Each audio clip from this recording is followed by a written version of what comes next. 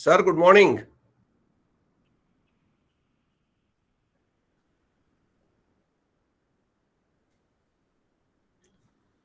Very good morning, sir. Sir, good morning. How are you? Fine, sir, fine. काय म्हणता? एकदम एकदम छान, एकदम फर्स्ट क्लास. हो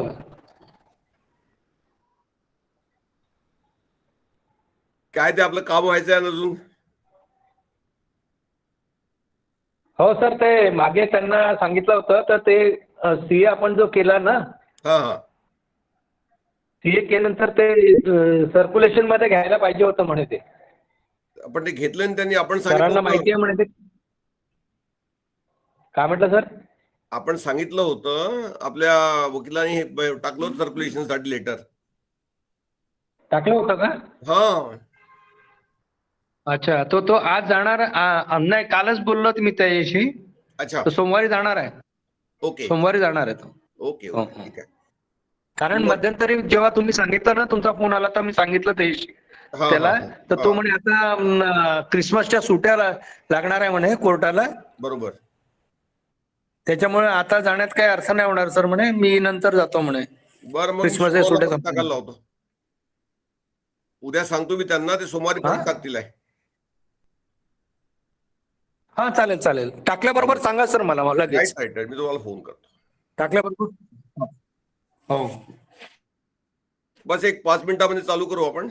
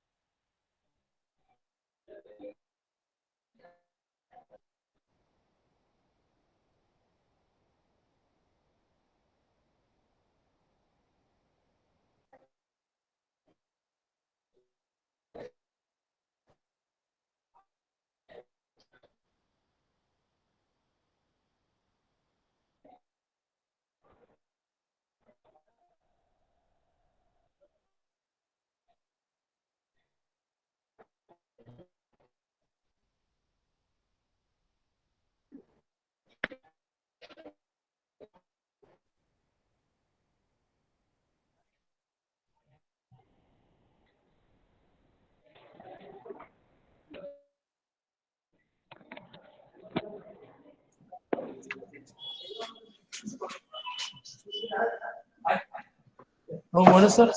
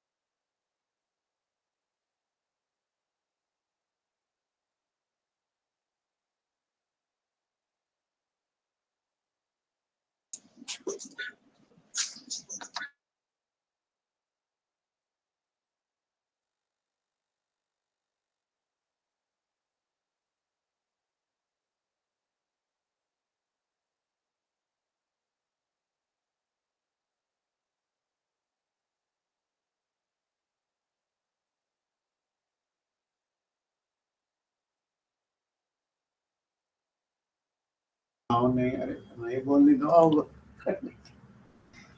क्लियर क्लियर नहीं है।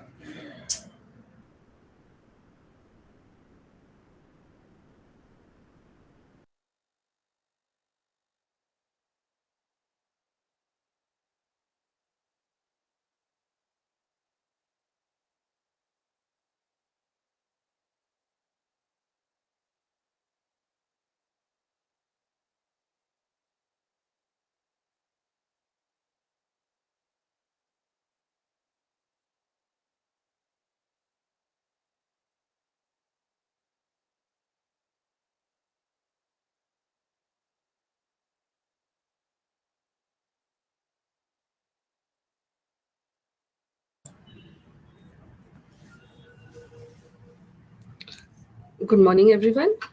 Am I audible? Good morning, everyone. The chief guest is going to join in a 5 minutes.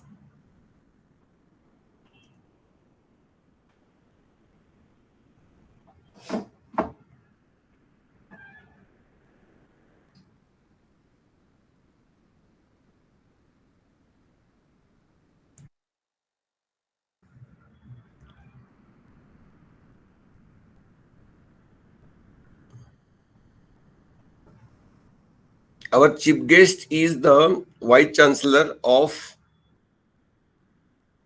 BKNM University, Junagadh, Gujarat. Basically, he's a professor of English, but he's an economist as well. And he is going to make very important points about the resurgence of economy with a kind of reality check on it. There are many world economies which have not recorded as much growth as they claim. And there are certain economies which have gone beyond the target they had set for themselves after the pandemic.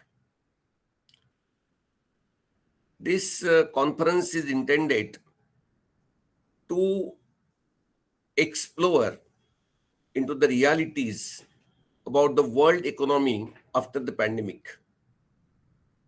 As you know very well, the pandemic is not still over. It still exists.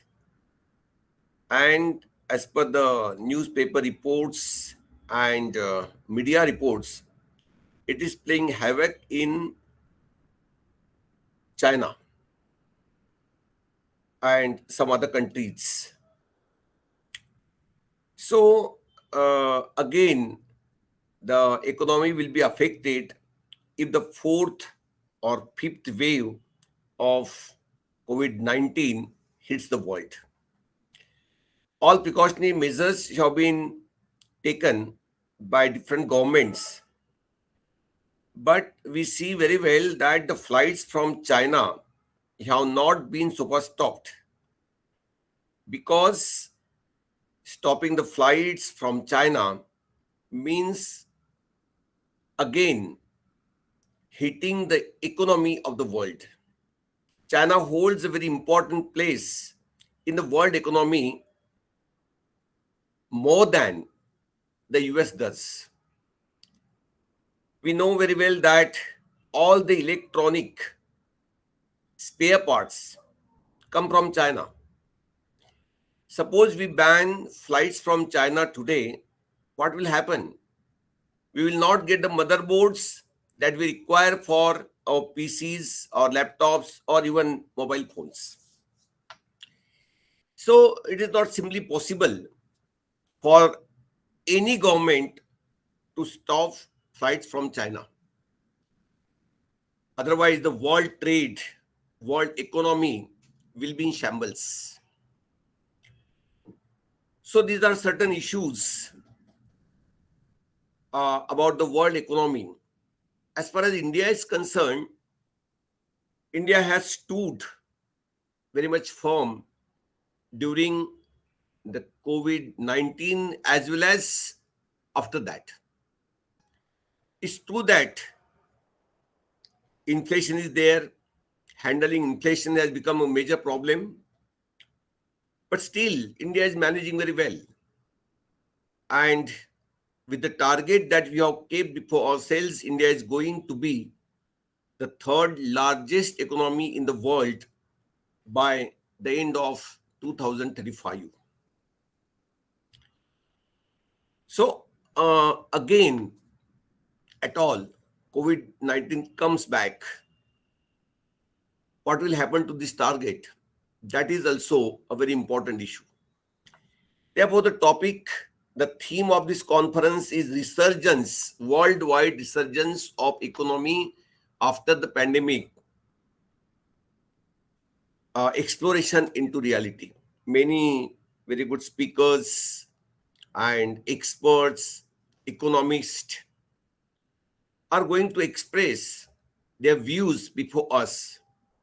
And I'm sure that with that, all of us will be immensely benefited. Even the governments need public opinion in many important issues. And I hope this conference, the reports of this conference, the research papers that we are going to publish will certainly give a kind of public opinion to the government. And let's hope that even the governments, maybe state government, maybe central government, the authorities, they take note of our conference, and the researchers, the scholars, the thinkers, the economists who will express, who will share their views with us, those views will be taken into consideration by the government while adopting their policies. With that, view in mind, this conference holds a great significance. So Dr. Chetan Trivedi, our chief guest, will be joining in a few minutes, and we will start our conference. Sapna madam, please check whether our chief guest has joined. Sir has not yet joined the conference, sir. Okay. He will do it in 2 minutes. Sure.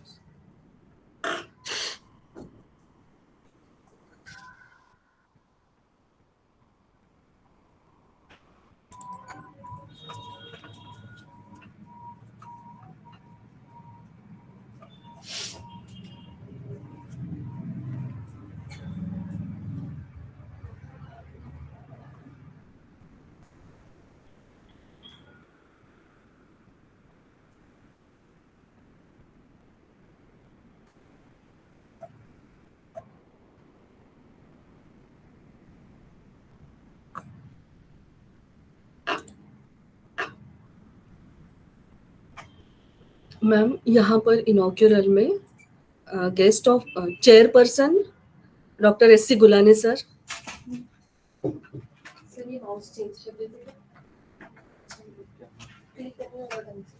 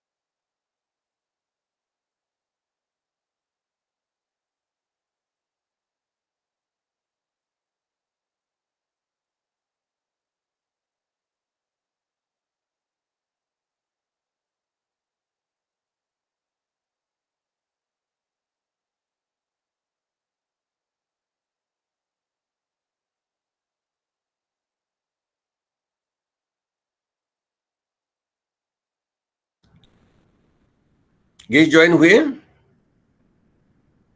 Not yet, sir. Okay.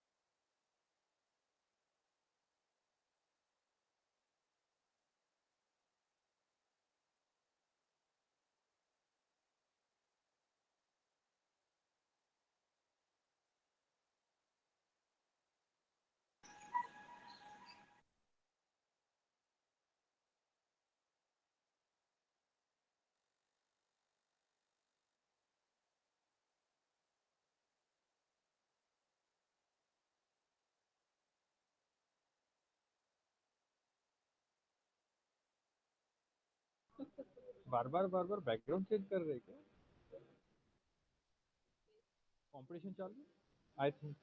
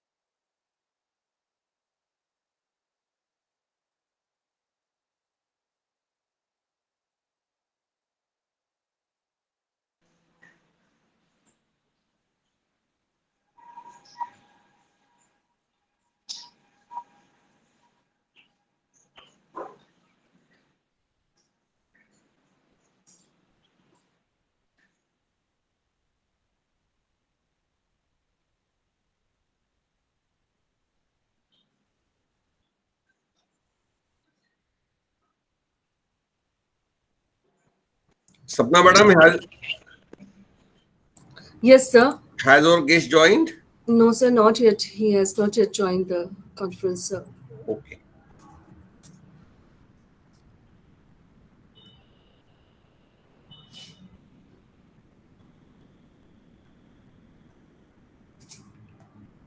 Basically, he was to join from his home. Okay. But since there was some time, since you were not available there, then he said within 10 to 15 minutes I will reach office and from there he would join. Okay. So I will call him now.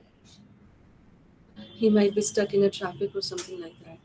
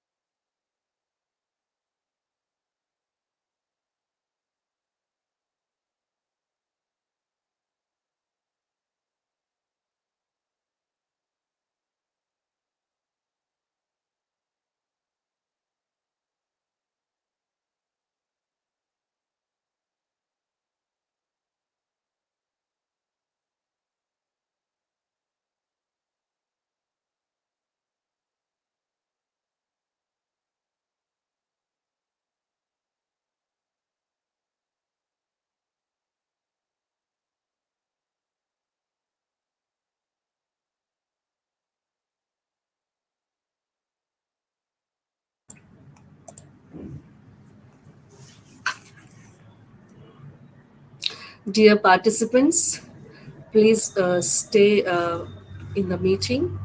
The chief guest is going to join soon.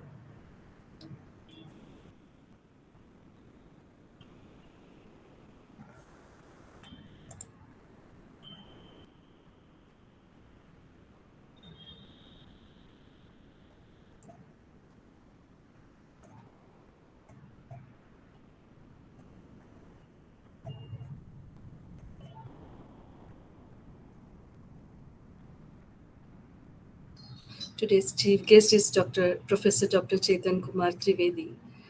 He is a Vice Chancellor in Bhakta Kavi Narsingh Mehta University, Junagadh. So he might be reaching to the university and hence it is taking time. So I request everyone to be present in the conference. Please don't leave the meeting, be in the conference.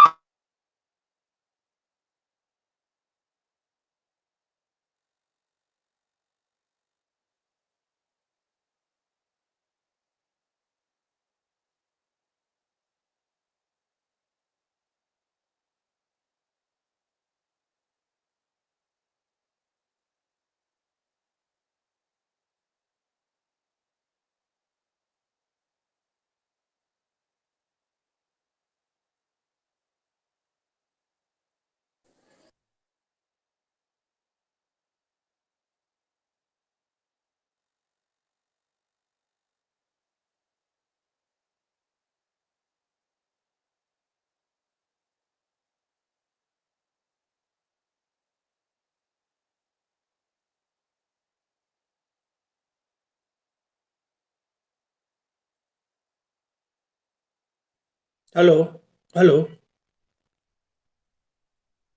Sir, good morning. Good morning. Very happy to have you here with us. Mic बंद करो आपका. इसको वाले को.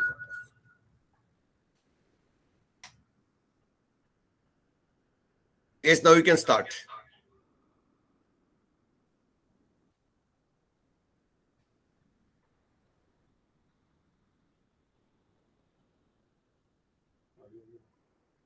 उसको बोलना audio नहीं आ रहा तुम्हारा. ऑडियो नहीं आ रहा है बोल. I'm sorry for that. There is always light if we are brave enough to see it, if we are brave enough to be it. Good morning, everyone. Professor Dr. Chetan Trivedi, Honorable Chief Guest, Dr. S.C. Kulhane, Honorable Chairperson and Secretary of Prerna Seva Mandal, Professor R.C. Gulhane, President of Prerna Seva Mandal, Mrs. Abhilasha Gurdhe, CEO, Prerna Seva Mandal, Dr. Praveen Joshi, Director, Prerna College of Commerce, Dr. Prakash Durukkar, Principal, Prerna College of Commerce, Dr. Leeladhar Revatkar, IQSC Coordinator, and Ms. Neha Samudre, Academic Coordinator, Prerna College of Commerce, Dr. Shivani Katakwar, Organizer of International Conference, all the delegates across the country, and all the participants. I, Dr. Sapna Ghutke from Department of Commerce and Management, feel privileged to welcome you to the International Conference on Worldwide Resurgence of Economy after the Pandemic, an exploration into reality, organized by Department of Commerce and Management. The pandemic sent shockwaves through the world economy and triggered the largest global economic crisis. The crisis led to a dramatic increase in inequality within and across countries. A year and a half since the onset of the COVID-19 pandemic, the global economy is poised to stage its most robust post recession recovery. But the rebound is expected to be uneven across countries. As major economies look set to register strong growth, even as many developing economies lag. The United States and China are each expected to contribute about one quarter of global growth in 2021. The US economy has been boosted by massive fiscal support. Vaccination is expected to become widespread, and growth is expected to reach 6.8 this year, the fastest pace since 1984. China's economy, which did not contract last year, expected to grow a solid 8.5% and moderate as the country's focus shifts to reducing financial stability risk.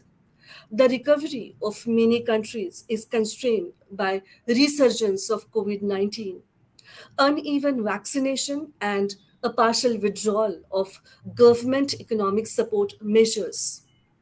Fragile and conflict affected low income economies have been the hardest hit by the pandemic, and per capita income gains have been set back by at least a decade. In order to throw more light on it, we have many eminent personalities in our international conference. One of them is Dr. Praveen Joshi, Director, Prerna College of Commerce. Sir is a renowned poet and an author. Sir has about 350 poems published in reputed national and international journals. Sir has published more than 250 articles and write ups in many prestigious periodicals and newspapers. Dr. Praveen Joshi has published 90 research papers at national and international level. Sir has delivered 400 talks in different colleges and universities. Sir is honored with Bharat Shiksha Ratna Award, Social Amity Award, and Educational Excellence Award.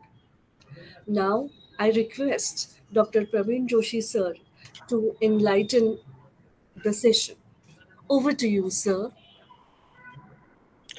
Good morning, everybody. Good morning, sir. I extend a hearty welcome to Professor Chetan Trivedi, the chief guest of the inaugural function this morning. Prerna College of Commerce focuses on the overall development of the students as well as of faculty.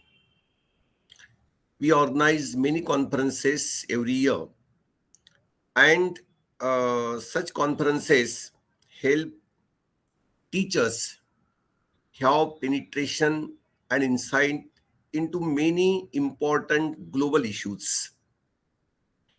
COVID-19 has caused a lot of problems for the entire world. The most affected sector was the economy sector. We have seen that handling COVID-19 and its consequences has become very difficult for many countries. Many countries have gone bankrupt. The economy of the giant powers, superpowers like China and the US have also been badly affected. Their growth rate has considerably come down. However, Indian economy has been stable to a large extent, and our government has very dexterously handled all the economic issues. And now we are on the way to becoming third largest economic power by the end of 2035. But there are certain issues as far as global economy is concerned, whether the growth which has been claimed by different countries has really been met or not. What are the issues involved in that? A reality check is necessary. Worldwide resurgence of economy exists in reality or not? Or there are certain confusions about that, doubts about that. We are going to have a kind of a reality check on these issues, and therefore we have invited so many experts to share their views on these important issues. I won't take much of your time since the session has been delayed.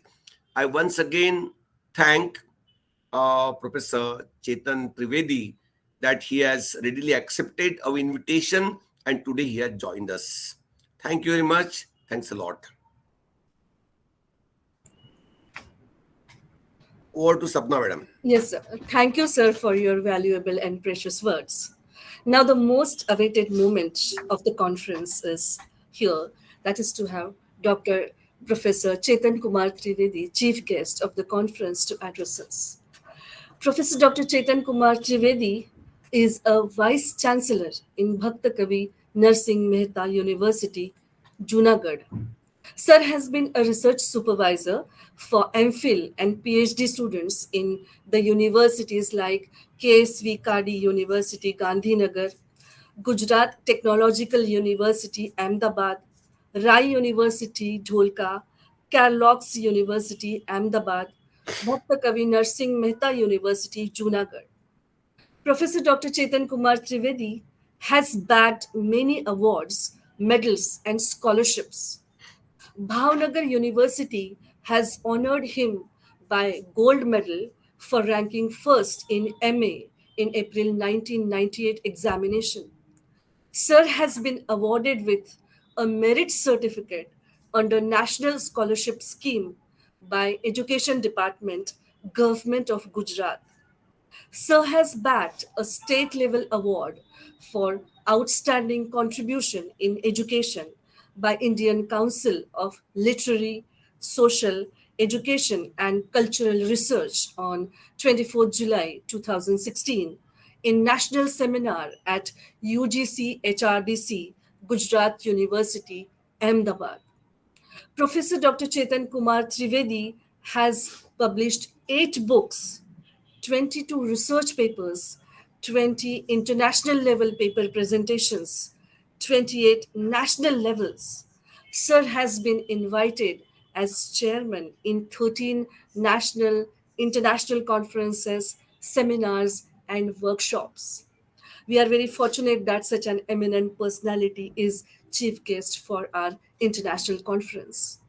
I request Professor Dr. Chetan Trivedi to illuminate the participants. Over to you, Professor Dr. Chetan Trivedi, sir. Very good morning. Namaste, Suprabhatam. First of all, I feel extremely sorry because Dr. Joshi has intimated me well in advance for such a marvelous, extraordinary, timely, and needed conference. But as I am traveling out of my place, today also I took a shelter of friends' home and I have joined through daughter's ID because my ID is restricted and it requires so many two-step verifications and all. You know this technology. But anyway, I could join. That's a great pleasure. First thing that Prerana College of Commerce, being a college and thinking of exploring such a great topic at such an extent with the kind of zeal, gist and enthusiasm which you people can carry, that needed to be given a great congratulations to entire team, because the topic which you people have selected, that I am not taking the names of other people, dignitaries on online virtual board. So most of them, I'm sure that the days to come, we have excellent speaker to throw some lights over the topic. We have excellent presenters. They will share their views, because this particular topic is what we call a subjectivity topic. Because all of us has gone through subjectively or personally these pandemic experiences. Now look at the things differently. If most of the things we are doing a project or a research paper or a patent where we need to have some samples and data and analysis and software applications and whatnot. But here you have another source, that is your personal experience. Even if you just look at and think that those hotels were closed, trains were closed, everything was closed. We were locked down into the homes. We have also explored so many new things doing at home. It has no doubt given some mental peace to people in the pandemic situation, because you didn't have to do any work. But after a few days, you require to do some work. But it has stressed a lot of impact over the most important factor of the society and economy is economics. The economy of family, of personal economy, family economy, then your state unit economy, nation economy, and worldwide economy. As if this economy is a chain. It has connections from one place to another. It is like a round circle. But the circle was stopped. And that economy was ultimately totally broken down into the species. So now, after a long period of time, we are not just, this conference is not looking only at India. The aim and the goal and the objective of this conference international, because since the nature of the conference is an international conference, and looking at the international issues, what happens to the other part of the globe, and more specific word, I'm just keeping the keywords of the title of the conference: resurgence. We look at the resurgence. It is not recreation. It is not something rewriting, or it is not something that repairing. It is a resurgence. So when we are talking about the resurgence of a nation, nation is including of social, political, economical, spiritual, religious, and personal elements. It throws light over many subjects at a time. It is not connected to only economy, but economy is connected to personal life. Personal life is also connected to the social life. Social life is also connected to your family life, and your family life is also connected to the market and the values and the prices and the business and at all. Ultimately, it also making a great pinch over lifestyles and life skills of people. So now this pandemic it was none of our fault to invited pandemic. It was a God's creation, rather you can say, where it came, how it gone. The still all surprises came with surprises and gone with surprises. We don't want to go inside the stories, but the fact is, pandemic came. It has locked everything, stopped everything, and now we are craving, kindling to come out from the trauma. I'm using the word psychology was also there. You cannot omit psychological trauma out of this pandemic. So all such things, I'm sure, and I do believe, scholars will present papers on different aspects. Even the experts, those who have been invited to give the detailed talk. This is one of my favorite topic, because we have conducted 2 international conferences on how it has impacted over literary writings.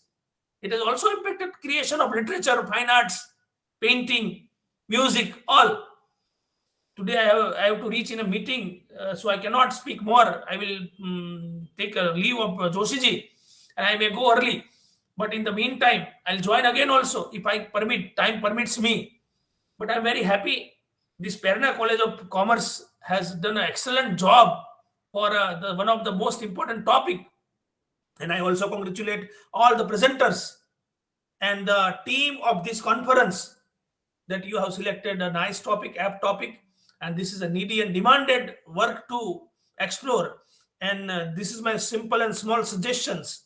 If you can incorporate some of the good papers, and in these papers can come out as a format of a book, so your knowledge can be a gap, a bridging gap to the other part of the knowledge system creation in the world. And I hope this economical aspect, most probably I hope that commerce people, economics people, and some peoples from this analytical things may join it, and they make an appropriate analysis of the paper and give us the final conclusion. With this note, thank you very much. And I'm taking your leave, sir. Thank you. Thank you very much, sir. Thank you, sir. Thank you for enlightening us about the various dimensions for the resurgence of the worldwide economy after pandemic. Now I request Ms. Neha Samudre ma'am to propose a vote of thanks. Over to you, ma'am.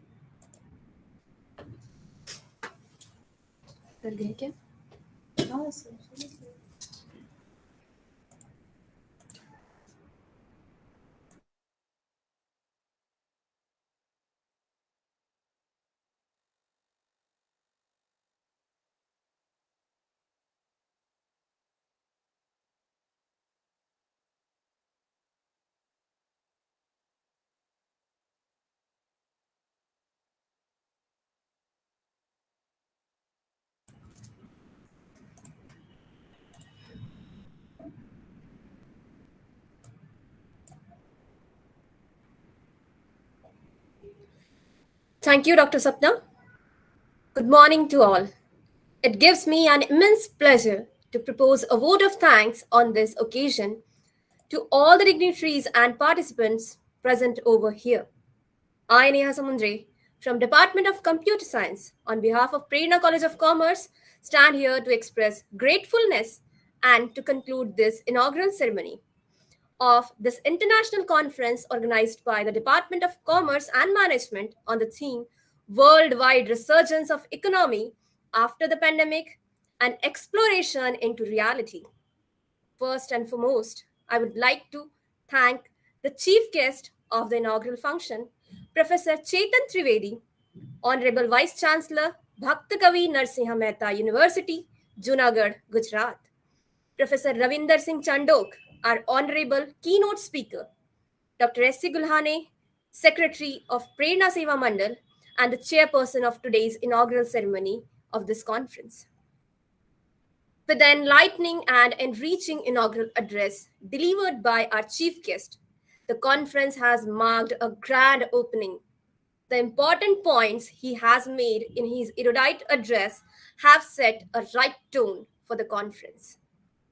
We are here to have the deliberations on how and to what extent the worldwide economic resurgence has taken place after the pandemic, COVID-19, that has taught many lessons to the whole world of the mankind. It has made us redefine our concept of economic sustainability and growth in every sector of life. The Honorable Chief Guest has highlighted many related issues about the present state of economy after the pandemic. I'm profoundly thankful to him for promptly accepted our request to inaugurate the conference and to enlighten us with his esteemed views on the theme of the conference. I sincerely thank him for spare his valuable time for us out of his busy schedule. Thank you very much, sir, for your kind blessings, support, and generosity. I would like to express our sincere thanks to our Honorable President of Prerna Seva Mandal, Professor R.C. Gulhane, sir, the CEO of Prerna Seva Mandal, Ms. Abhilasha Gurde Madam, for their kind words of encouragement. My hearty thanks to the respected Director of Prerna College of Commerce, Dr. Praveen Joshi, sir, for his continuous motivation, support, vision, and commitment. I must mention our deep sense of appreciation to the Principal, Dr. Prakash Dirukkar, sir, for his continuous guidance. I thank all the distinguished participants for their enthusiastic participation in this inaugural of the conference. At last, I thank all for making this inaugural a grand start of the day. Once again, I thank you all. And with the permission of Chair, I declare that the inaugural session is over and soon we will have the keynote address by Professor Ravinder Singh Chandok. So, I, Neha Samundre, take leave and call upon Dr. Sapna Gutke to conduct the next session. Thank you very much. Have a nice day.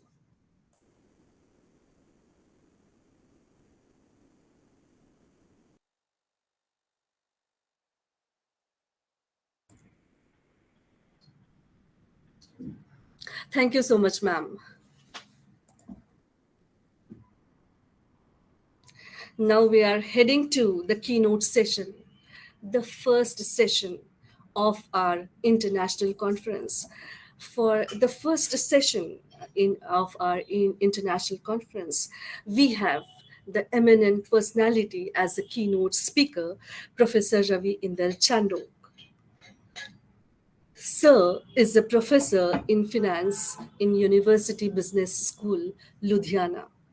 Sir has publications in books and more than 20 research publications in national and international journals of high repute.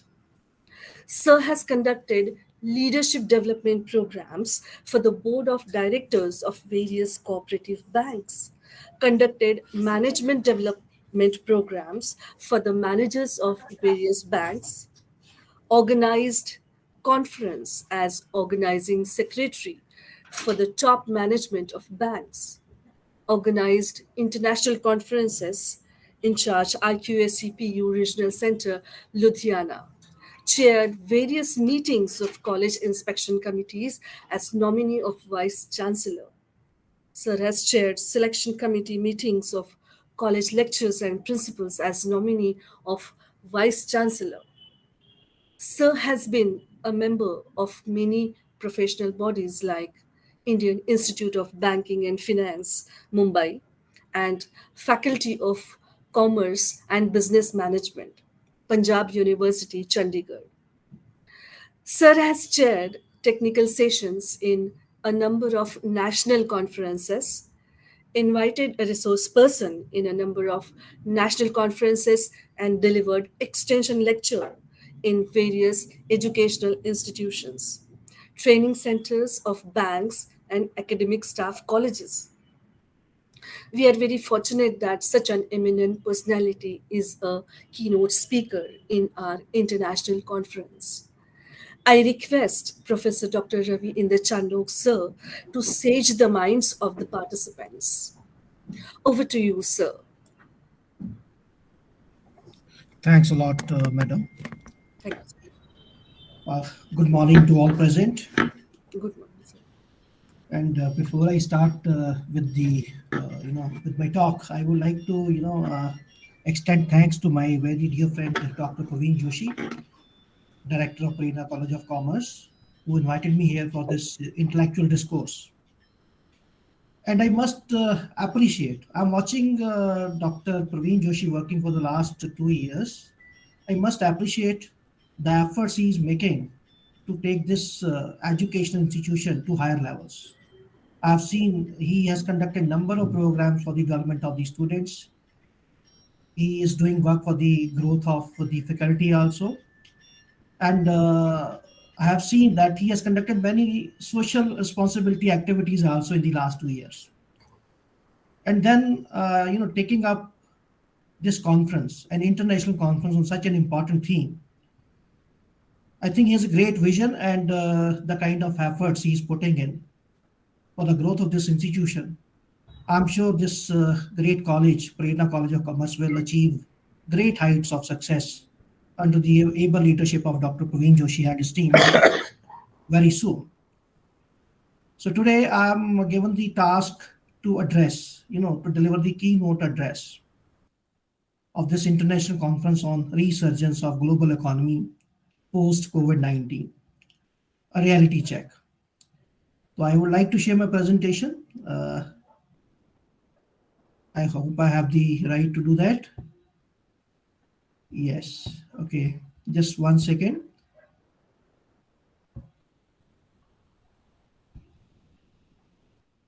I hope the presentation is visible to all of you. Sir, it is. Yes, sir. Yes. So, international conference, worldwide, resurgence of economy after the pandemic and exploration into reality. So, keynote address. This world is full of, opportunities, is full of surprises. Sometimes we get big opportunities, sometimes we get small opportunities, and sometimes we have to face big shocks, and sometimes, these small shocks, and they keep on coming and going. And in this entire process, in the year 2020, we had one, a global level shock, which affected the human, being on, global scale, be it, the social impact or be it the economic impact. Actually, we are living in this, world, which is actually called as VUCA world. You might have heard this term.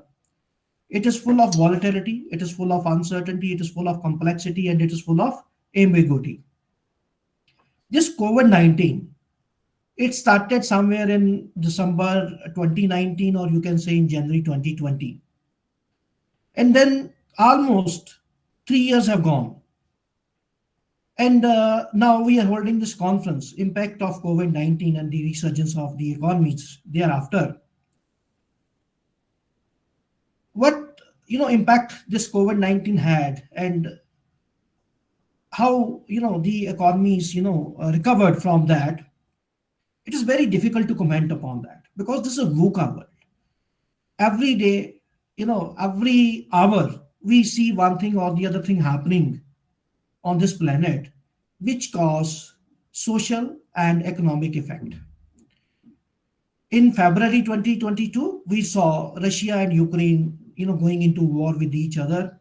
And again, that was a big event which affected the global economy, right?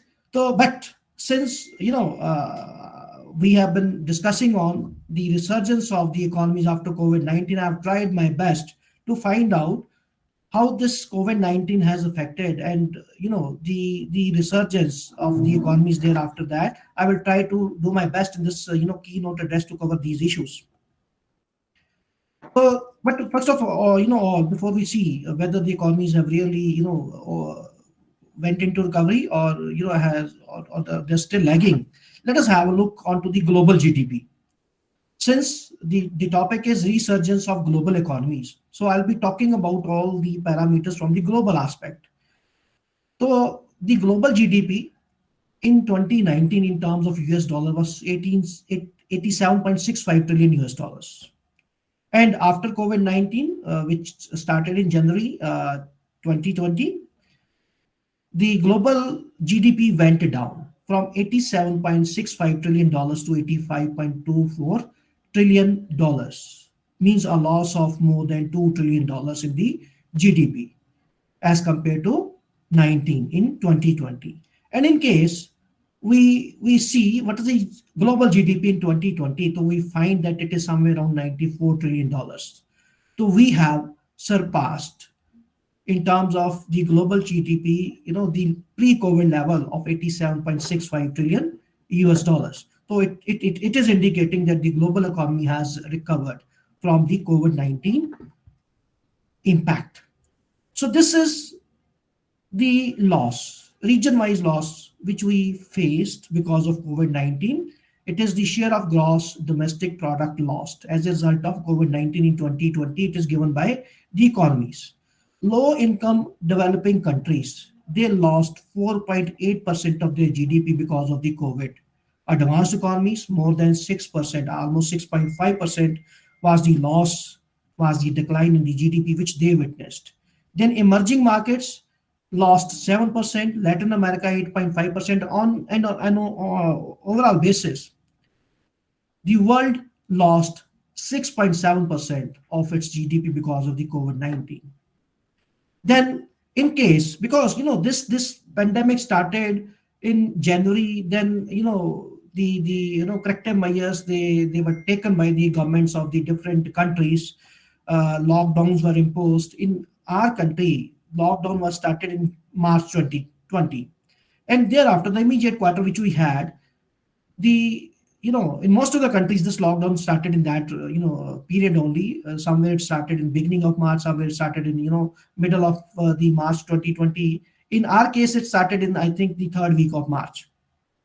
So this is the quantum of GDP we lost because of the lockdown during April and June 2020. And you can see that India was the worst hit economy in the world. We lost 23.9% of our GDP during the quarter April to June 2020, followed by UK, France, Italy, Canada, Germany, Japan, US, and the surprise was the country from where this virus was, or you can say is supposed to have come from, that is China. They witnessed a positive growth rate of 3.2% in their GDP, whereas the other economies, they saw a decline in their GDP. China was the only country wherein GDP was, it went up by 3.2%. Then this is the impact which this COVID-19 had on the small and large companies. Okay, so I was trying to find out some study. So in one of the study which is published in one of leading journals, they conducted a survey of prominent personalities from across the world, and they say that the response was taken in terms of the effect, the intensity of effect on the companies, on the businesses. So you can see that so far as the effect on micro enterprises is concerned, 1% of the respondents stated that the companies got strongly affected, the micro size companies. Then 12% stated that this pandemic slightly affected these companies, and then micro companies, enterprises, 64% say that they were strongly affected. So you can have just a look at just a glance. I'll not go into the detail of this. Then the next important factor, which I could find out, which had been seen because of this COVID-19, is the impact of this COVID-19 on the number of unemployed people. So this is the data with respect to number of unemployed people measured in millions from 1991 to 2020, and you can see that in the year 2019, the number of unemployed people measured in terms of millions was somewhere around more than 180 million. But immediately after that, in 2020, the number of unemployed persons went up from 180 plus million to 220 plus million. So means 40 million people across the globe, they went unemployed because of this COVID-19. It's a huge impact.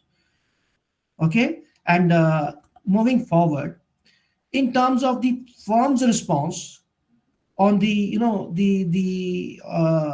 workers they employed, what I could find that more than 40% of the firms, more than 40% of the businesses, they granted leave to their employees because there was a lockdown.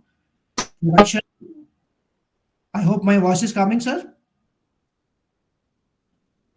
Yes, sir. Yes, Yes, sir. thank you. So more than 40% of the firms, they granted leave to their employees. Then more than 30% of the firms, they reduced the working hours. More than 20%, almost 25% of the firms, they reduced the wages, and almost 20% of the firms across the world, they went in for laying off their workers. So this is a huge impact which this COVID-19 had in terms of number of working hours lost.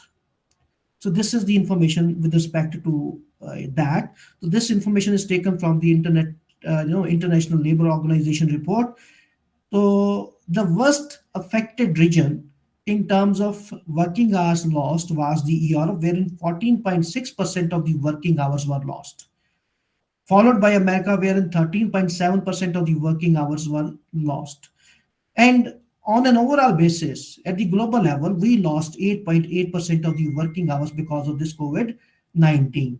The low-income economies, therein the loss in terms of working hour was the least. It was 6.7%.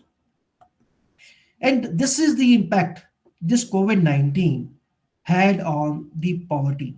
So this is the poverty line. You can see that starting 2015, it was reducing. And we had in 2015, 741 million people living below the poverty line in 2015. And this figure was supposed to reach, had this COVID-19 not been there, this figure was supposed to reach to a lower level of 586.4 by 2021. But because of the COVID coming in, this did not happen. And we had, by the end of 2021, 735.7 million people still living below the poverty line. Now, in case of India, 230 million Indians pushed into poverty amid COVID-19 pandemic. So almost 23 crore people, which we have been able to bring above the poverty line because of the efforts we were putting in over the years, they were further pushed again below the poverty line. So this is the impact we had seen because of the COVID-19. So some portion which I have highlighted in this presentation, in this slide. This is in April and May, the poorest 20% of the households, they lost their entire income. So the impact of this COVID-19 on different regions have been different, and similarly on different segments of the society, the impact had been different. The poorest had been the worst sufferer of this COVID-19 catastrophe, whereas the rich people or the wealthier people, they did not face that much of an impact. So you can see this is a report published in the Business Standard, one of the leading newspapers. In contrast, the richer households suffered losses of less than a quarter of their pre-pandemic incomes, over the entire 8-month period, an average household in the bottom 10% lost 15,700, or just 2 months income. So this is the impact this COVID-19 had on the poor and the rich people. Poorer, they lost almost 2 months income, whereas a rich person lost only quarter of her income. And, further, as per the report, 1.5 crore workers remained out of work by the end of 2020. About 10 crore people lost jobs during the nationwide lockdown. So this is the impact this COVID-19 had on the poverty and the employment. Then we had, before this COVID-19 disaster, we had one subprime crisis which took place in the year 2008, which was subprime crisis which happened in America, which started from America, and then we know that America and China, they are the engines of economic growth for the world economy. They are the engines. Okay, so something happening in America lead to serious consequences for the other nations. And before that, 1991, we saw what happened in India. We were in deep trouble because of the highly adverse balance of payment crisis, because of the non-availability of foreign currency with us. So the impact of 1991 crisis represented by blue line, the impact of subprime crisis represented by red line, and the impact of 2020, this COVID-19 crisis on the GDP is represented on the graph in front of you. This COVID-19, was projected to have a major, or you can say the largest adverse impact onto the COVID, onto the GDP of the economy, as compared to the crisis of 1991 and 2009. So this was one of the major shocks which we have witnessed recently. So this is about the remittance of the funds. We know people from different regions, they go to other regions, from one country to another, from one continent to another, from one place to another, to earn their livelihood. And then while working at the new place, they give they keep on sending money back home to their families, to the region they belong to. So this is the data about the remittance flows between 2017 to 2021, and you can see that the 2019 to 2020 there was a decline in the remittances in almost all the regions of the world, be it East Asia and Africa, be it South Asia, be it Latin America and Caribbean, and Europe, Central Asia, and all those. You can see that the remittances, they declined. Okay, in 2019, the remittances which the people have sent back home to their families were higher as compared to the remittances they were sending in 2020. And the worst affected region, in case we look at the remittances, was the South Asia. Okay, in 2019, the remittance was somewhere around 140 billion US dollars, and it declined by almost 40 billion US dollars in 2020, whereas the other regions also witnessed a decrease in the remittances, but the quantum of decrease was less as compared to what happened in South Asia. Then this is about the data about the people which have been pushed into extreme poverty by this COVID-19. So this is the region-wise information graphical presentation. You can see that South Asia had maximum number of people who were pushed below the poverty line because of this COVID-19, right? And then followed by Sub-Saharan Africa, East Asia, and Latin America, Middle East, and all that. Now, this is the information about the foreign direct investment flow. When this COVID-19 started, so because it is stated that it originated from China, and it was felt that because of this emerging of COVID-19 from China, the reputation of the Chinese economy at the global level that deteriorated in a significant manner. And because of that, there was number of statements from the CEOs of the world renowned corporates that they would like to shift their base from China to some other countries of the world. But let us see what happened.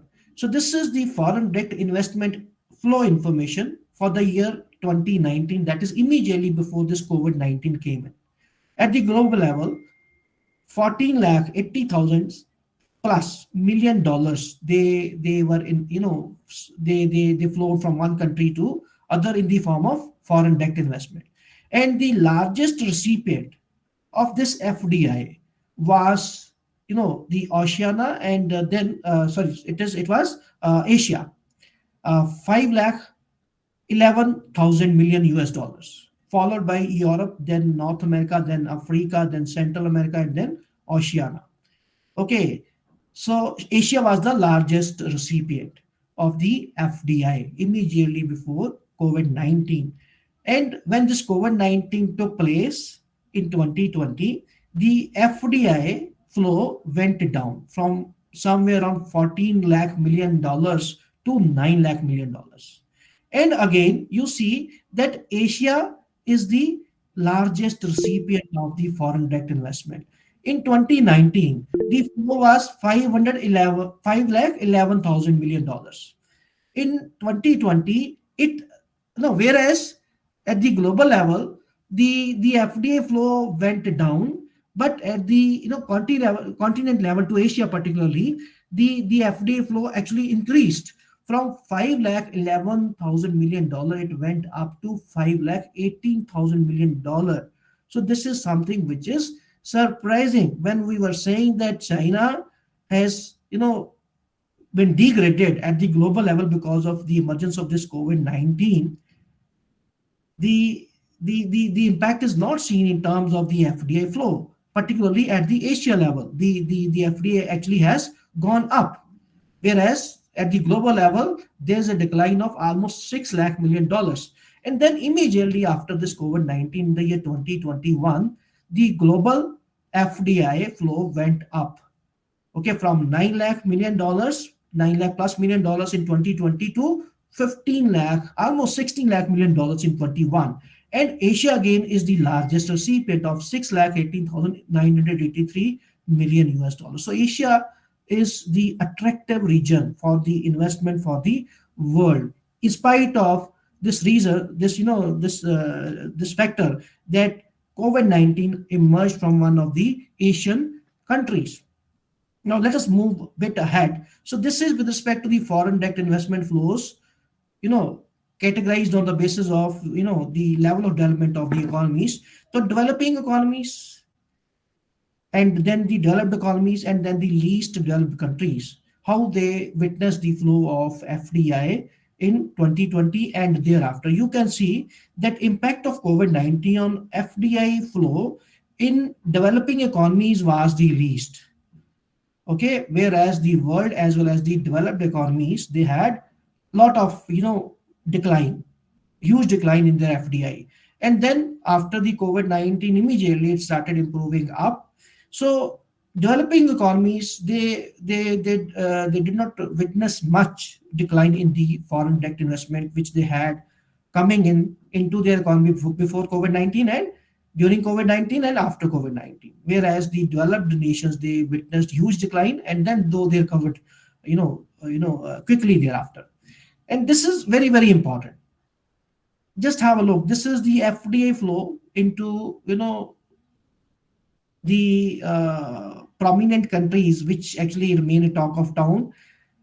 That is China, Vietnam, and India. In case you remember, when this COVID-19 took place, as I was telling earlier also, there was a debate that the leading companies, there was statement also from the CEOs of the leading companies that they would like to shift their base from China to somewhere else. And then the probable destinations for the investment, they were, the countries like Vietnam and India. And in India also, we were very hopeful that in case companies, they shift their base from China to other countries, then perhaps it will be the next best location for those companies will be India. But let us have a look. China is here with blue line, and then Vietnam, and then India. So Vietnam is, rising at a very slow rate. But look at China. In spite of those statements, which we have seen appearing in the newspapers during the COVID-19 time, China witnessed a steep rise in FDI immediately after the COVID-19. So this is something which is surprising. Then India, wherein we felt that the FDI should be rising, herein the FDI actually has gone down. Though as an economy, we are doing very well. Okay, as Dr. Praveen Joshi was also telling that number of adverse events have happened across the world. Right now, we are talking about recession coming in the world. We are talking about high rate of inflation in the world. Okay, India is able to perform well. We have been able to, our economy has been able to withstand this COVID-19 crisis problem. We have been, we have very strongly faced Ukraine-Russia war crisis so far as the economy is concerned. But in spite of that, the FDI flow has gone down. Then, this was about the impact this COVID-19 had on the various economies. Then various measures were taken by the different countries, by the central banks of different countries to help the economies in their recovery. So advanced economies information is there, emerging market economies information is there. India is here in this graph represented with IN. So the various measures which we took, they were, transferring the money directly into the account of the individuals. Some, kind of income support was also given. We gave wage subsidies, tax cuts were there, tax deferrals were there. Okay, liquidity support was there in terms of, in case you remember, a package of more than 20 lakh crore was announced by the Honorable Finance Minister and the Prime Minister as a stimulus package for the, growth in the economy. So this is the information about, at the global level about the money spent on, the revival of the economies across the world in the different modes. And across the world, the total quantum, in case we see, of the stimulus packages was somewhere around $10 trillion. It's a huge amount. The size of the world economy, total global economy, is somewhere around $90 trillion. $90 trillion. And $10 trillion were put into the economies in just a period of 2-3 months. Okay, which is more than 10% of the global, size of the global economy. So because of these stimulus packages, we were able to revive the economies in a very quick mode. Okay, whatever recovery, most of the economies have recovered from the COVID-19, situation as far as the data shared by the World Bank or the other, important bodies are concerned. They have recovered from there. Okay, and the major reason behind that was the stimulus packages, which was huge in size, $10 trillion across the globe. Okay, distributed in various forms like, investment in the equities, loan deferrals, tax cuts, and all those things. So because of these COVID-19, this stimulus packages which were introduced, put in place to overcome the COVID-19 problem, what we see that the economies recovered quickly. In August 2021, immediately after this COVID, COVID is still there. It has not gone. It has not completely vanished. It is still there. But the intensity this COVID-19 had in 2020 or the beginning of 21, that kind of intensity is not there. Right now, China is passing through this COVID-19 problem. They are facing the toughest time in the present time because of this COVID-19. But what they have done earlier, they were in the lockdown. Okay, and they were trying to control somehow that this COVID-19 infection should not spread. But January 8, they opened all, they took away all the restrictions pertaining to COVID-19. And almost all the segments have been open. No COVID restrictions are there since January 8, 2022, 23. Because they realized that lockdown, putting restrictions is not a solution. This infection is there in the air. Whosoever is having low immunity will be getting affected. Okay, so with this thing in mind, they have opened up the entire economy. Okay, so but the other economies in the world, they are facing very low level of COVID-19 cases as on today.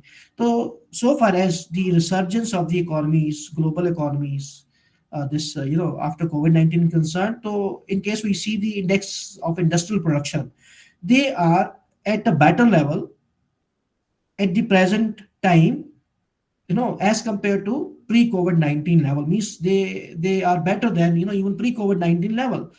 And major part of it is because of this, stimulus packages. Because of the stimulus packages, lot of liquidity is available in the economies, and people are able to meet their requirements. And sometimes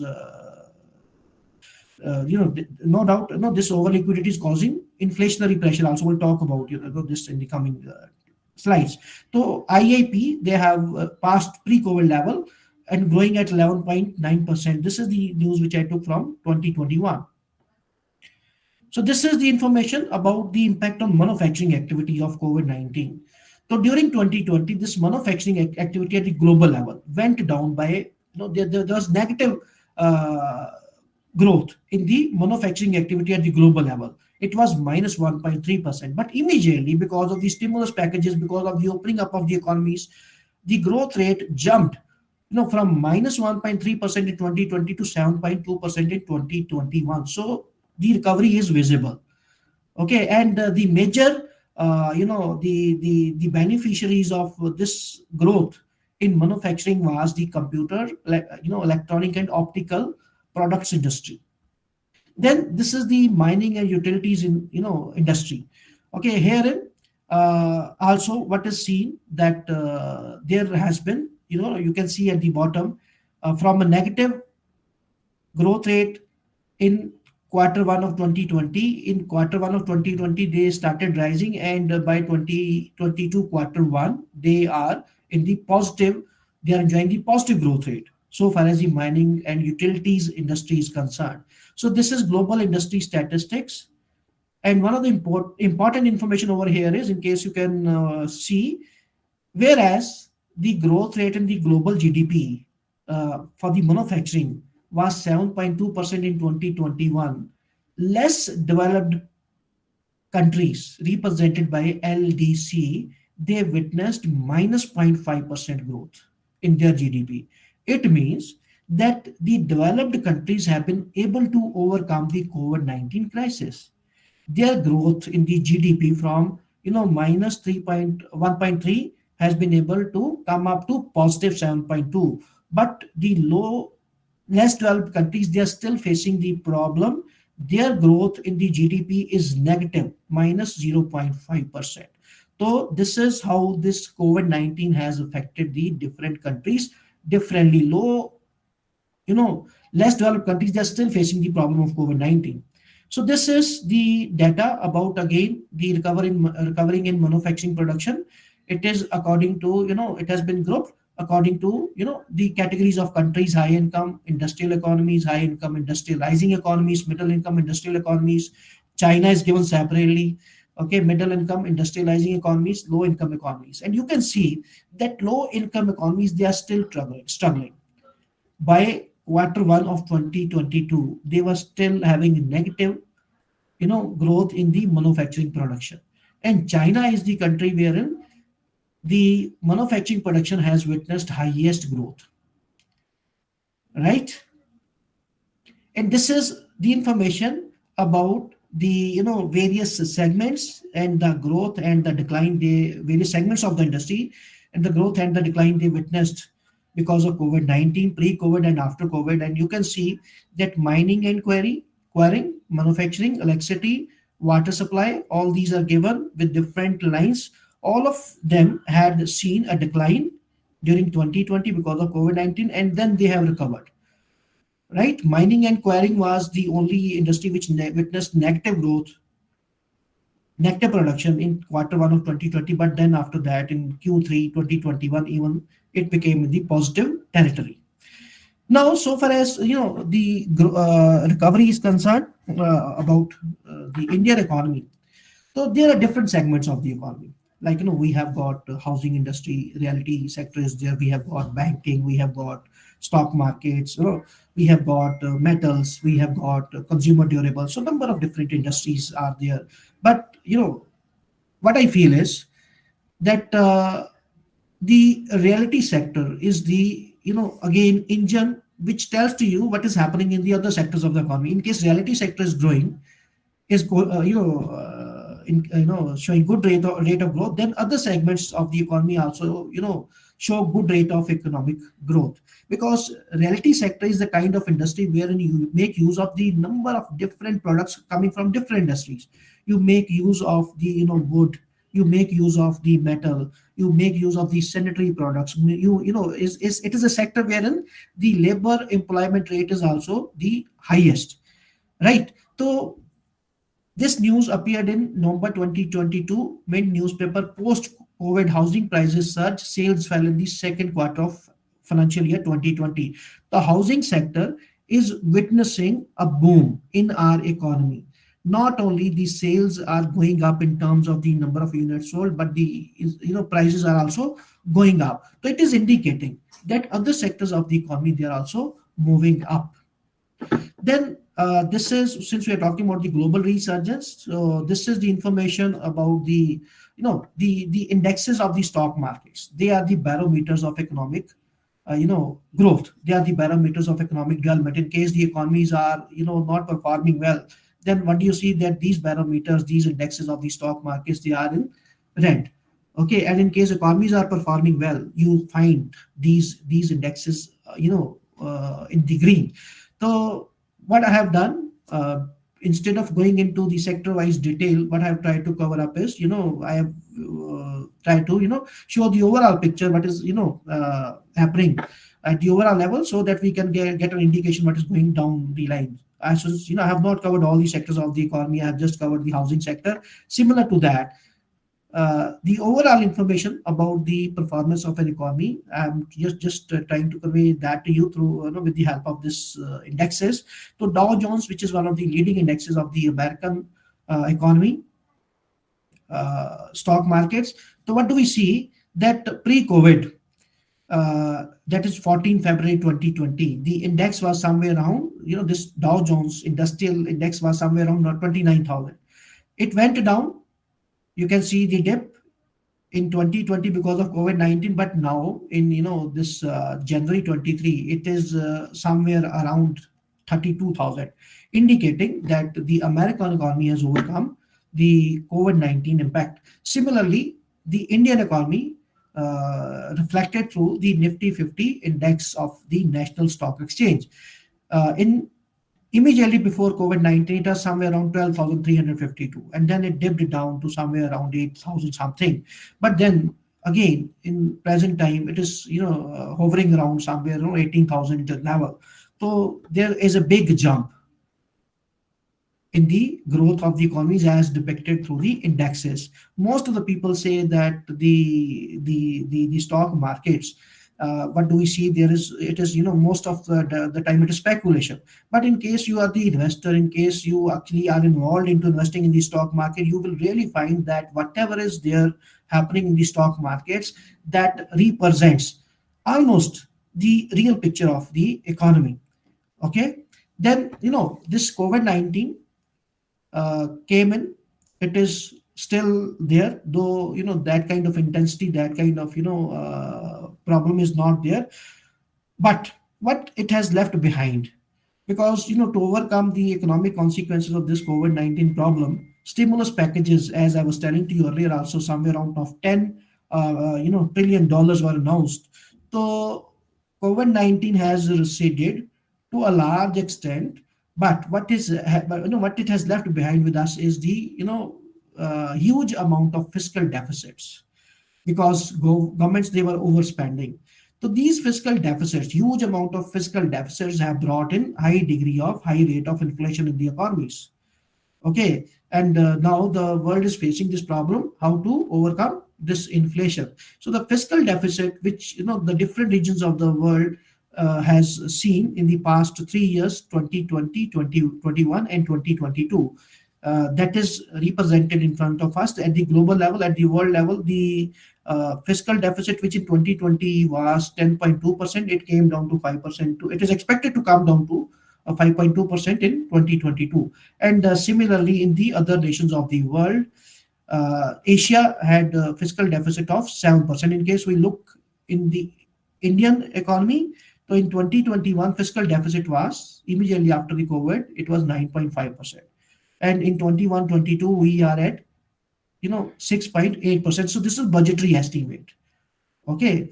that we should be at 6.8% as per the budgetary estimates regarding the fiscal deficit as a percentage of GDP, but it is still higher. It should be somewhere around 3.5%. And this is bringing the inflation in the economies. And in case you remember, in 2019, our honorable Prime Minister, he wanted that he shared with the people that Indian economy should become $5 trillion economy by 2024. And because of this COVID-19 happening, this target of making Indian economy 5 trillion economy is will be getting delayed by almost 3 years.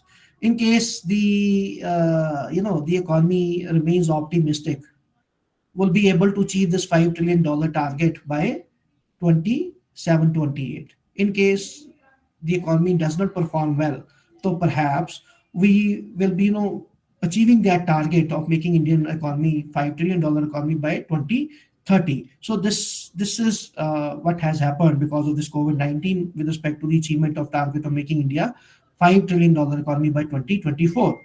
Now, during the COVID-19, our honorable Prime Minister, he shared that we should make India Atmanirbhar, and because what we witnessed during COVID-19, when it started, that it's not only India which witnessed that, which experienced that. Almost all the countries in the world witnessed that actually we are over dependent upon China. Everything is coming from China. Starting from the the salts which we are making use of in making the medicines, electronic gadgets. Right now we are talking about using solar power plants. The main components, they come from China. So during the when this COVID-19 started, we realized that not only we, rather the entire world realized that we are actually over dependent on China for our needs. So our Prime Minister, he shared one vision of making India Atmanirbhar, and number of measures they were taken to reduce our dependence on China and to take India to higher levels. But what we see that when we talk the China, as Dr. Joshi was also pointing it out, China actually has become so much indispensable that the more we look towards becoming economically developed, the more we had to depend on China. Okay, we talk about digitalization. What we see that most of the components which we need to take this revolution of digitalization to higher level, the most of the components we need to buy from China. Okay, almost all the electronic gadgets, pharmaceutical APIs, they come from China. So India's import from China increased 29% in the 5 years. I was just checking the data. Out of the total exports which India is doing from different countries of the world, before COVID-19, the percentage share of China in that was 13.87%. 13.87% before COVID-19. And in 2023, the percentage share of the products and services imported from China in the total import bill of India has gone above 15%, from 13.87 to more than 15%. So what we were actually presuming that will happen because of this COVID-19 coming in with respect to the China's position in the world market or the global market, that flow of FDI will go down, towards China will go down. And second thing, that the dependence of the other nations on China will go down. That actually has not happened. The flow of FDI from other countries to China has actually increased, and in spite of our government launching number of campaigns to making India Atmanirbhar, our dependence on China has further gone up from 13.87% share of, in the imports. The share of China has gone up about 15%. So the COVID-19 has changed the system of working also. Okay, so work from home has become a normal feature in most of the companies, creating a permanent presence of telework, which actually was not there. Now telework is, it has come to a level wherein it has become a permanent feature of most of the organizations, which could account for 20% to 25% of the workers in the developed economies and 20% in the developing economies, working from home 3 to 5 times per week. Next is increasing the level of e-commerce that could disrupt jobs in the travel and low-wage jobs in the brick and mortar stores. Okay, so in case you're working in e-commerce, then more of job opportunities are there. Your pay packages are also there, are higher. And in case you're working in brick and mortar stores, job opportunities are less, wages are less. Then artificial intelligence and robotics has been given boost by this COVID-19. You might have seen during COVID-19, many of the countries they were making use of the robots in the hospitals to give the treatment to the patients. So this is the statement. This COVID-19 has actually accelerated the digitalization pace by 7 years, said by Avinash Gupta, Managing Director, Dun and Bradstreet India, adding that the survey points out that 82% of the small businesses have digitalized their daily operations during this pandemic. So this is how this COVID-19 has affected. So what I feel that this, as I was saying in the beginning, this world is. Let me close the presentation. This world, this world is full of opportunities and shocks. This COVID-19, has been one of the major shock which we have witnessed in the recent past. But shocks and opportunities, they keep on coming and they keep on going.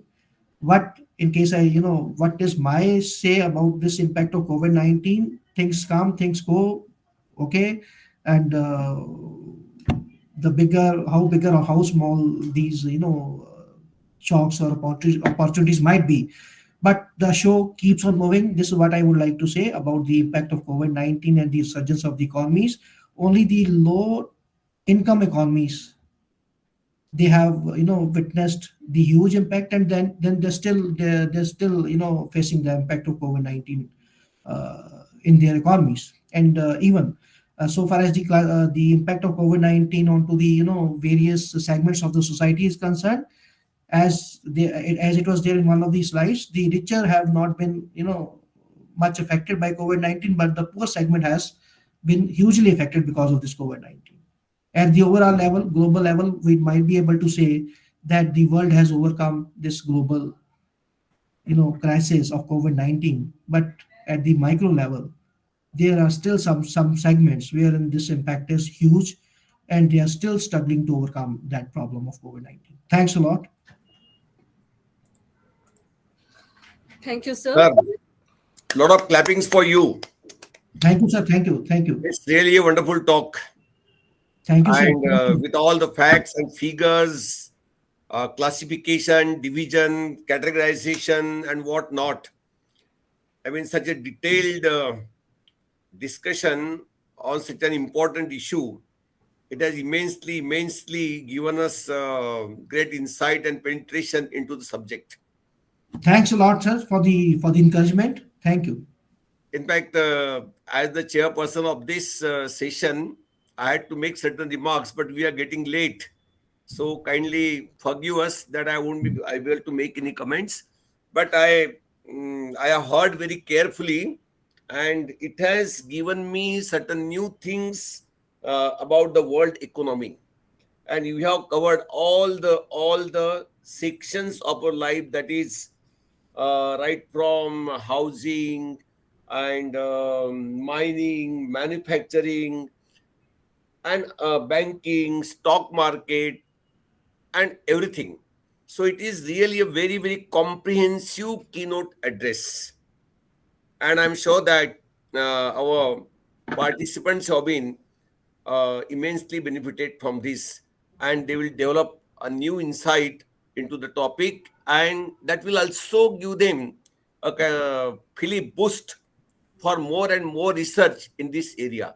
Sir, thank you very much. Thanks a lot for this Thanks a wonderful. lot, sir. Thanks a lot to you and to your entire team for inviting me for this noble cause.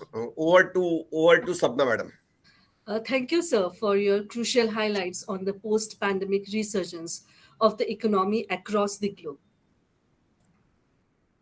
It gives me an immense pleasure to propose a vote of thanks on the occasion of all the dignitaries and participants present over here of the keynote session. I, Dr. Sapna Ghutke from Commerce and Management, on behalf of Prerna College of Commerce, stand here to express gratefulness and to conclude this keynote session of the international conference organized by Department of Commerce and Management on the theme Worldwide Resurgence of Economy After the Pandemic and Exploration into Reality. I would like to thank Professor Dr. Ravinder Singh Chandok, our honorable keynote speaker for the international conference. The important points Professor Ravi Inder Chandok has made in his erudite address have set a right tone for the keynote session of the international conference. COVID-19 that has taught many lessons to the world, to the whole of the mankind. It has made us redefine our concept of economic sustainability and growth in every sector of life. The honorable keynote speaker has highlighted many related issues about the present state of economy after the pandemic.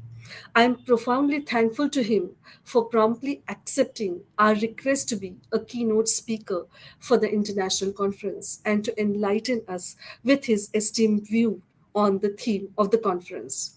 I sincerely thank Professor Ravinder Chandok for having spared his valuable time for us out of his busy schedule. Thank you very much, sir. I thank all the distinguished participants across the country for their enthusiastic participation in this international conference. And with the permission of the chair, I declare that the keynote session of the international conference is over.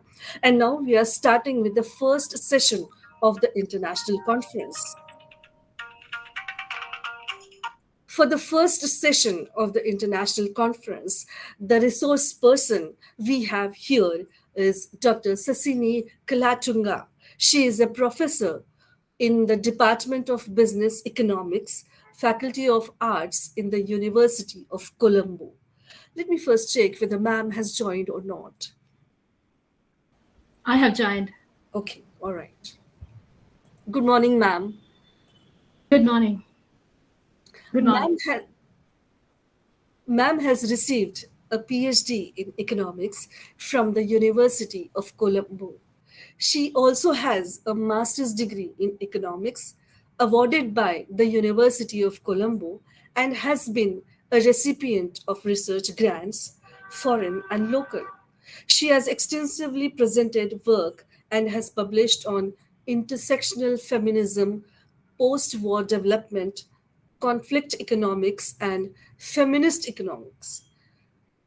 Dr. Sasini ma'am has more than 10 years of experience at teaching in higher education at both undergraduate and postgraduate levels and holds accreditations awarded by the Staff and Educational Development Association of United Kingdom. Dr. Sasini ma'am is a member of the International Association for Feminist Economics and the Sri Lanka Economic Association. Ma'am is passionately engages in community-level gender-based advocacy to improve lives and livelihoods of women. It's our privilege to have such an eminent personality and a noble person as a resource person in our international conference.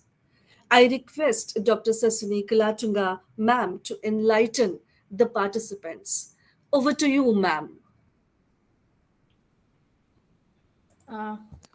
Thank you so much for those wonderful words. I would like to thank the staff and also the conference organizers at the Prerna College of Commerce for inviting me to speak to you today.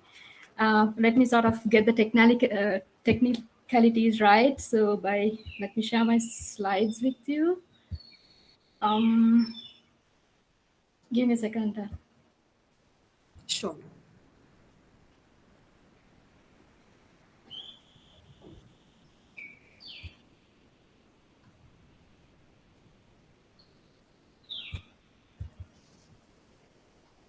Because I'm so used to Zoom and not Google Meet, so it will take some time until I sort of get my slides set on.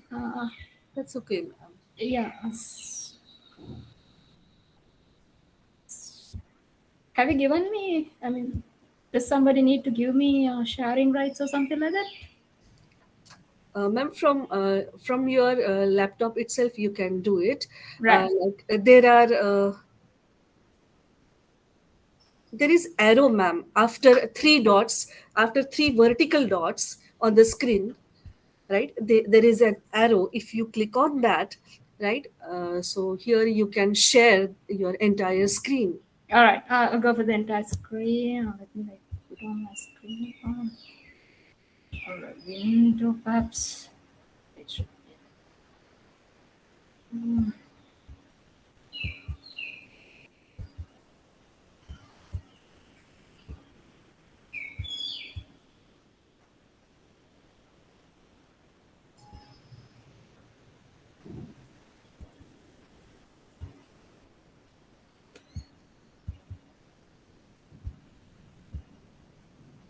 Let me know whether you can see my screen or not. Right now we are not. Ma'am, can I share my screen and guide you about how to start the presentation? Give me a second. All right. I think I did it. Yeah.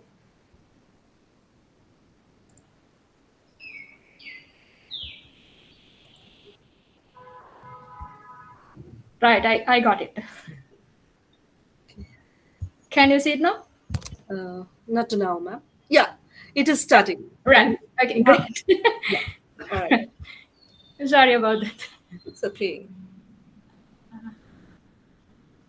Right. So today my topic is the gender impact of COVID-19 and the emerging realities. I will also be paying some special attention on the gender digital gaps and bringing in some evidence from the Sri Lankan context.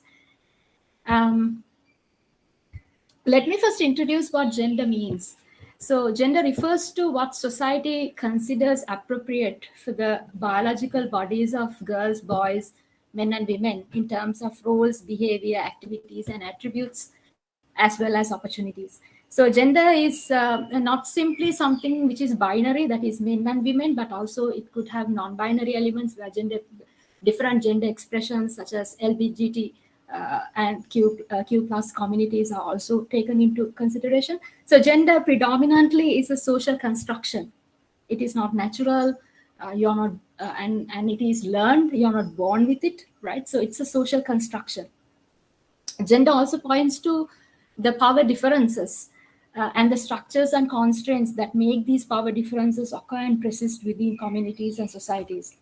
So there are variations in gender. Like gender is not something which is static, right? It can change, especially in the long run. There is a time variant. Time can change gendered expressions, gender norms, gender stereotypes, and also these stereotypes, norms, gendered perceptions will vary across culture to culture, community to community, from person to person. The perception of culture could also create these variations, and of course intersections where gender intersects with other variants, such as it could be age, it could be race, it could be class. So these variants will also create various types of variations within the power dynamics and how gender sort of is constructed in society. So it is always good to understand the socioeconomic effects of the pandemic and the post-pandemic situation, especially the subsequent economic downturns, the crisis, or even if there is, increases or there is increase or upscale in economic activity from a gendered lens. Why? Because it allows a holistic understanding of the specific impacts of COVID-19 on different genders and the consequences of the impact on different genders. Having said that, let me also introduce you to the term gender digital gaps.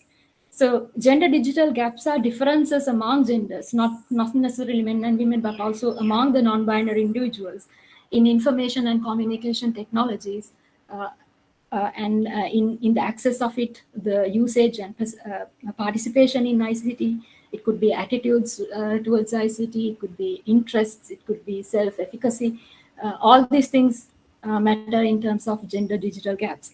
And also gender digital gaps can exist within the production of ICT, where digital creativity could have gaps in terms of men, women, or the non-binary identities, and also gender gaps in ICT jobs, There could be gender gaps in ICT wages, right? So all these things sort of forms the gender digital gaps that exist within in society.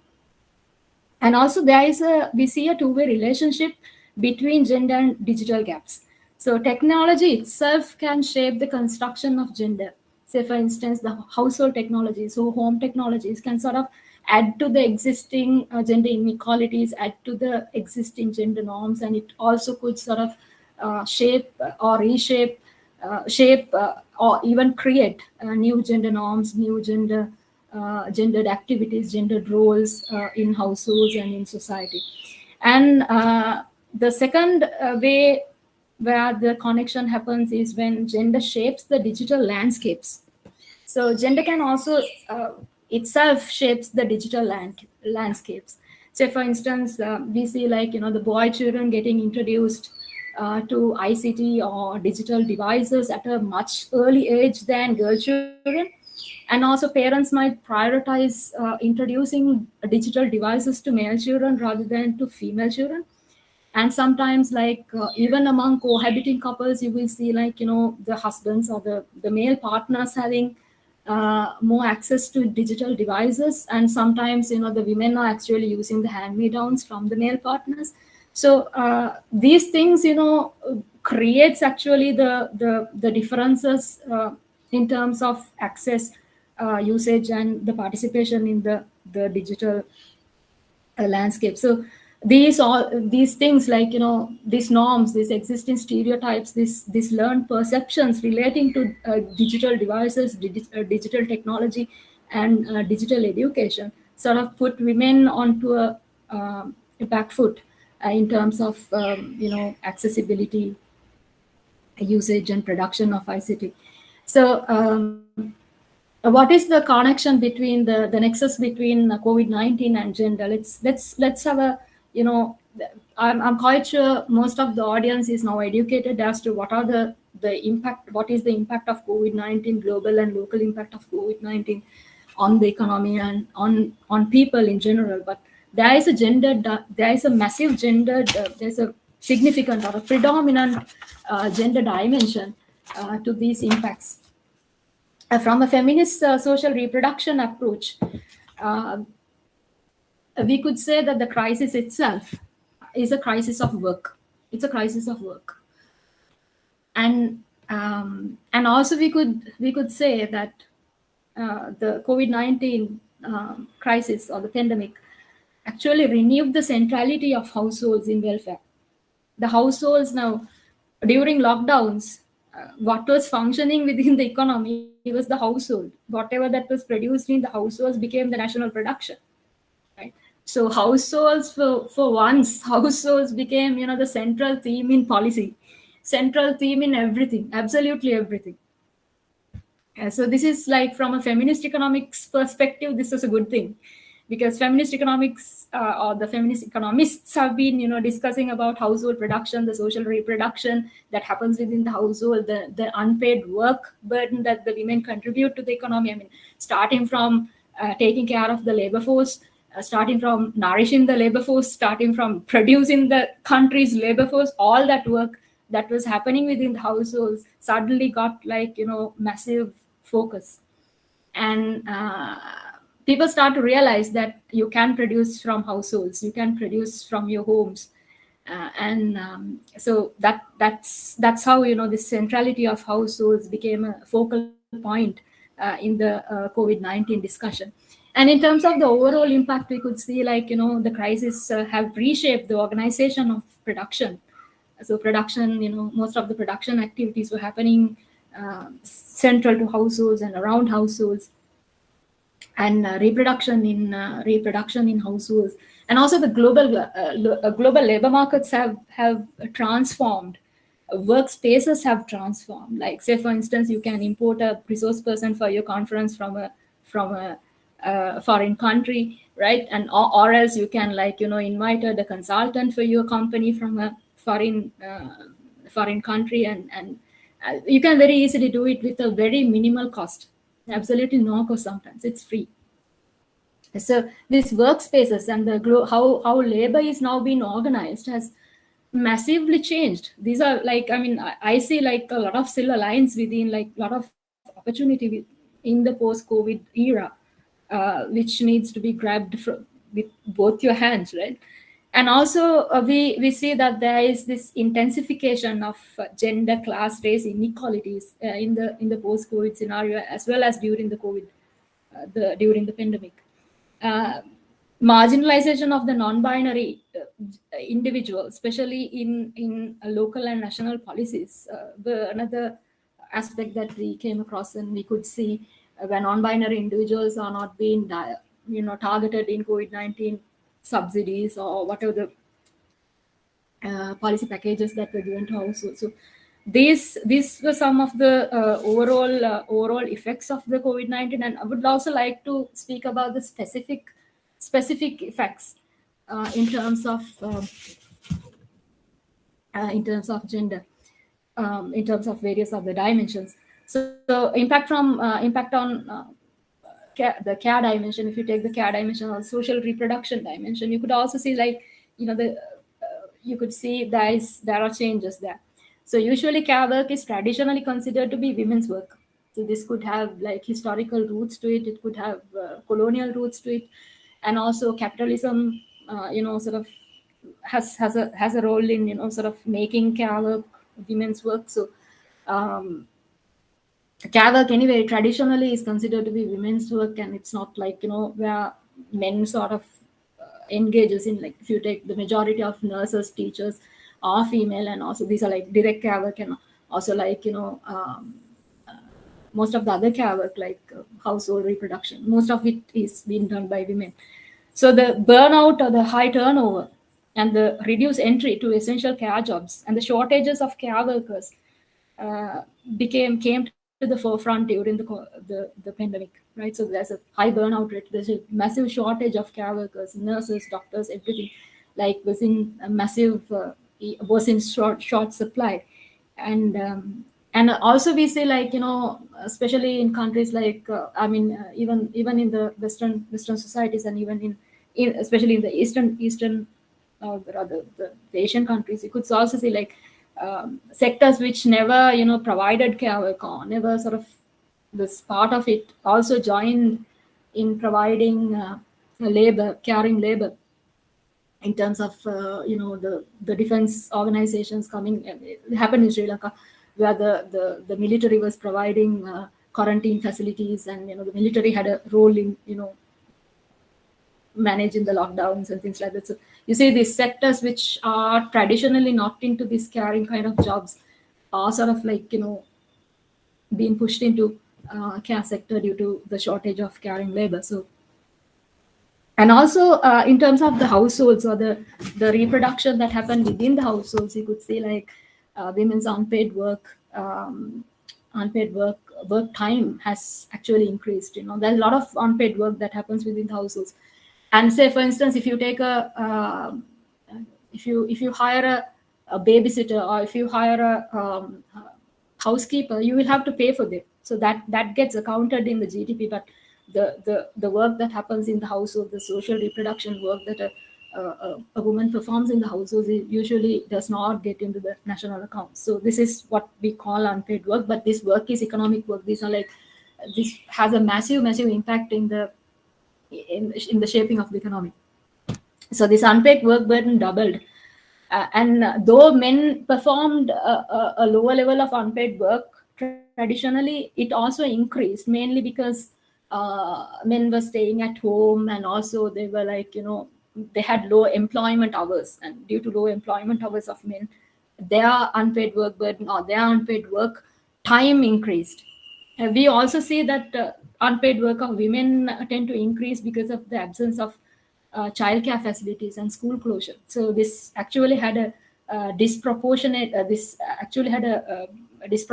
effect on women's paid and unpaid work. Women had to actually reduce their hours of paid work to take care of the kids who couldn't go to school, and where they usually would have left them in childcare facilities. Those things were absent, and especially during the lockdown. So you could see like women's paid work time also getting cut short due to the pandemic. So COVID-19 has highlighted the need of work-life balance policies and also investment in social care. Social care is a very important dimension, which is ignored in many countries, and also, like, the policies, gendered policies for social care, investments in social care is at a minimum, especially in the developing, the global south developing context.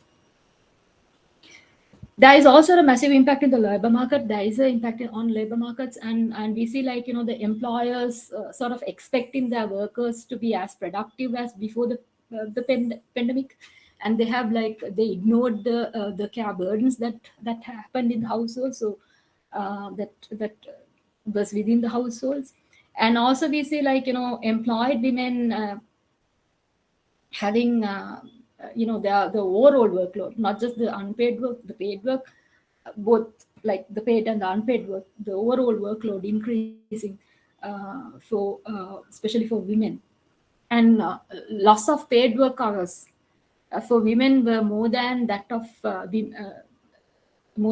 men. And empirical evidence coming out from South Korea depict that from Ham study in 2021, it shows that women workers experience more unemployment than male workers. So unemployment anyway is on the rise due to as a result of the COVID-19, but this is intensified. The rate of unemployment has increased for women rather than for men, and women were applying for more leaves of absence compared to male workers during the pandemic, and also during the and especially during the pandemic. And there is also this intersectionality between gender and marital status, where married women workers experience more adverse outcomes than unmarried women workers. So if you're single, your impact on or the care burden would have been lesser than when you're a married woman. However, for married men, there was a premium. There is actually a premium for married men. They experience less of these outcomes compared to unmarried men.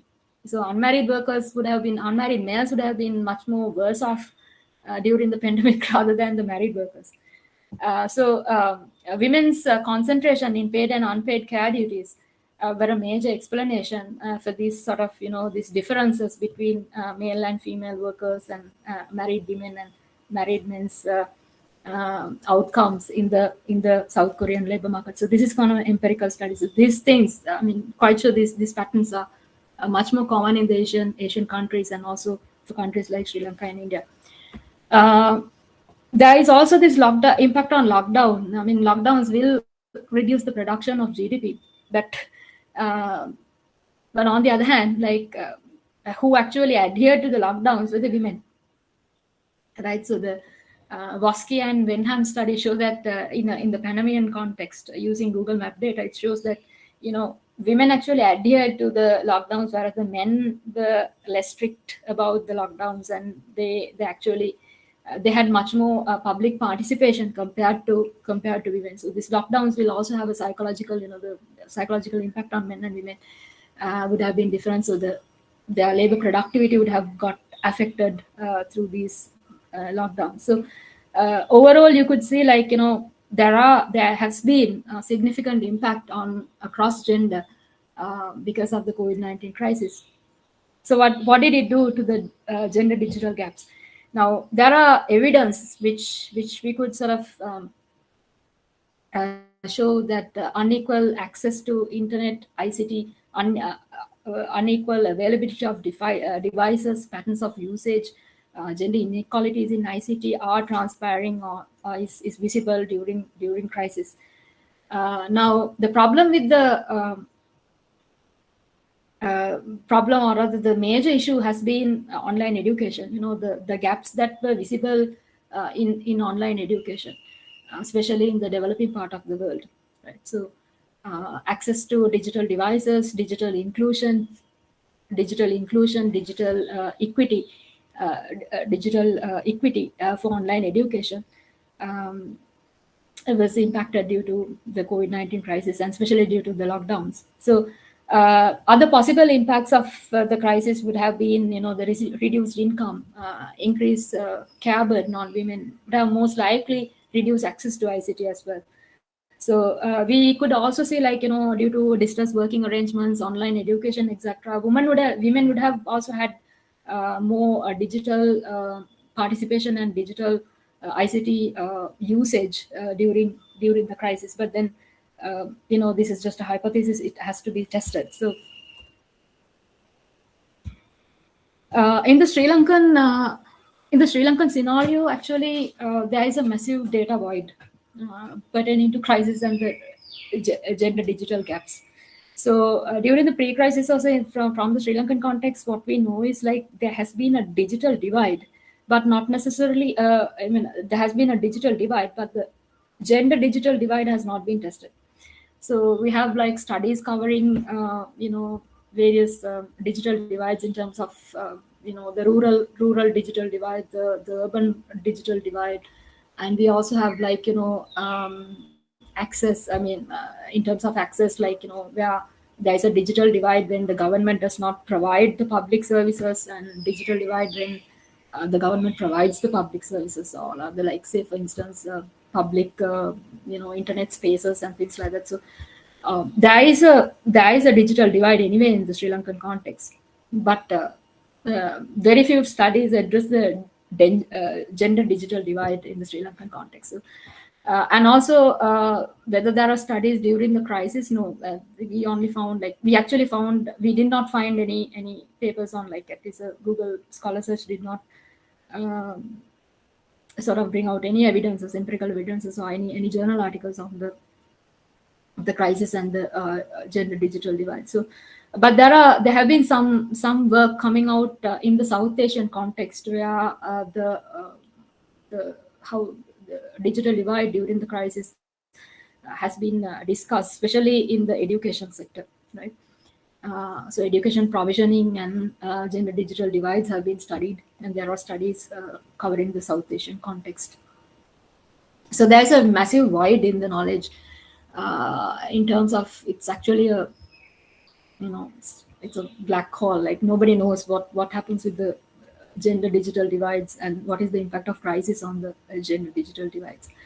So the problem statement for my research was actually how the twin crisis, as you know, like, Sri Lanka also has an economic crisis going on as a consequences of weak public finance management, and also due to the consequences of the COVID-19. So how does this twin crisis affect the downturn? How does this particular downturn affect the gender digital divides in Sri Lanka? So to answer this particular problem, we sort of, like, deconstructed the problem into two research questions.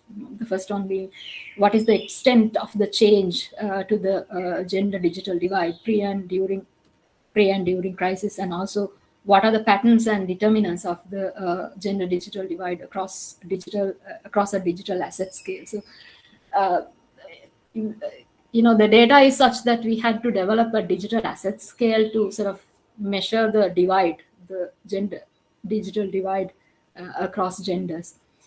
So the data for the study came from the Sri Lankan Labour Force Survey with computer literacy for the years of 2019 and 2020. This is a work in progress, so only now we have the 2021 data set is available for the public. So we are using the 2021 data set also, which could highlight the height of the pandemic and how the pandemic affected the gender digital gap. So that data is being introduced into the study. So far, this particular segment, or this section of my presentation only covers the 2020 and the 2019, a comparison between 2020 and 2019. 2019 being the pre-COVID year, and 2020 being the year with the COVID impact. So our sample actually had more than, like, 60,000 males and females.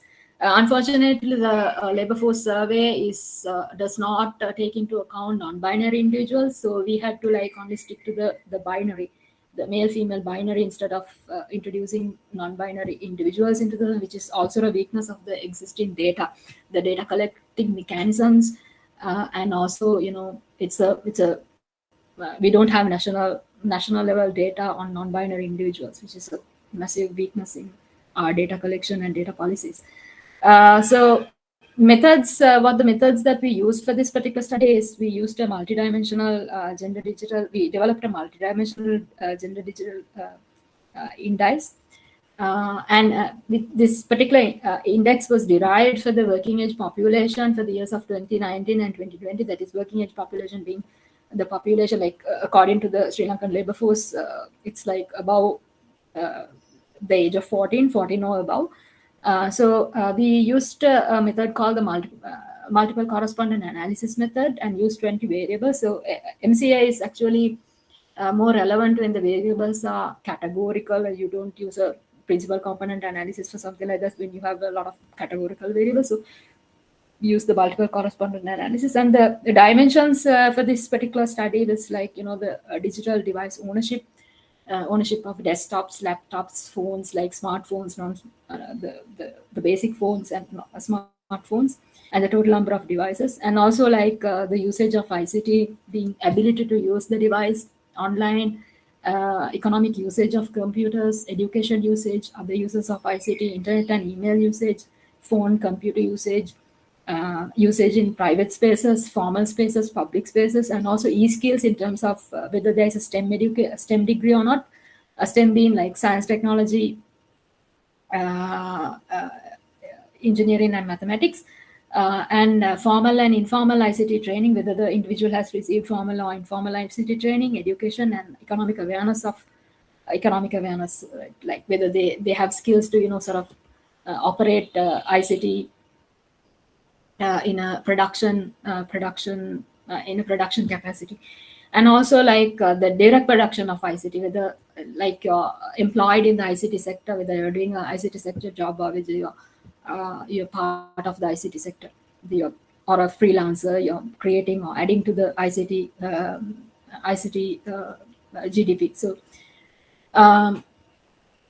So we use this digital index. So digital index is sort of aggregated using the multiple correspondence method. So here we have like taken the first factorial axis and into consideration. So most of our indicators were binary, like 0 and 1. So these are like the notations of it.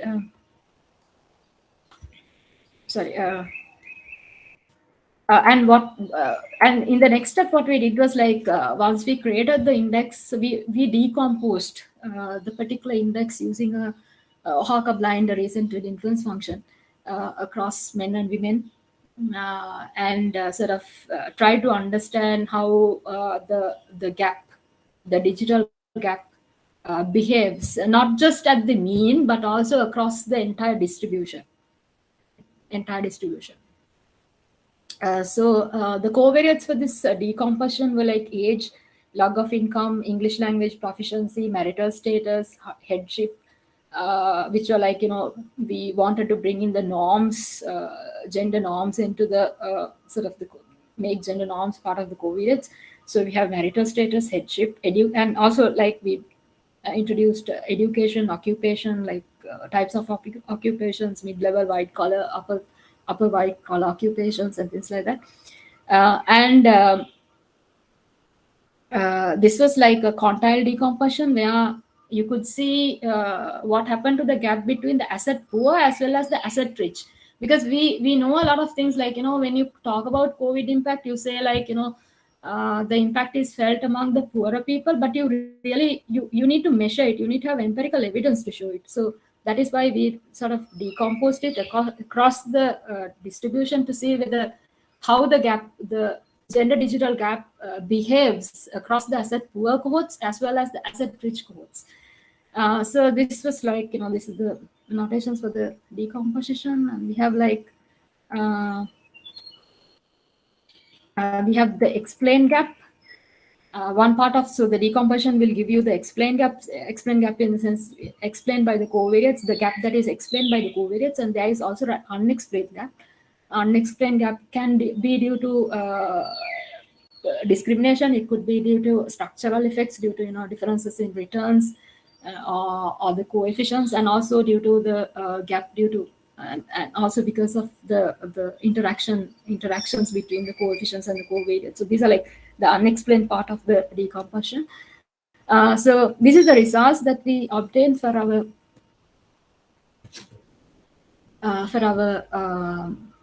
analysis. So this is at the mean. This is actually at the mean. This is not across the distribution.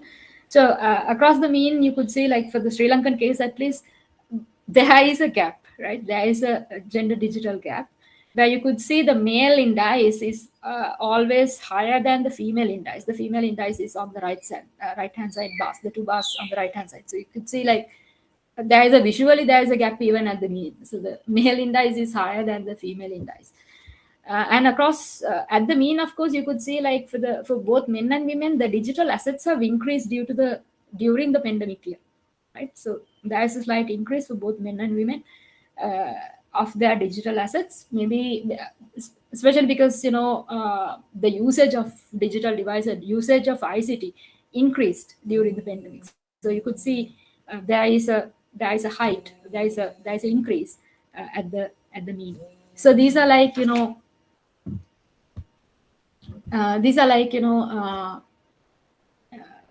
this we have plotted like using a cobweb chart, cobweb graph. We have plotted the male female indices for both years. So the dark line actually represents the men, right? So the light lines you could see is actually inside the graph, meaning the men obviously have a dominance in terms of ICT devices, in terms of owning smartphones, laptops, tabs, and also even the non-smartphones, like the basic phones, you could say like men have more of those compared to women. And in terms of internet usage, again, men use more.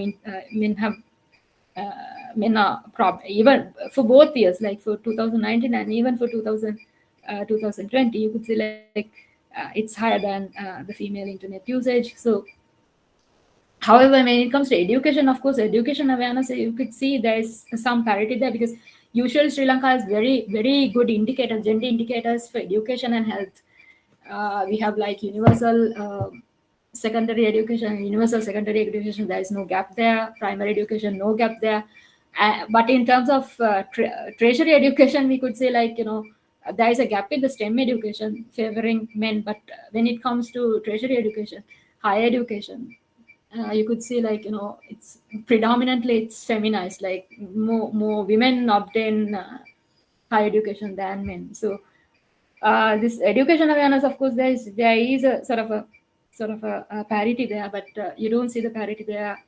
Say, for instance, ICT occupation, again, you could see like men dominate in that sector, ICT occupation sector, rather than females. There is, overall, there is the gap exists, right? So this is a depiction across the gender digital index for both years. So we just like, did a kernel density graph here. Unfortunately, in the Sri Lankan context, among the labor at least for the sample that we have derived, could see like, the majority of them have, like, both men and women have a lower digital asset score. It's like skewed to the left, right? So, however, among those who do have assets, digital assets, you could see the female line situated below the male asset index. So the male asset index, the function is above the female asset index function. So this is a cumulative distribution of the digital asset scores by year. Again, very clear indication that there is the gap exists across the distribution. This is like, the digital asset. These are percentages, and you have the cumulative distribution here. So you could see there is a stochastic dominance of the male function, which is situated to the right, the green color one. Sorry, yes, it has to be the green color one. It's not the dots. It's the green color one here. Yeah, it's dotted, right? Green color dotted line. It's situated onto the right hand side, so it clearly shows a sort of a stochastic dominance. And however, there is, at the higher levels of the distribution, there is it cuts. But For a good part of the distribution, there is stochastic dominance, meaning like the male asset distribution or the function there's a gap between the male asset function as well as the female asset distribution function. This is actually the gap. So we measure the gap across the quintiles. So this is the gap across the quintiles. Now, what this chart tells you is like if you take the right-hand side chart here, left hand just depicts a smoothing out of the right-hand side curve. So here, what you're seeing here is like in the low asset cohorts, like if you're asset poor, among the asset poor cohorts, the gap actually has reduced. Among the asset poor cohorts, the gap actually has reduced as a result of the pandemic. So you cannot say the pandemic is actually intensifying absolutely every type of inequality out there. No, pandemics or crisis can actually reduce the gaps, reduce inequality for certain groups of individuals. So here you see like among the asset poor cohorts, the gap exists, but the intensity of the gap has gone down. So it has slightly reduced. The gap is persistent. However, among the asset rich cohorts, among the digital asset rich cohorts, the male asset the male asset ownership is much more higher than the female asset ownership, female digital asset ownership. So during the pandemic, so what the pandemic has done is the impact of the pandemic on the gender digital gap. It has actually intensified the inequality among the asset rich groups rather than among the asset poor groups in the Sri Lankan context. We also ran our OB decomposition, the RIF decomposition across the quintiles.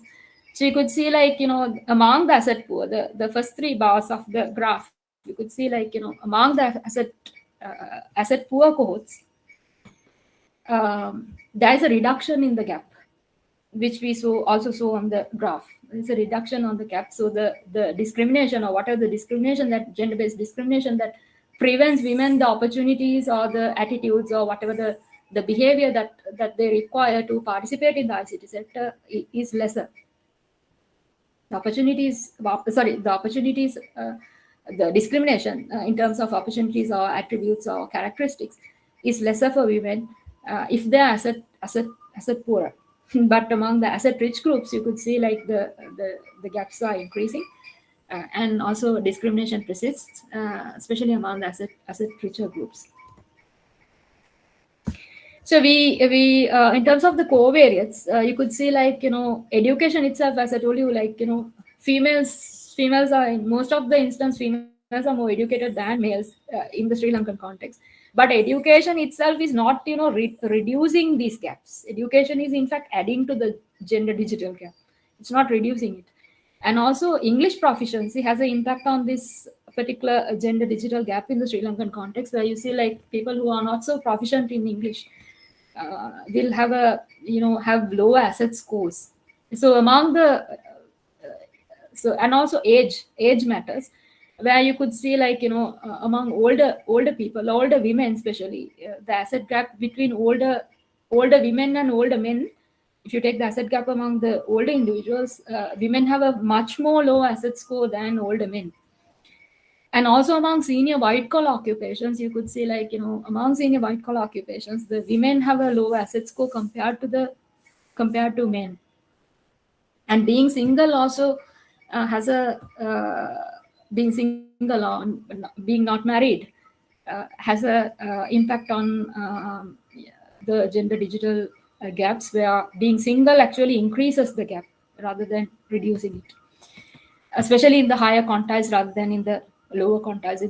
Especially in the higher quantiles, like among the asset rich groups, if you are unmarried, then you don't have access to digital assets. You might have less digital assets compared to a married woman who might have the hand-me-downs from the husband, or they might have more access to digital devices compared to unmarried women.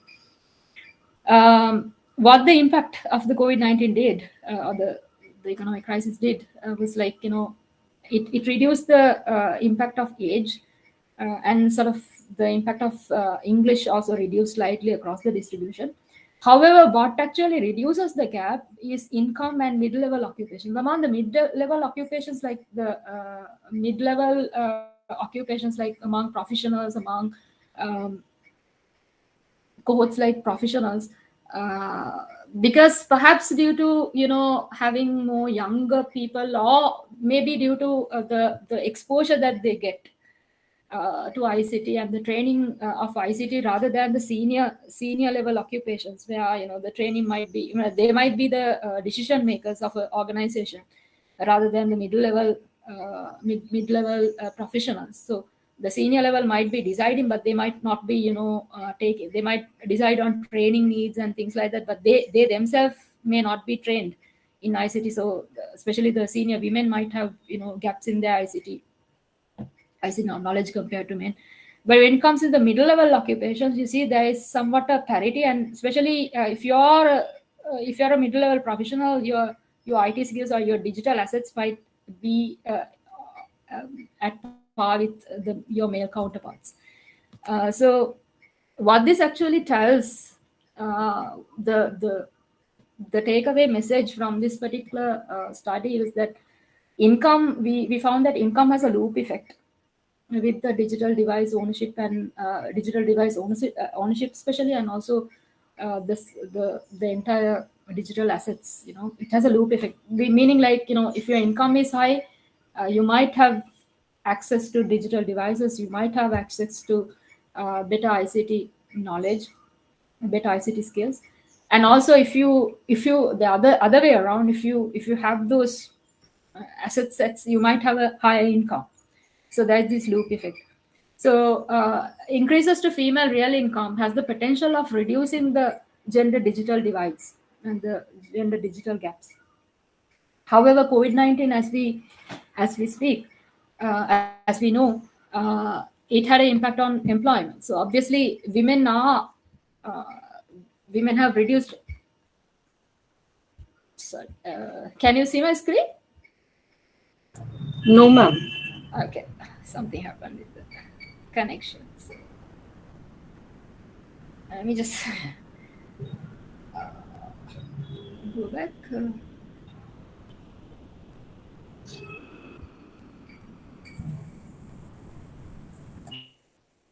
Can you see the screen? Can you see the screen now? Yes, ma'am. Thank you.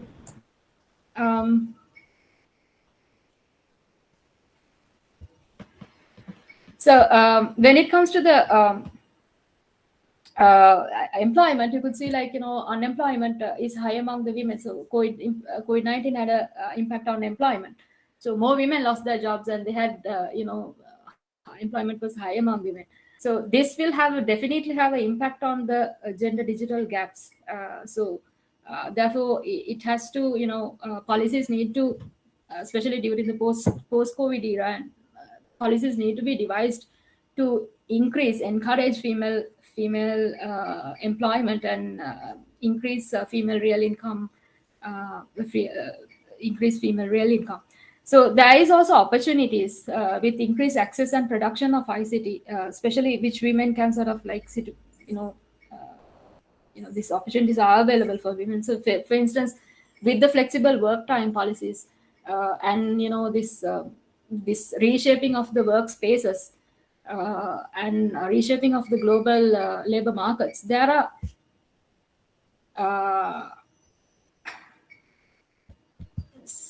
are opportunities for women. And therefore this encouraging women, increasing their digital assets, encouraging them to participate in the ICT sector is quite useful, and it can have long-term implications in terms of increasing growth and increasing the welfare of women. So female education doesn't necessarily reduce the gender digital gap, at least in the Sri Lankan context. So we need more specific sort of skills should be given to women, not just general education, ICT based education, and also like allow them the opportunities to participate in the ICT sector and change the attitudes. It's crucial to change women's attitudes towards technology and get them to participate in the ICT sector. So addressing gender norms that deprive women from, especially middle-aged women, older women, and even younger girls, from having access to ICT technology, ICT, and also to participate in the ICT sector is also something that we need to look at during the post-pandemic period, and is a emerging reality. We need to sort of address these gaps that exist in society. So localizing language or improving English proficiency is required, or the software need to be developed with localized language, so that there is a wider participation among men and women into ICT, and improved English language proficiency is also required. Effective education interventions to promote STEM education is required.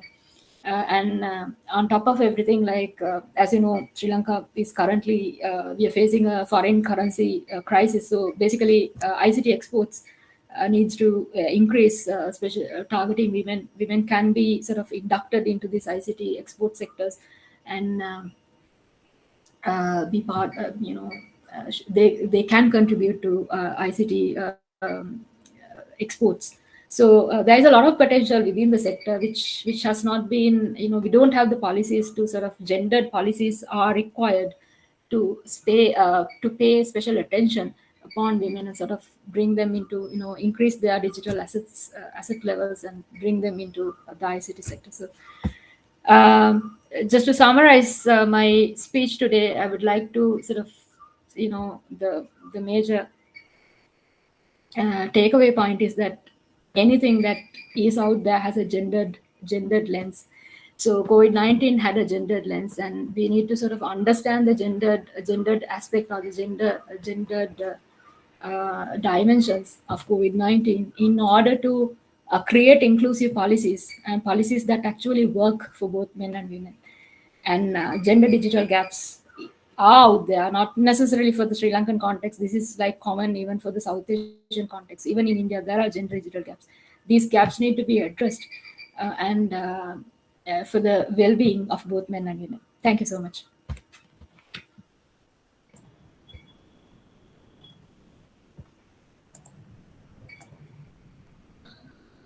Thank you, Dr. Sasini ma'am, for those valuable insights.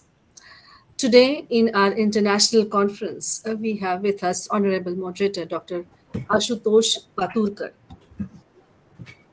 Good afternoon, sir. Good afternoon, ma'am. Sir is a professor and Dean Academics in Dr. Ambedkar Institute of Management Studies and Research, Nagpur. His core areas are strategic management and marketing management. 9 researchers have received PhD under him till date. Sir has conducted training programs for MSCTCL, Mahagenco, MECL, WCL, Indian Railways, Public Health Institute, pharmaceutical companies, IT companies, and educational institutes. He also conducts training programs for industry professionals in the area of marketing, strategy, and creativity. Sir has worked as a consultant to the International Center for Research on Women for a multi-year project. He had presented a guard of honor to the Honorable President of India. He had done mountaineering and represented his college teams in shooting and cricket. Such a multi-talented personality indeed.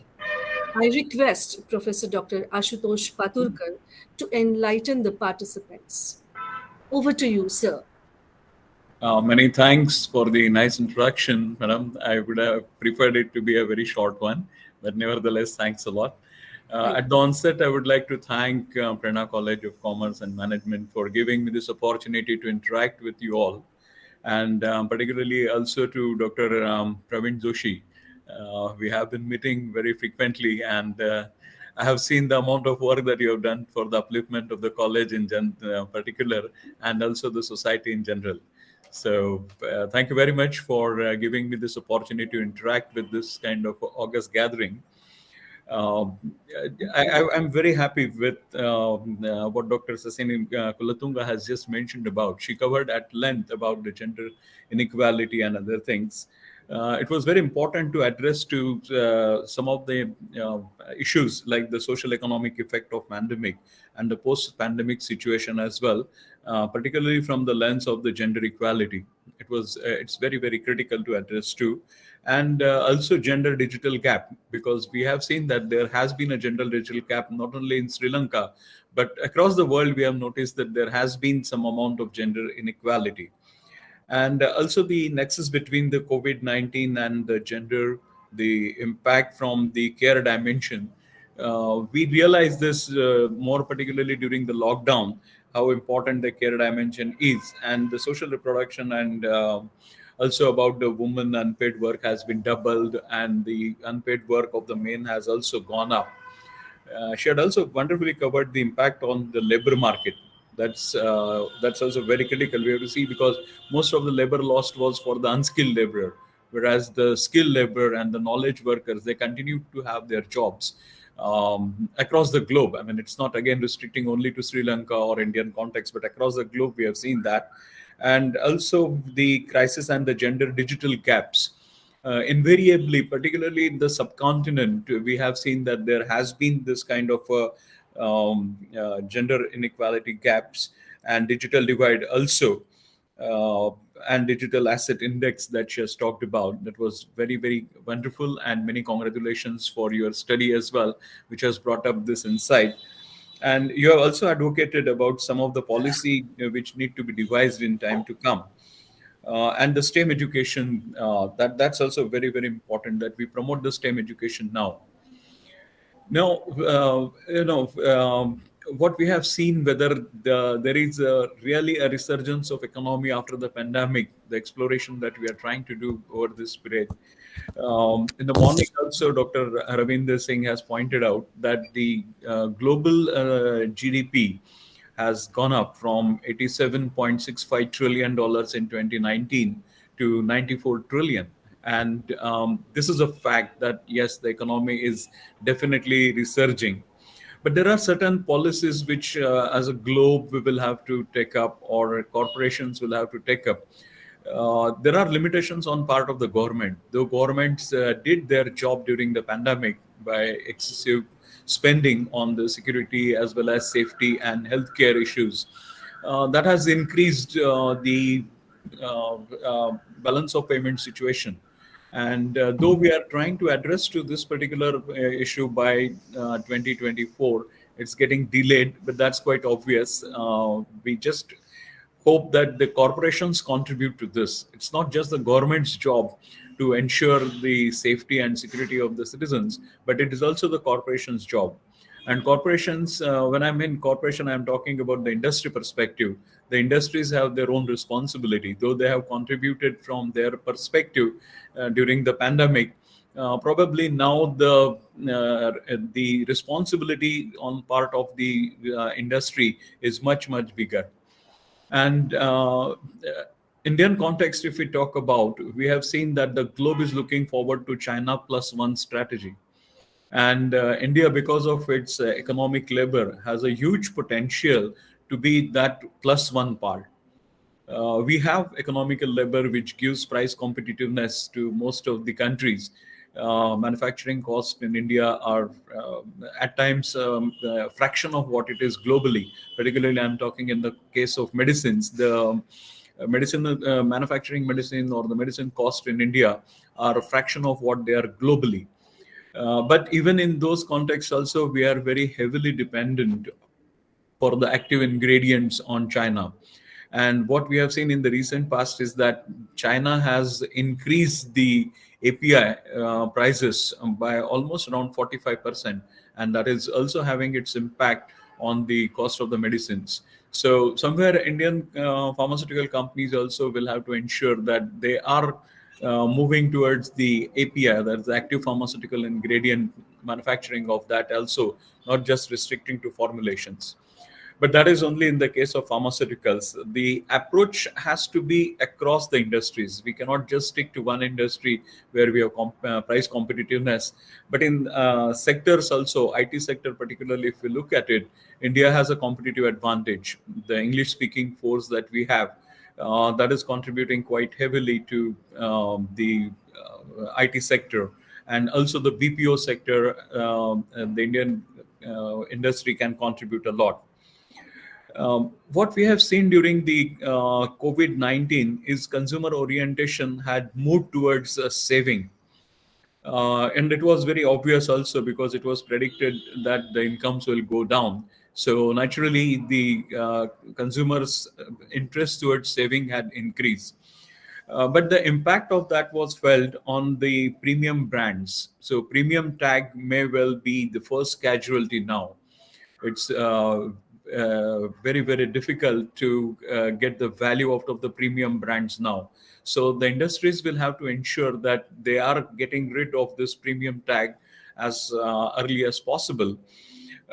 Even the daily use products also, we will see that there is a lot of prioritization that is being done. It's not the consumer discretionary spending is on, though now the COVID has been controlled to a large extent. We are not completely into the post-COVID era. We still continue to be in the COVID era. There is a danger of COVID spreading again. So there has been what we have seen is the prioritization with respect to the daily products as well.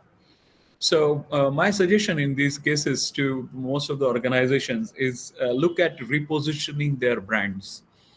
And going back to the basics, more basics like what we have seen during the COVID is that people give more preference to safety, health, hygiene, personal care, etc. So the brand positioning should be on these issues. It will be very, very important to address to these issues, and not only household commodities, but across the product categories, this will have to be done. Organizations will have to more give emphasis on the functional values of the products. We have seen when we talk about the values, we have always been talking about the benefit to cost ratio. But there are two types of benefits that the industry provides, or the products that industry manufacturer provides. One is the functional benefit and the other is the emotional benefit. Now, these organizations will have to ensure that they have a right balance between the functional as well as emotional benefits in order to ensure that there is a larger value to be derived from the products. So the trustworthy brands will have to meet this particular requirement. Now, the various steps that the industry can take with respect to this particular objective of giving the value to the customer is designing the customer orientation or customer driven strategies. It will be very, very critical for them to understand the marketplace and the customer needs and the want. We have been somewhere making some amount of vague distinction between the need and the want. But it's very, very clear that when we are talking about the customer need, we are talking about the sense of deprivation. That is a need. And when we are talking about want, we are talking about the defined need that a customer has. So when we are talking about the post-COVID or resurgence, we will have to differentiate between these two very categorically and come up with the customer needs and wants separately defined. Thirdly, they will also have to construct the marketing programs that deliver superior values. As I said, values are benefit to cost ratio. And particularly having learned from the COVID that customers will prioritize their discretionary spending also, not just the premium tag. The organizations will have to deliver superior value to the customer and build profitable relationship. Consumers will always, it's not necessary that consumer will buy the best. And also it is not necessary that the consumer will reject the worst. So consumer may buy inferior products also, but what they will buy primarily is the product that delivers value to them. So organizations will have to concentrate more on providing value to the customer than providing the premium tag. This will be very, very critical for organizations to succeed and contribute to the resurgence of the economy. Earlier, as I mentioned, that the organizations will have to ensure that there is a safety, health, hygiene, personal care across the product categories, not just about the products like sanitizers, etc., but even in case of immunity boosters also. So somewhere the customers are also looking forward to improving their immunity.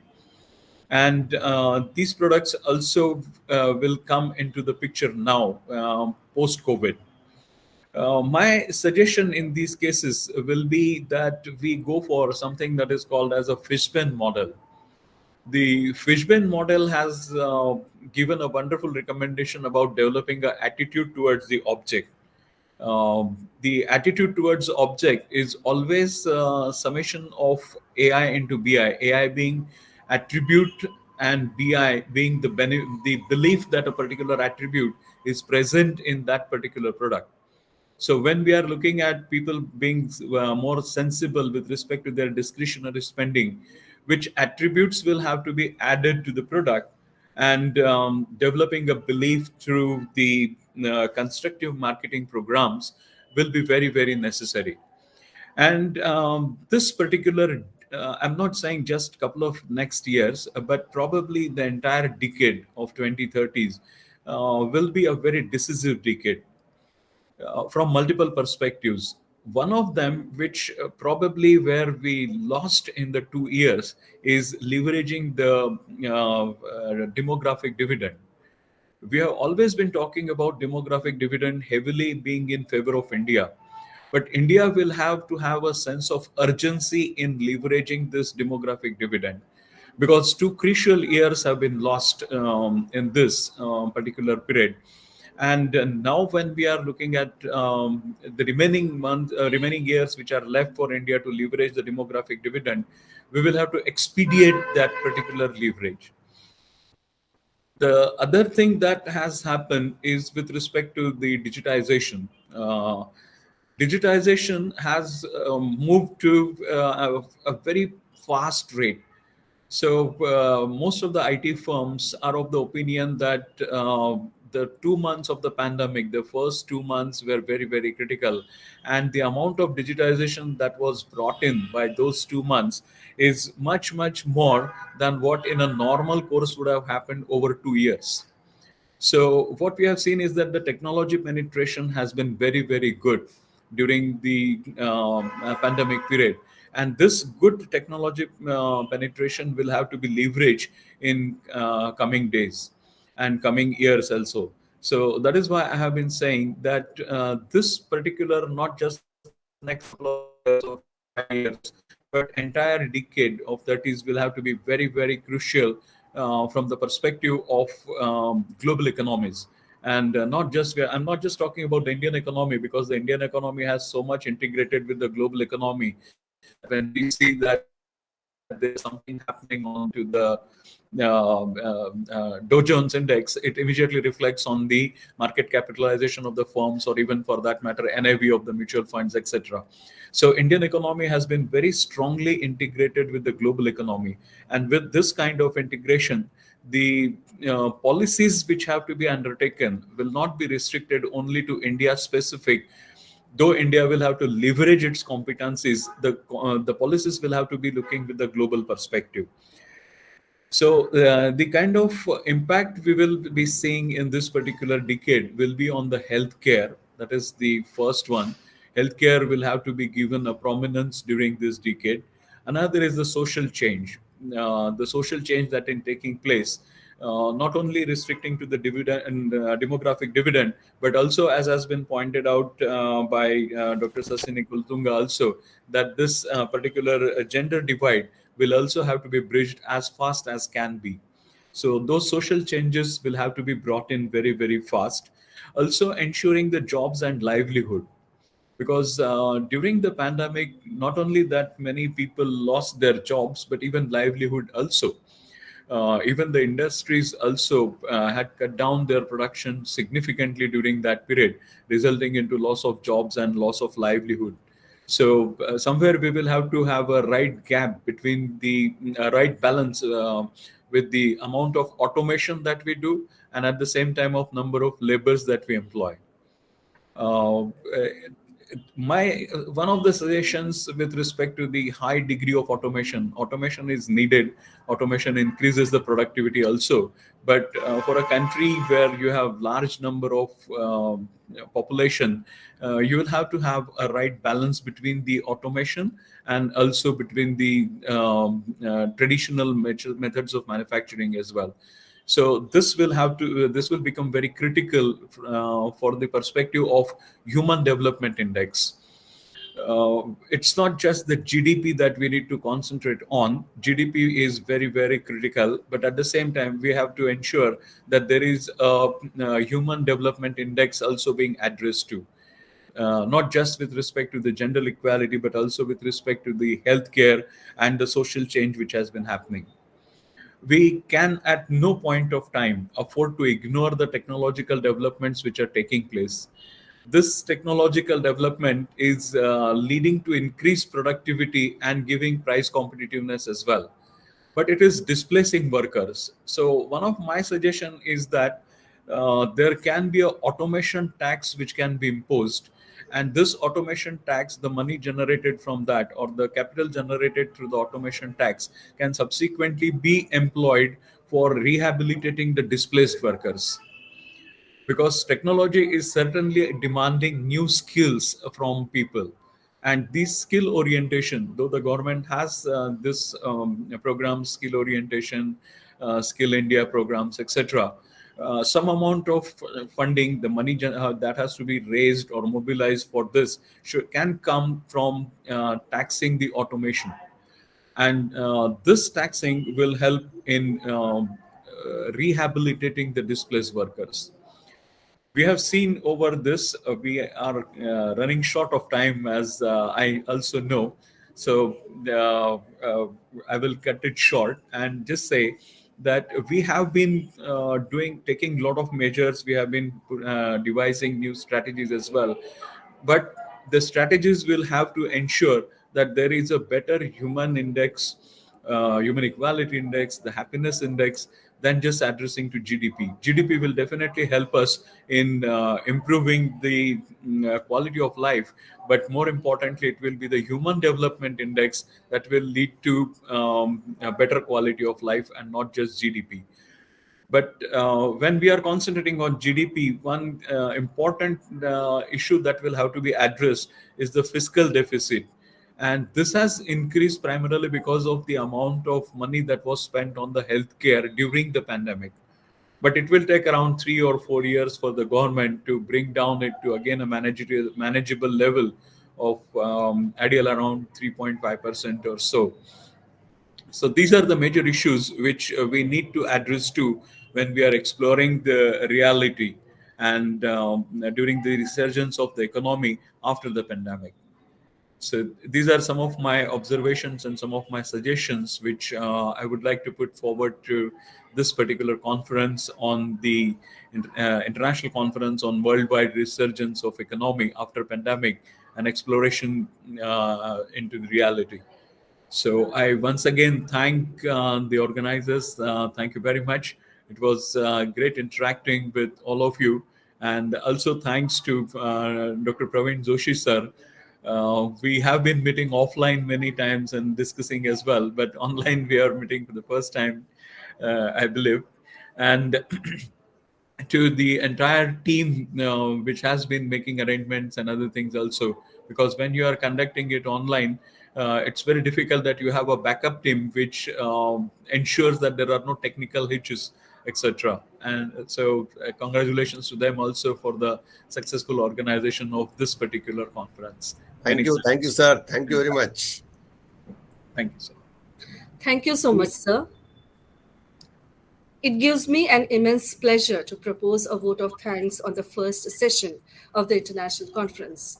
I, Dr. Sapna Ghutke from from the Department of Commerce and Management, on behalf of Prerna College of Commerce, stand here to express gratefulness and to conclude the first session of the International Conference organized by Department of Commerce and Management on the theme Worldwide Resurgence of Economy after the Pandemic and Exploration into Reality.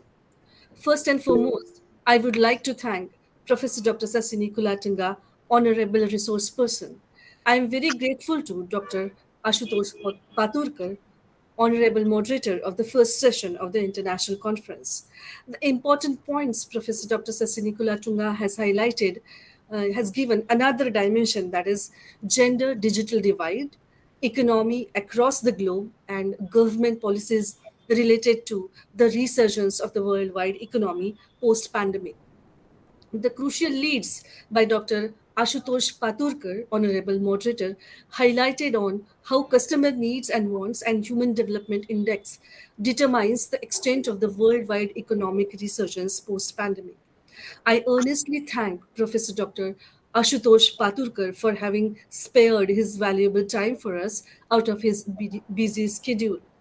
I'm profoundly thankful to Professor Dr. Sasinikula Tunga for promptly accepting our invitation to be a resource person for the international conference and to enlighten us with her esteemed views on the theme of the international conference.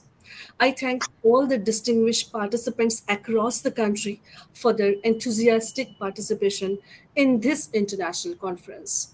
Once again, I thank all of you, and with the permission of the chair, I declare that the first session of the international conference is over, and we'll be heading to the second session of the international conference immediately after a short break of 10 minutes. We'll meet you after 10 minutes. Hey, अभी break नहीं है. Hello. Yes, sir. You please continue. No break. Yes, sir. Now we are heading to the second session of the international conference. And for the second session, we have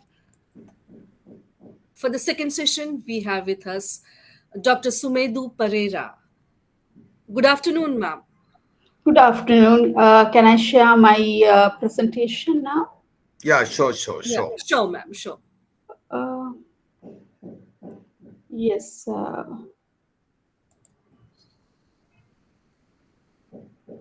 Dr. Sumedu Pereira. Yes. Can you hear me? Yes, ma'am. Ma'am, let me first introduce yourself to the participants who have joined. I just wanted to share this one first. Yeah. So, where is this sharing? Ma'am, can you see 3 dots there on the screen? Yes. Vertical dots. Yes. On the left-hand side, there is arrow which shows upward direction arrow. Click on that and click on share entire window. Where is the settings? No, ma'am. There are 3 dots. If you can see, there is a red button. On the left-hand side, there are 3 dots. Vertical 3 dots, ma'am. Where? Left-hand side? Can you see the red button, ma'am? No. Lower corner, lower side of the lower middle side. 3 buttons. Yes, 3 buttons. Yeah. Right. Besides 3 button, on the left-hand side, there is arrow. Upward direction arrow is there, ma'am.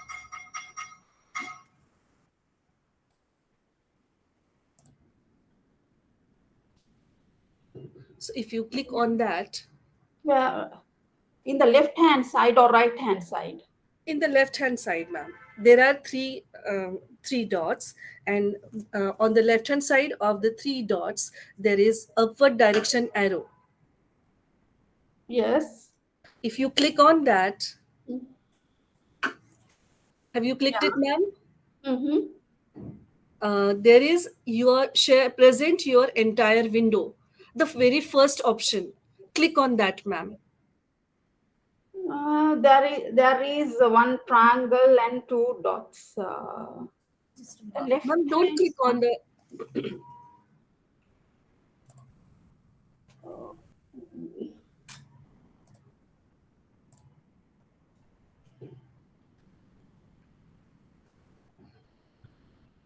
Ma'am, is my screen visible to you? Yes. Ma'am, see, the first one is mic, second one is camera, the third one is caption, fourth one is raise hand, and the fifth one is that upward presenting option. Just click on that. Yes. The first option you have to select present entire screen. Entire screen. Yes, Yes, ma'am. ma'am. Click on that. Mm-hmm. You'll see a dialog box. Share now, no? Yes, ma'am. You can share now. Okay. So how can I upload mine now? Because I'm using Zoom, that's why. Okay. Ma'am, open your PowerPoint presentation. You just open your PowerPoint presentation on the screen and it will be visible to us. All right. Can you see this now? No, ma'am, you haven't shared your screen. Click on that present your entire screen option. You will see a dialog box. You have to select your screen. Now, and next show. Can you see this now? No, ma'am, not yet. Just 1 minute. Can I show you once again?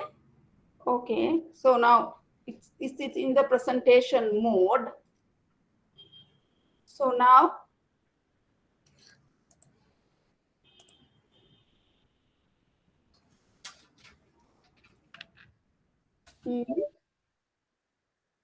Just a moment, Just a ma'am. minute, ma'am. Now? Just a minute, ma'am. Okay.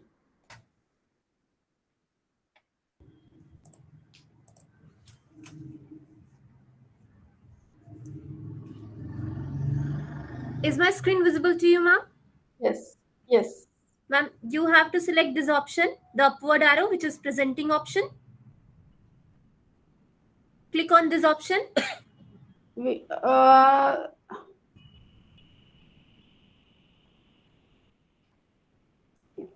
my cursor is there on that button. Okay. Click on that option on your screen.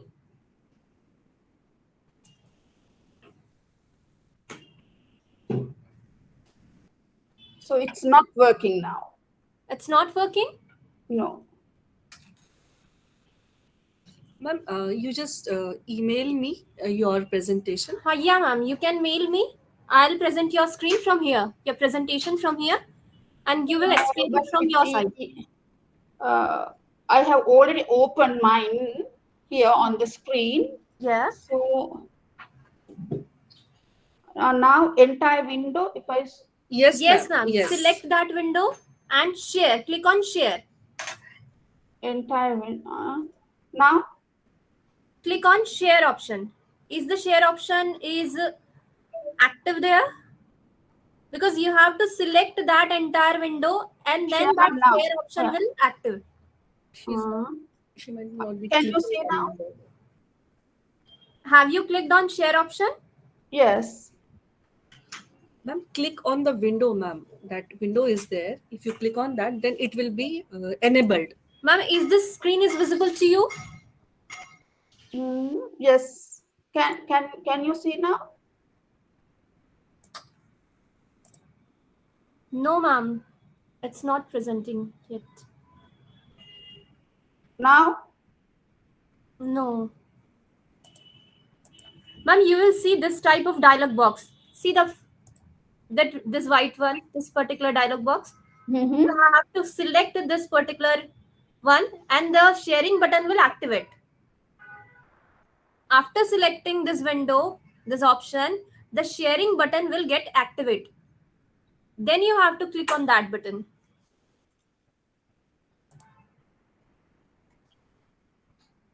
If you WhatsApp me your PPT, I'll present it from here. Now, it's sharing on my screen, no? Okay, ma'am, your screen is visible now. Can you see this? Yes. My presentation? You just open it. Yes, your screen is visible properly. Yes, Yes. yes. Yeah. You right. may proceed, ma'am. Thank you. Right, thank you. Thank you, sorry. You're welcome, ma'am. Okay, right. Okay, so the topic that I'm going to deliver my speech today is about economic and business environment in Sri Lanka. So understanding the issues in current economic trajectory. So I'm Professor Sumuthu Pereira from the Department of Business Economics of the Faculty of Management Studies and Commerce of the University of Sri Jawatanapura. So this is my presentation outline today. So I'm going to do the introduction and then what is about trade and industrial policy in Sri Lanka. So what is the structure of the Sri Lankan economy? What are the growth constraints? What are the causes for the current economic crisis and the future outlook and the way forward? So now why I wanted to talk about this topic, and as you all aware, Sri Lanka is facing an economic crisis ever after its independence. It's 1948. So it's a severe economic crisis at the moment. So then we need to understand what are the causes behind the current economic crisis. And sometimes the people think that this COVID-19 pandemic affect the current economic crisis. So, and as economists, so when we analyze the causes, so we have seen that it's not just only because of the COVID-19 pandemic affect the current economic crisis. There are other causes like the problems in the the political and the economic environment and the policies that the government has made. So there are certain the causes for the economic crisis. So what this economic theory says, we know that the economic growth and the political stability are deeply interconnected. So on one hand, the uncertainty associated with unsustainable political environment may reduce the investment and the speed of economic development. So the interconnection between political and the economic environment will definitely affect the development in any country. So then the question arises, will industrial development lead to economic development? So we know that the economic development basically include changes in the society associated with improved standard of living, because at the end of the day, the aim of any economic policy should be to improve the living standard of the people in the country and reduce poverty and better health and improved education. But there is no universally accepted development strategy to achieve high economic growth, though that's a well-established view that the country can achieve higher growth through industrial development. So now, if we look at the Sri Lanka's economic policy and the development strategy, and we have seen that the Sri Lanka experiment various policy regimes since its independence in 1948. So in terms of the economic and social development indicators, it had a unique place among developing nations in the early period. We know that Sri Lanka is the pioneer of opening the economy in 1977, well ahead of other South Asian and the East Asian economies.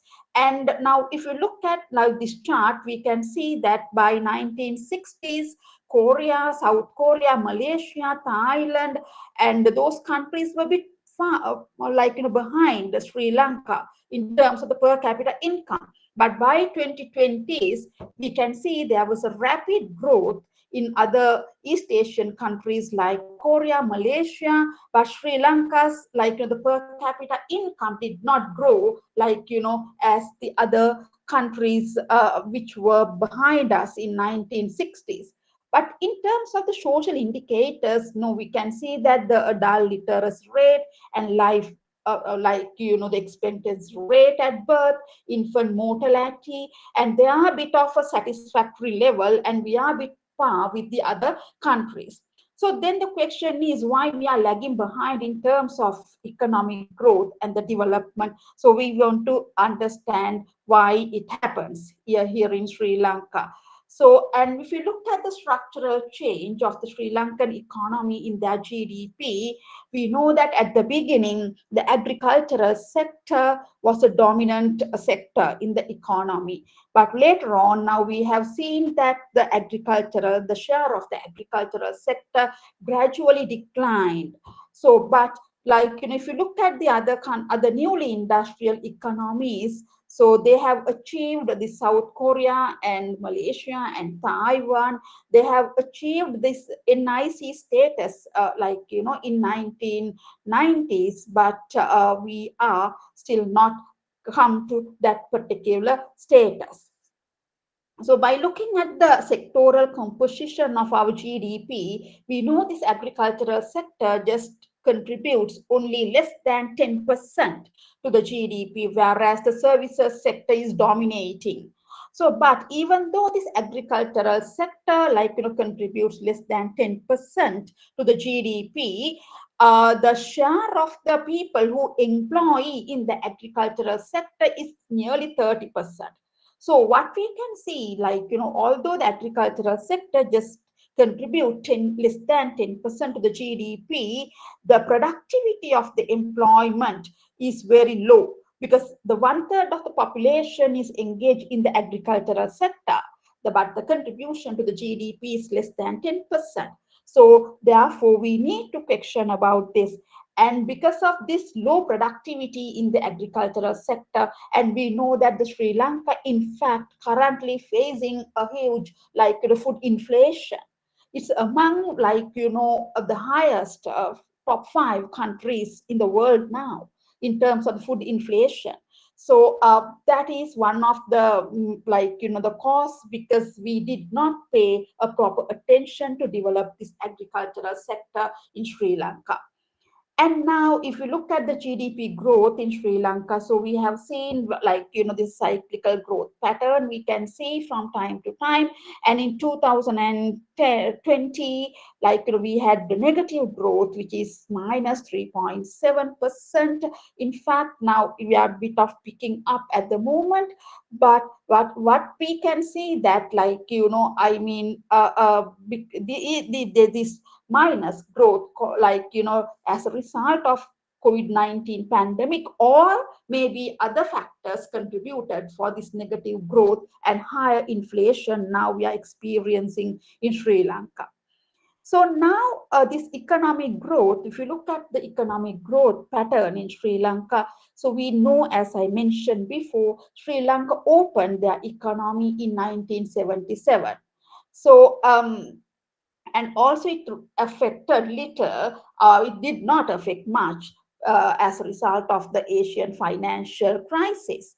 So Sri Lankan economy, was adversely affected by the surge in the world oil prices during 2000 and 2008. And we know that we have achieved the highest economic growth in 2010 to 2012, mainly because of ending the civil war, in 2020, 2009, and thereafter the government invest in massive infrastructure projects. But the government develop these infrastructure projects which is funded by Chinese borrowings. Mainly they borrowed money from People Republic of China, and they invested in these infrastructure projects. And now we are facing a huge debt problem at the moment because these projects do not generate the expected level of returns at the moment. So we will not be able to pay the debts because of low returns from these the projects. So now, if you look at the trade performance in Sri Lanka, so as I told you before, in early 90s, if you look at the Sri Lanka's total merchandise export, which is overwhelming, from the agricultural sector. Ceylon tea is a world famous, the brand, when it comes to the world market, which is a very famous one. So, was one of the main exportable products somewhere in 1960s. But after 1977, and Sri Lanka introduced this textile and wearing apparel sector. And now, because the textile and wearing apparel sector consists of more than nearly 50%, of the export basket now. So if you look at the Sri Lanka's composition of the merchandise exports, now you can see that gradually the share of the agricultural sector declines, and the manufacturing sector, the textile and wearing apparel sector, and we highly dependent on this particular sector in our export basket. So that is one of the main obstacle, because our export basket is less diversified in terms of the commodities. So if something happened to this particular sector, it affects the total export revenue in Sri Lanka. And moreover, although this textile and wearing apparel sector dominates in the export sector, so mainly we have to import lots of raw materials to undertake the manufacturing. So we are importing lots of textiles and other yarn and all these intermediary inputs from other countries. But if you think about tea, so we do not want to import any sort of materials as such, so the value addition is very high. So therefore, we need to think about these strategies, if we really wanted to uplift the export sector in Sri Lanka. So, and if you look at the trade in goods, like in Sri Lanka, our exports are much lesser than the imports. So, because of that, we have high trade deficit in Sri Lanka, and we have very less trade in services as a percentage of GDP.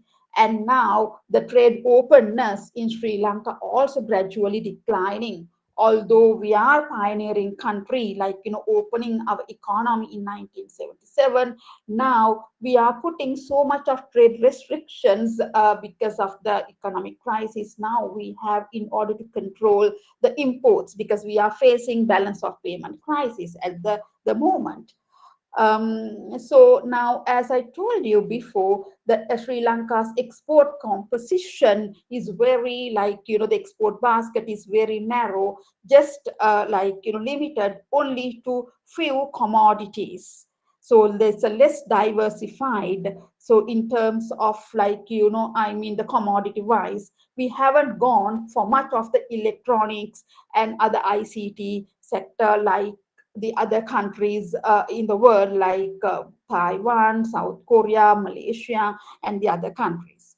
Like India also, very the developing the ICT sector so vastly. So now, so if you look at Sri Lanka's export basket, somewhere in 1990s and today, so it's very limited to few commodities. So as I said, this the textile and the wearing apparel sector dominates, and with the few other commodities are also exporting. So, but if you look at the countries like Vietnam and the China, so their export basket is highly diversified, and they have gone for this machinery and the electronic stuff. So if you look at the trade in services, again, what I wanted to tell you, so it's just limited to few, the travel and ICT sector is limited. So this tourism is one of the prominent sector we generate some foreign currencies into Sri Lanka. And so if you look at the trade performance, as you can see from this diagram, so we are far behind the countries like Bangladesh. In fact, even in India, Thailand, Vietnam, so we are far behind in comparing to regional peers. So with such a dismantled trade performance, and we have high trade deficit, and which resulted in high borrowings to finance the trade deficit. And because of that, now we have twin deficit scenario for decades. That means on one hand, we have balance of payment deficit, and on the other hand, we have budget deficit. So because of that, now we need to borrow lots of money, even from domestic sources, as well as from international donors. Right. So and trade performance and the structure. So and in analyzing the Sri Lanka's trade performance and the structure, so we can see that it has not diversified for past 3 decades. We have highly dependent on the garment success, but so it failed to move into other export oriented industries such as electronics and other machineries. So we are far behind in comparing to our regional peers. So now if you look at the FDI situation in Sri Lanka, so we are not generating much, even like, foreign exchange via FDI. So the FDI in agriculture there is no FDI. In fact, it's very minimum if you have, but we are getting some FDI for the infrastructure and for the manufacturing sector. So Sri Lanka, again, as a percentage of GDP, is very less in terms of FDI, and case has been very disappointing if you compare with the other countries here. So if you look at the Malaysia as a success story, and the Malaysia is somewhat comparable country to the Sri Lanka in terms of population that time, and and per capita income somewhere in 1960s. So now why they have become very success, because although they have agricultural economy and they transfer to industrial economy and then to the knowledge-based economy. So, and also why such a success has happened to Malaysia, because of the political leadership. You have heard probably about the Mahathir Mohamad. The leadership might have impact on this particular success they are experiencing today. So as I said, if you look at the GDP per capita in Malaysia and Sri Lanka, see the achievement, they have achieved in 2016, by 2016, and ours is 3,835 US dollars, whereas theirs 9,503. So the knowledge economy is then part to escape from the middle income trap. So Malaysia is now higher middle income country, and the Sri Lanka is just a lower middle income country. So the knowledge economy is one that creates and disseminate and use knowledge to enhance its growth and development according to the World Bank. So the knowledge become as the engine of economic growth, and this knowledge intensive activities like research and development, ICT, and information and the services. And these things are very important if you really wanted to come out with the the economic crisis and to enhance the economic growth. So the knowledge economy indeed to break the barrier to technology driven growth instead of factor driven growth. Because now if you heard about this Hector-Olin model, if you have heard, so we know that Sri Lanka mainly achieved some sort of a factor driven growth. Why this garment industry, the textile and wearing apparel sector came into Sri Lanka somewhere in 1980s, because in searching for cheap labor, because at that time Sri Lanka's the wage rates were very low and the level of skill of the labor is high. So because our literacy rate is high, the labor can be trainable. So because of that, the garment industry developed in Sri Lanka by that time. But at the moment, we know that in other countries like Bangladesh and even China, Vietnam, and in fact India, their wage rates are becoming lesser and lesser also. So now investors are moving to Bangladesh also.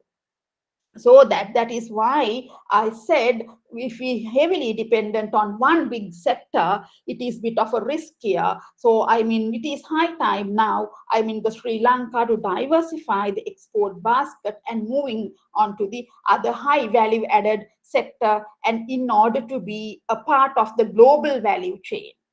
So, and then if you look at the Sri Lanka growth constraints, and as we see that we have introduced these economic reforms in 1977, and then afterwards we can see the exchange rate start depreciating, and we introduce some tax holidays and other incentives to to attract investors into in Sri Lanka. So, and as a result, and Sri Lanka enjoyed first wave of growth in 1970s. And Sri Lanka, thereafter graduated from low income to lower middle income status in 1998. So the initial phase of post-liberalization was factor-driven. An initial advantage we can see the lost over time because of the rapid globalization, and as I said, more competitors came in, and rising wage rates in Sri Lanka because of the trade union action, and now we have very high energy cost and the real exchange rate appreciation and more competitors and low productivity. So the GDP growth in 2000s were driven by services and the construction boom. So, and we can see foreign direct investments are stagnating at the moment. So, and then what is our future outlook and the way forward? So, and we can see that the resource gap is continuing beyond even 2000. So we have huge gap between savings and investment. So because of that, we have to borrow lots of money from other countries like China and India. And we have fiscal imbalance. That means a deficit in our, the government budget. And external imbalance, as I said, the balance of payment deficit. That is why I said we have like a twin deficit, now even triple deficit. So that means the savings investment gap and the fiscal deficit and the balance of payment deficit as well. So, and year on year onwards, we can see that year on year, the inflation is increasing very rapidly. Real effective exchange rate is appreciating because of the huge depreciation in the nominal exchange rate at the moment.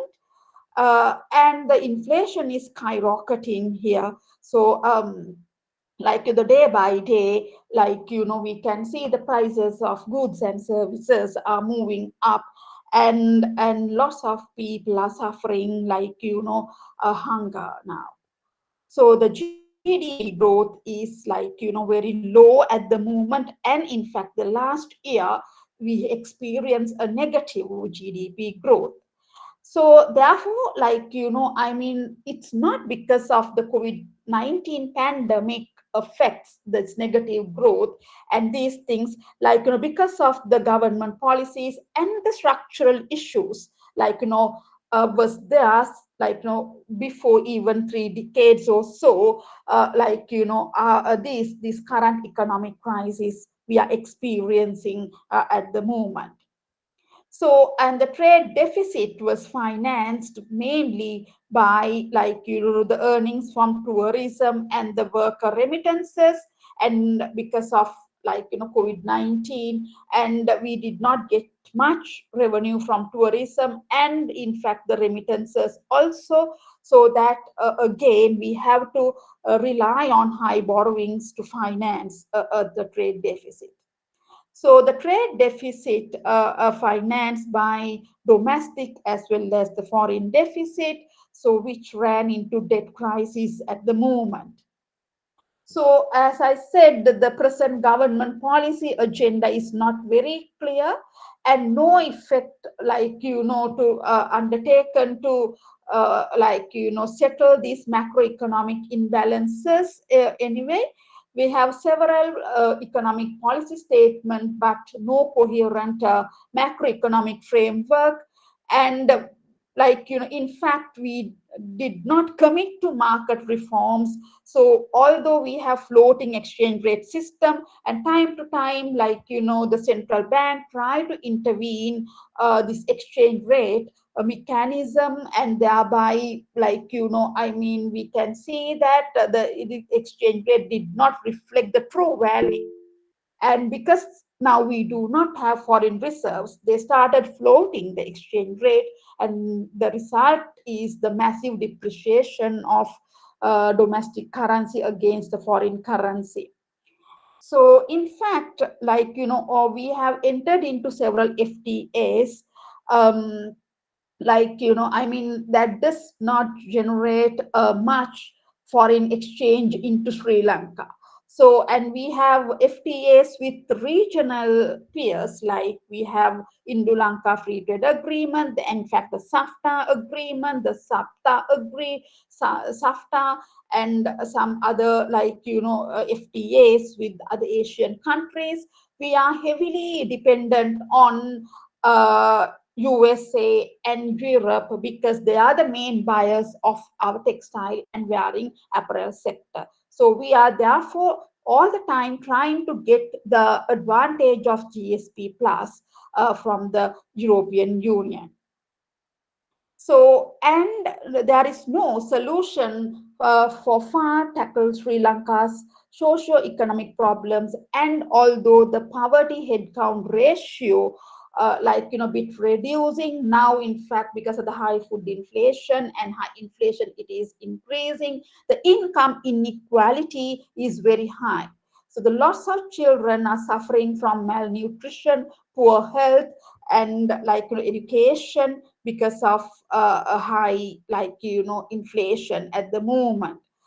And because of that, we can see there is lots of skill migration is happening in Sri Lanka.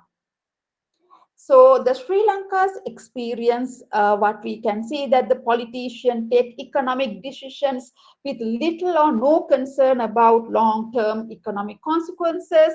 So elections are about the economy. When the election is due, is coming, so they try to provide sort of concessions and things like that, and without having some concerns about the stability of the macroeconomic policies in the country.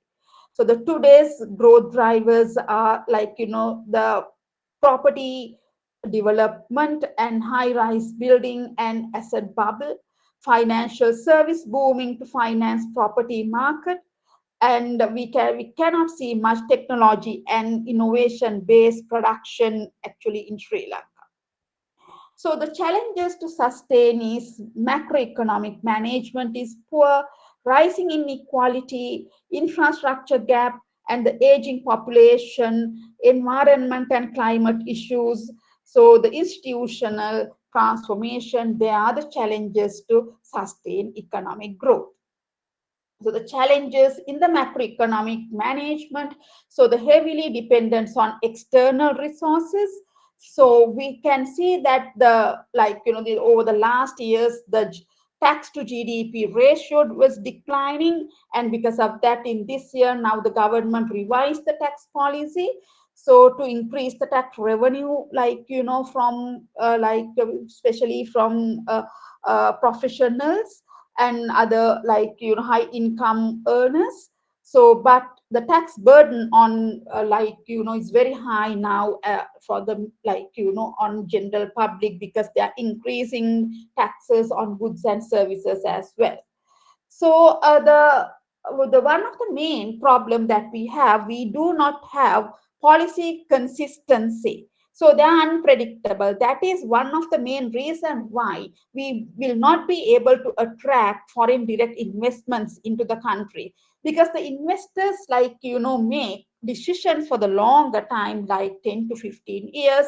But if we start changing policies very or in a short time, so then it will definitely affect for their investment decisions. So therefore, lack of consistency in economic policies is another problem that we are facing here in Sri Lanka at the moment.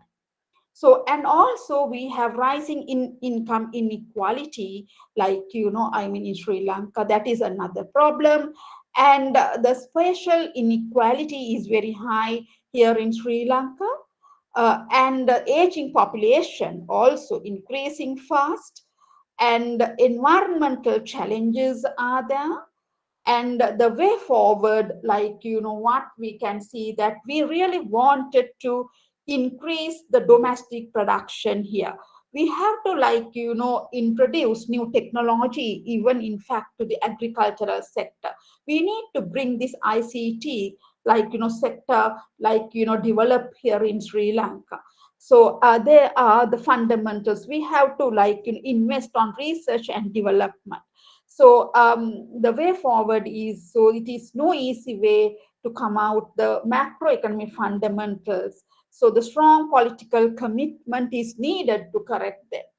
So therefore, should ideal we need to understand the root causes behind the problems, and then we need to correct them. So the coherent national planning framework is extremely essential, and we need to introduce the the market reforms in order to eliminate the distortions also. The policies should aim to promote knowledge-based economy driven by science, technology, and innovation. And we know that this is one of the the multi-talented Sri Lankan genius. His name is Ray Vijayawardena, and in fact he introduced these land masters here in Sri Lanka in 1950s. But so we had to sell this patent to Japan because we did not make use of it. And in fact now we, after opening up the Sri Lanka in 1977, we are importing lots of land masters from the other countries, and we thought that purchasing from elsewhere is easier rather than producing these goods here in Sri Lanka.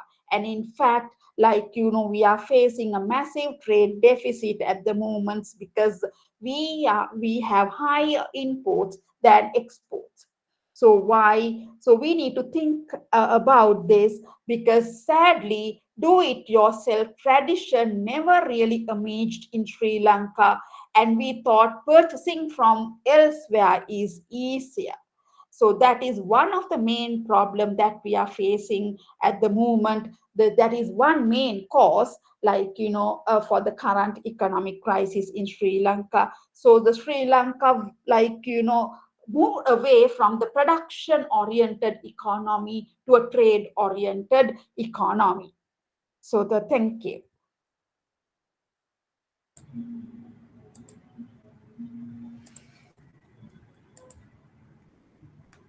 Thank you. Thank you, ma'am, for your valuable and precious insights. Now, the honorable moderator of the second session of our international conference is Dr.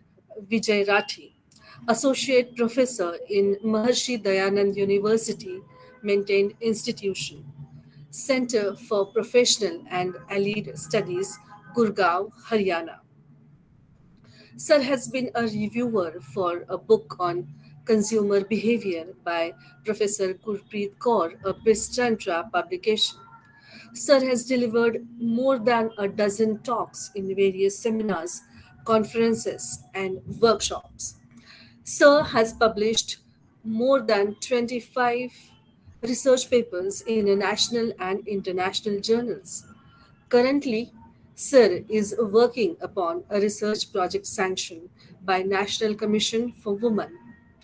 Sir has presented more than 35 papers in various national and international conferences, chaired and co-chaired many national and international seminars and conferences. Now I request Dr. Vijay Rathi to sage us, and probably in 5 minutes we'll be very grateful to you, sir. Over to you, sir. Thank you, Dr. Neha. I'm very grateful to you and your entire team for providing me this valuable opportunity to moderate this session. Professor Sumudu, while presenting on the economic and business environment in Sri Lanka, pointed out the reasons of economic turmoil and issues, despite the fact that Sri Lanka opened up a lot earlier and per capita income was very good. She really pointed out the core reasons as surge in oil prices, poor agriculture industry, and the maximum focus of present government was onto infrastructure, and that too by means of a loan from the China. And she also pointed out that the less diversified export basket and the major export that being done is into the merchandise and into very few commodities is the basic reason that she pointed out while talking about the Sri Lankan economic crisis. And if we see in all, we could refer it to as, or she referred it to as the poor government policies. She also highlighted Malaysian economy while describing how the success stories of the economies could be achieved. She has very well compared the export basket of other economies which have survived the pandemics, like China is there, the live example in front of every one of us. Professor Sumudu also inputted on how we can work on removing the inequalities among the economies by using trade and different diversification. So that was a real insight that I could take out from her presentation. That she also advocated in certain reforms that needs to be done. Those are really practical and I believe must be incorporated. She also highlighted about Dr. Ray, that who invented about the tractor, and these days Sri Lankan economy is onto the import of the tractors, despite the fact that they had the potential that they could export many things, but they are not able to carry on as is expected. It's a great listening to you, Professor Sumudu. When I see this pandemic, I feel this has impacted the societies in far more ways than impacting the health of the individuals. Various industries and sectors have slowed down. On other side, certain industries like pharmaceutical, e-retail, etc., has encased the opportunity. I believe that the whole world has experienced a great transition in the last few years because of pandemic in almost all spheres of the economy. On the one side, several people basically from the corporate sector lost their jobs during pandemic, but on other side, this result and this has inspired people to become self-reliant. Now people are thinking more about starting their own business or venture rather than working for someone else, which is going to help the nation in utilizing the underutilized or idle resources of the country. Even many government of the different economies has also initiated several policies, and Indian government is specifically working in the area, and several initiatives in this direction has already been started in the economy. Indian economy is more of service sector based economy, but after pandemic, more focus is onto manufacturing sector like the China is doing and the Japan is doing. And these startup ventures are going to be a big help in attaining the transitional phase, that is the manufacturing sector growth. Not only this, I believe there is a strong need to redefine the effective leadership. Like when we see the case of Sri Lanka, the problem is with the leadership. Leadership expert Robin Sharma once wrote that everyone can lead when the plan is working. The best lead when the plan fails apart. And this is the time which has separated and to separate the leaders from the better one. One more aspect that I could see from this pandemic is about change. Organizations have provided to their people they go through dramatic changes in a short span of time and come out fine in on the other sides.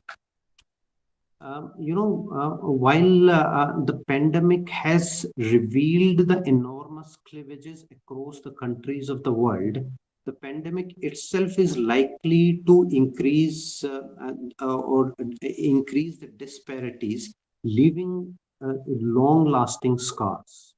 Unless there is a great solidarity among international institutions like IMF have provided global leadership and is acting in exemplary ways. So what we could see is unless we enter into a kind of solidarity kind of environment in coming time, and with the change in the mode of work, with the change in different economies that we faced because of this pandemic, things won't work for most of the economies. In some countries too, there has been leadership that has enabled them to address the pandemic. Like we could easily see from starting from the conference, our keynote speaker has referred to China that they have a positive GDP just immediately after the lockdown is over.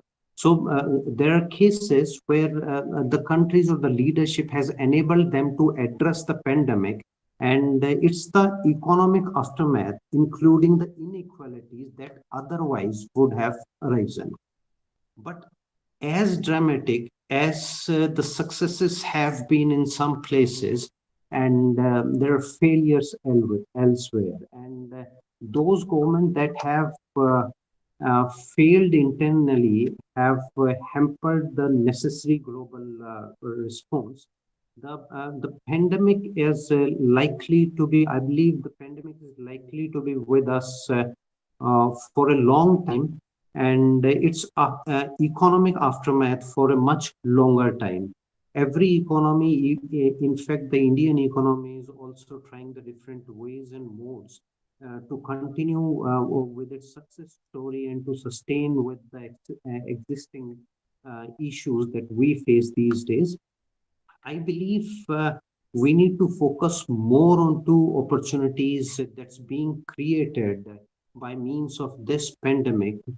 And although we need to focus on that, how we are going to work upon the difficulties that we see on daily basis.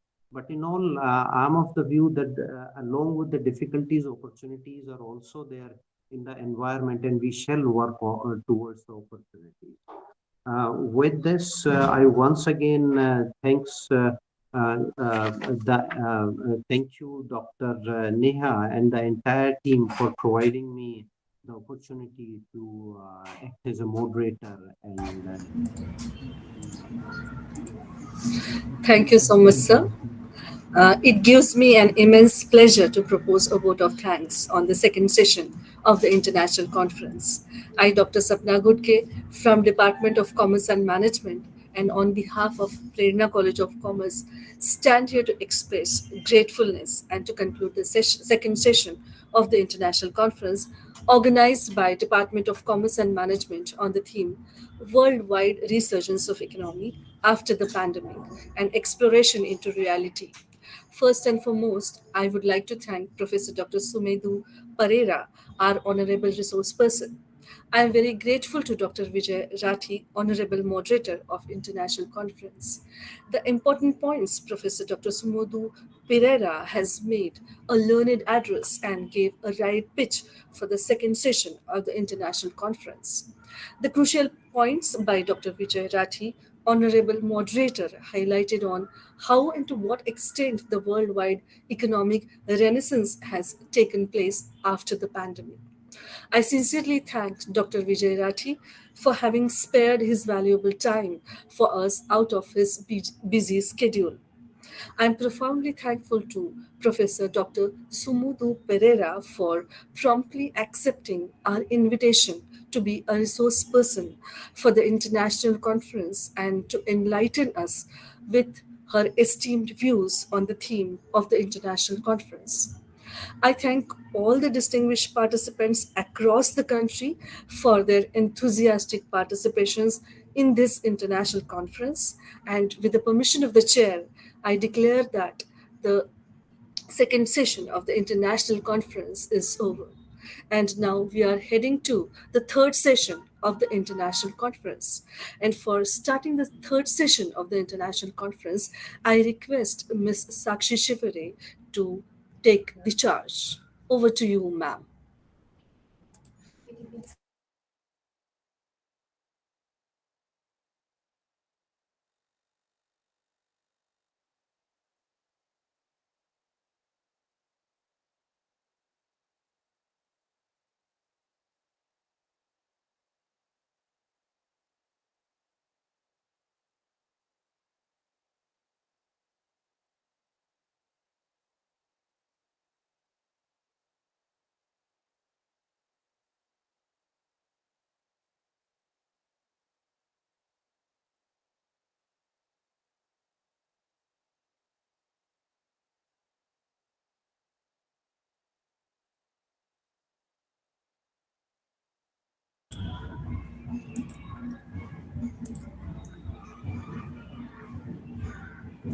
Thank you, Dr. Sapna, ma'am.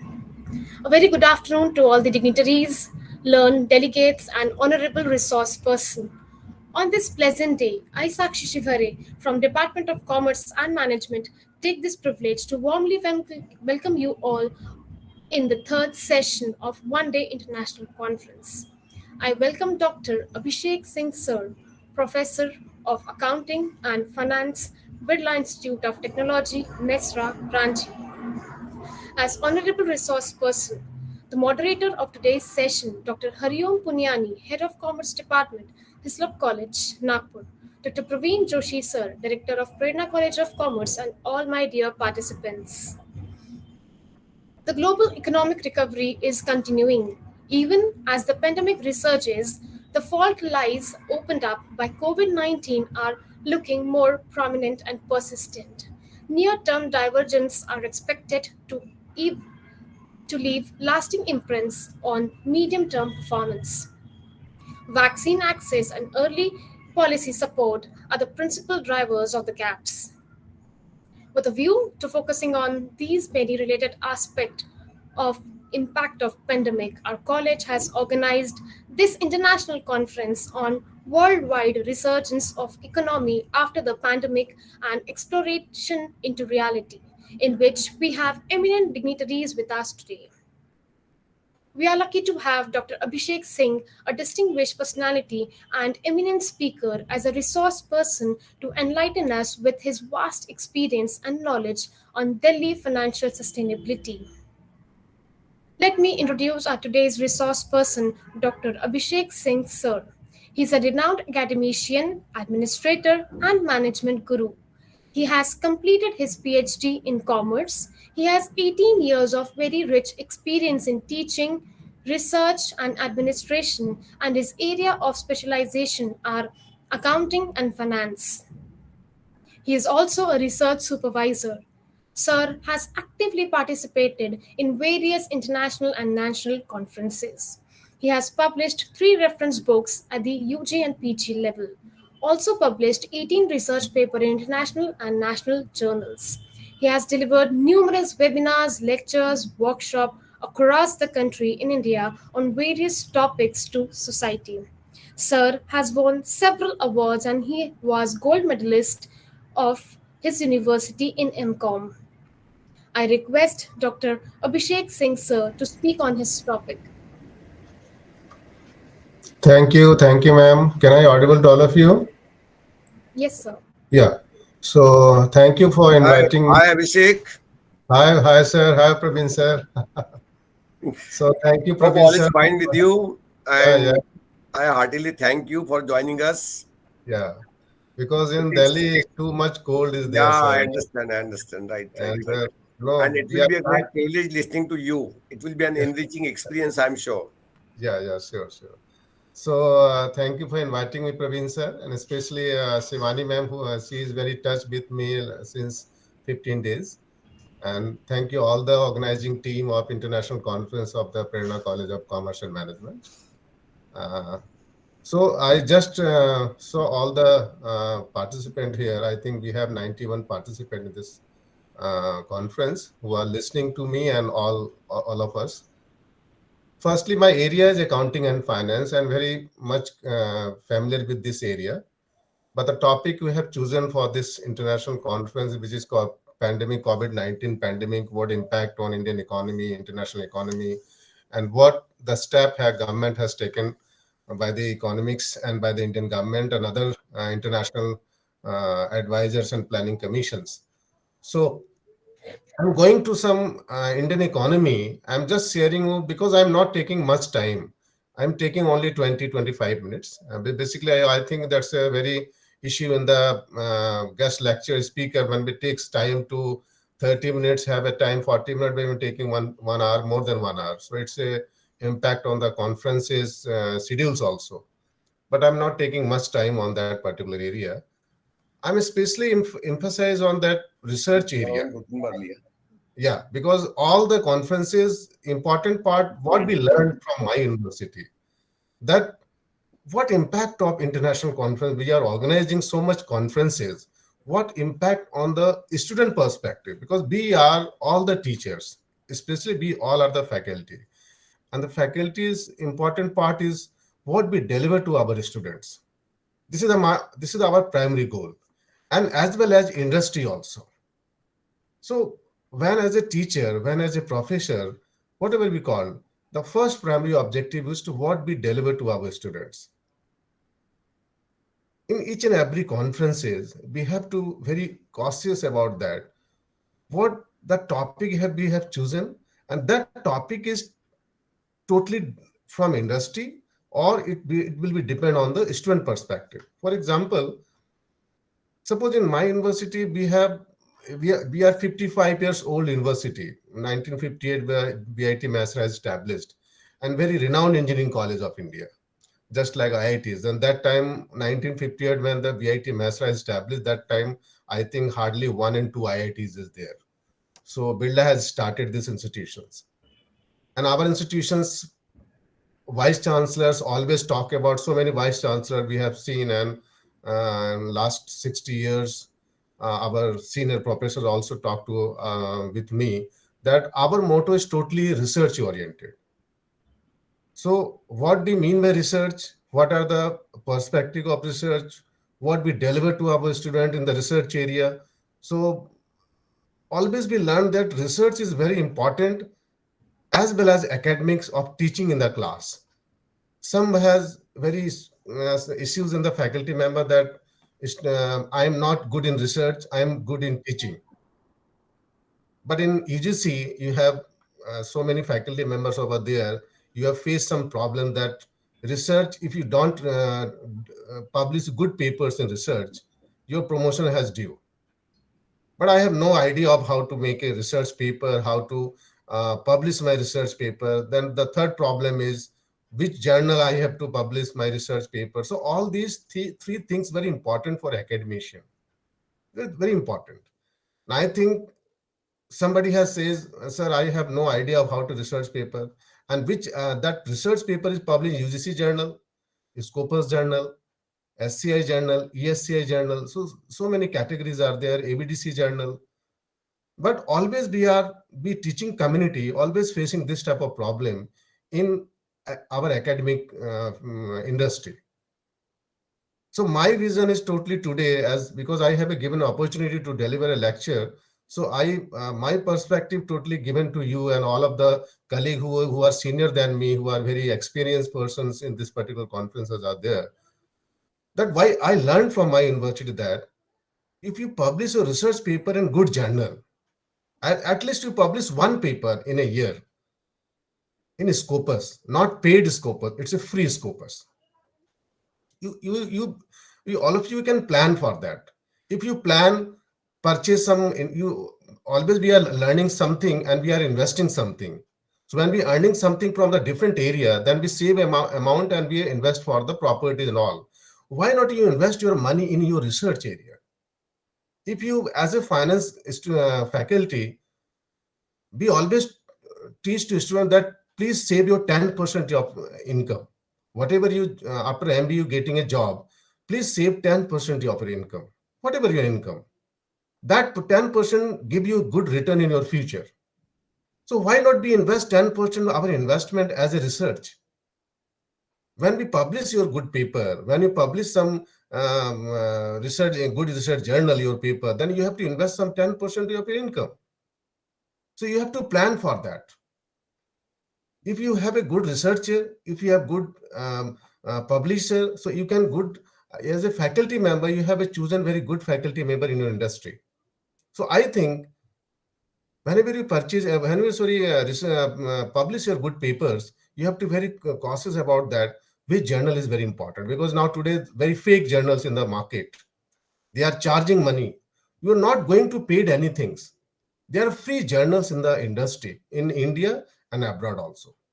And you try to publish your paper in free Scopus journal. They are not taking any charge. Not going to paid journals. And as well as SCI journal and ESCI journals. They are free. But they are taking your research paper to publish only on the beyond that your paper has some good quality. And that paper impact the industry. Not for the copy paste.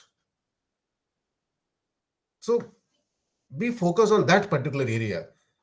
And in India, each and every university has so many professors are there, so many teachers are there, but research is not there. The reason is simply we are not emphasis on particular department that you have to create some innovations. Prime Minister Modi has already told to the academic industry that you have to create you can start a startup, you can create innovations. That's why each and every organization has now today, they are going to start incubation centers.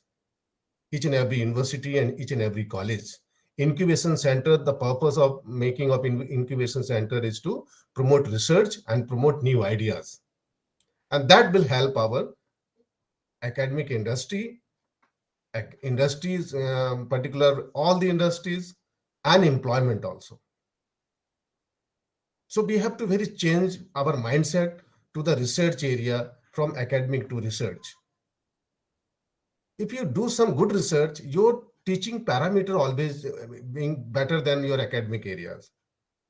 So in every good university you talk, and this is the one thing that you have good publication, good paper. Now the second is what type of university or colleges you are participating. If you're going to participate in Indian Institute of Management, B schools of India, as a commerce teacher, you can learn from them. The professors, if you go to the IM, attend a FDP in IM, attend a MDP programs in IMs on B schools, you can learn from there. What the techniques they are using, what the case method they are using. So these all things that you can use in your particular area. And that will help your academics. And you learn from there, then you use that techniques with your students. And I feel that, and you feel that there is some good quality that you are observing, you are getting from your academic industry. This is my vision, basically on all these things, because pandemic is already gone, and I think there is so many financial challenges to our industry.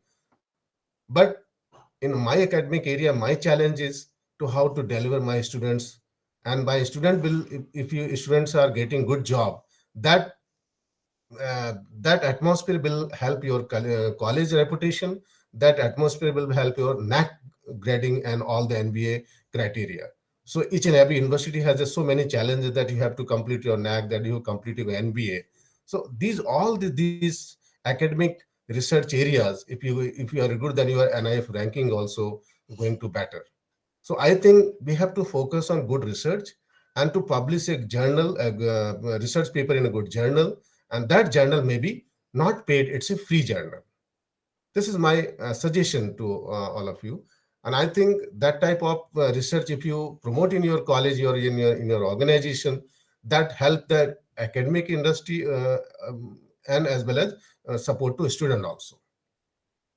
And second thing which I learned from, because I am from the Delhi and I joined 6 months for Sandeep University Nasik as a dean, because they are very forcing me last 1 year.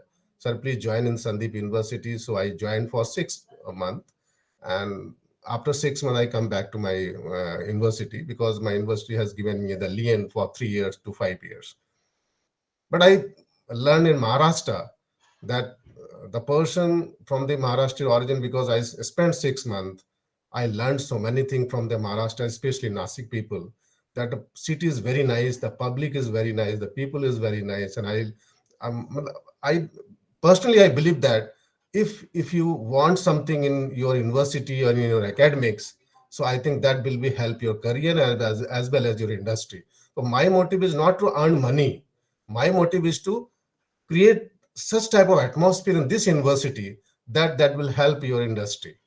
I started business analytic course in finance analytics and banking and finance, and I think there is good admissions is increasing this 6 months. Whatever the program I launched over there, so they will the honor of this organization that accepted these views, and they were very happy for that. But quite of some reason, family reasons, my personal reason, I have to left the university and I come back to my home, BIT Noida. So these all the things that I have learned in this particular university, how to administrate all these things. Like Neha madam has said that sir is a administrator. I'm not a good administrator, basically. I learned 6 month administrator post, and So this 6 month, I collaborate some good research in that university and suggest that you please come out from the private mindset and come to the research part. So they are going to to complete the NAC formalities, they're going to the NBA formalities and the research area, because that will create your goodwill and that will create your rapport. If your university is not in NAC graded, your university is not NBA graded, no, your university is not in NIF ranking, the admissions process and the research proposal invested by the company and by the organization or the government also. Because if you have some this type of grade, then government also invested in your university and your organization. So this is the new scenario of the UGC. So I think that will help your career, that will help your industry, that will help your the students' future career. So this is the basic phenomena that I want to deliver beyond the topic which has chosen for this international conference, because I'm not going to the particular topic of the international conference that you are organizing, but my area, my the knowledge in that particular area, which I share with you all. So I think that the perspective which I learned from all the 18-20 years in my academics. And I always talk to our students that please do MBA. If you complete your MBA, what you did after MBA. So I going to getting a good job in any different companies. But I suggest always them, no, if you want MBA, please do some beyond the MBA. What? Please complete your certificate program like machine learnings, big data analytics, uh, like Power BI and Tableau. So that type of some software tool you have to very learn from 6 months or 3 months or 1 year. That will help in your academic industry whenever you pass out from the MBA. So that tools very important. Now today machine learning is applied each and every sector. If you are business analytics, if you are marketing analytics, you are finance analytics, you are banking analytics, each and every year machine learning is out there. So I'm a commerce student, I'm a finance student, I'm a finance faculty. How we learn the programming language? Not going to learn programming language like R and Python. You go to directly data analytics, and data analytics where the Excel is there, now is a Power BI is there, so Tableau is there. So we can learn one software at least. After the MBA, if you have some type of good knowledge, your company will choose in you, and whatever package and salary that company will offer you. So ultimate goal of the college and the university to how to develop the students' mindset, how to give the students a quality knowledge. So that type of certificate program, that type of knowledge also added with your MBA program. So this is the demand of the new generation, not the old, because we are earlier in MCOM and MBA, that type of tools is not there. Only Excel is there. But now today there is a Power BI and Tableau is there. So many softwares are there. So we have to learn, we have to smart with these tools. And in 1970 there is a industrial revolution, 2000 there is a IT revolution. Now today there is a big data revolution is there. So you have to come together with these techniques, and that technique will help your career. So thank you, Prerna. Thank you, Praveen sir, for inviting me, for giving me such opportunity to share this some little bit view with you all. Thank you.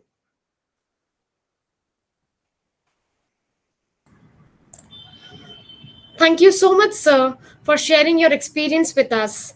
You have beautifully explained and guided us on research methodology and briefed us about various tools used in research. So, hold on a second. We have also with us our moderator, Dr. Hariom Punyani, sir. Let us hear the brief introduction of Dr. Hariom Punyani, sir. He is a great academician, presently working as a professor and head Department of Commerce, Hislop College, Nagpur. Sir has 18 years of teaching experience in finance and accountancy at UG and PG level. Sir is a member of RT Menu Syllabus Restructuring Committee as per NEP for BCom CPCS program. Sir has 16 research papers published in reputed international and national journals. He is a great motivational speaker and life coach. Conducted more than 650 successful motivational workshops and seminars across the country. We are honored today to have such an eminent personality with us. Over to you, Dr. Hariom Punyani, sir. Thank you so much, Sakshi ma'am, for that extensive introduction. In fact, thanks a lot to Dr. Abhishek Singh sir for delivering a very insightful, a brief but very insightful session on research methodology specifically. The topic being the worldwide resurgence of economies, of course, but though you picked up the most important thing, sir, and when you said that there should be a work or there should be a real introspection to be done on the real objective of the conferences we actually conduct for the students and the faculty members. So I believe, yes, that was a very specific thing which I would like to appreciate in your talk, Dr. Singh, because I believe, yes, conferences are held, but there has to be some kind of real content which really helps the students and the participants of the session. I would like to briefly take the points from your session, which was about highlighting the problems in the research area, the kind of ignorance which people and the faculty members and the students are facing, the importance of reputed journals. You specifically talked about Scopus without payments. So I believe these are very important points and inputs which were given by you in that 10-15 minutes of your brief talk. However, when you said about the importance of reputed institutions in research, that actually matters a lot. There is something which people sometimes ignore. And the point which you talked about, sir, about the conventional or non-conventional courses to be done apart from a regular degree of an MBA or a BBA or whatever, that was really, really important. So you also throw light on the industry revolution, then the IT revolution, and now the data revolution. That is appreciated. Very important points, I believe, in a gist. I would just like to make sure that I do not cross my borders or boundaries, but I'm really thankful, Abhishek Singh sir, for this research insight given to the students and the members in this conference. From my side, I would like to add 2 more points, if the chair permits me. Because sir has talked about research, thank you. Because sir has talked about research, and I being into finance and accountancy, sharing the same platform with you, sir, also being into some kind of life coaching and motivation, I would like to add few more points, because I believe most of the students are attending this session. And I would like to add few more points for these wonderful students. When sir says research, my friends, when you talk about research and everything, you please try to also think on the angle that opportunities don't knock these days. The opportunities will not come to you and knock your door these days. The opportunities are actually walking around you. You are supposed to stand up and grab the opportunity. So the pandemic has actually brought in a lot of opportunities for research, for all the areas. It is you who have to stand up and take and grab the opportunities, my friends. So as students, if you are a student, make sure you have a lot of things to come up and you can become entrepreneurs. Every speaker in the conference is talking about the startups, the new people leaving their jobs and trying to start their own businesses and their own processes. So I believe 2-3 important points. If you want to really start as a founder of a startup, I would like to tell you very simply that you need to first understand that do you have the capacity or do you have the intent to initiate? Can you actually initiate? First thing which you need to introspect within ourselves is can we initiate? If you are a good initiator, you will always be having an extra edge above the competitor ahead. Next, most important, what I believe from my experience, we talk about research or you talk about anything in the world, before you start doing the work, you should know how will you be ending that particular task. So before you actually start doing a particular process, we normally just, something comes to us as an assignment and we just go and start doing it completely and we want to complete it anyhow. That's not the point. We should first be able to visualize exactly what will be the end result of my task or my assignment. And my friends, if you have this kind of a quality, it will also help you in your research. It will help you in anything in life. And of course, you need to be a crisis manager. You need to be a crisis manager. You are not welcomed by anyone in the world if you talk about crisis. If you go and just talk about problems, you need to be a solution giver. You should not be a problem teller. You should be a solution giver to the people, and that is where the world will accept you in this change scenario. I will always say pandemic scenario has changed the whole world, and now when we are developing ourselves once again, we are trying to stand up once again, we are in the phase of recovery. I believe this recovery will be a kind of a big sixer. Like when a batsman is basically beaten by a bowler, the next shot he visualizes in the mind and goes in the back foot and pushes the ball out of the boundary. So it's kind of that kind of things coming up for you, my young students. So I will not like to take much time, but yes, negotiation skills, communication skills matters a lot. So if you students are also attending this session, I would like to specifically give you these kind of insights. I am really thankful to Dr. Abhishek Singh sir for that wonderful and a brief and a very specific, mind-blowing and something to be introspective about your talk, sir. Thank you very much. I would like to thank Professor S.C. Gulhane and Dr.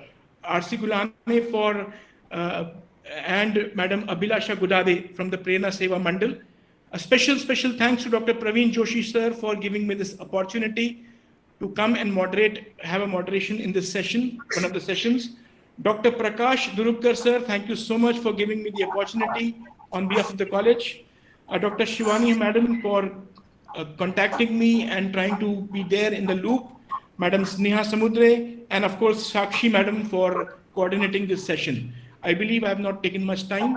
Thank you so much and all the best. Thank you once again, Abhishek sir.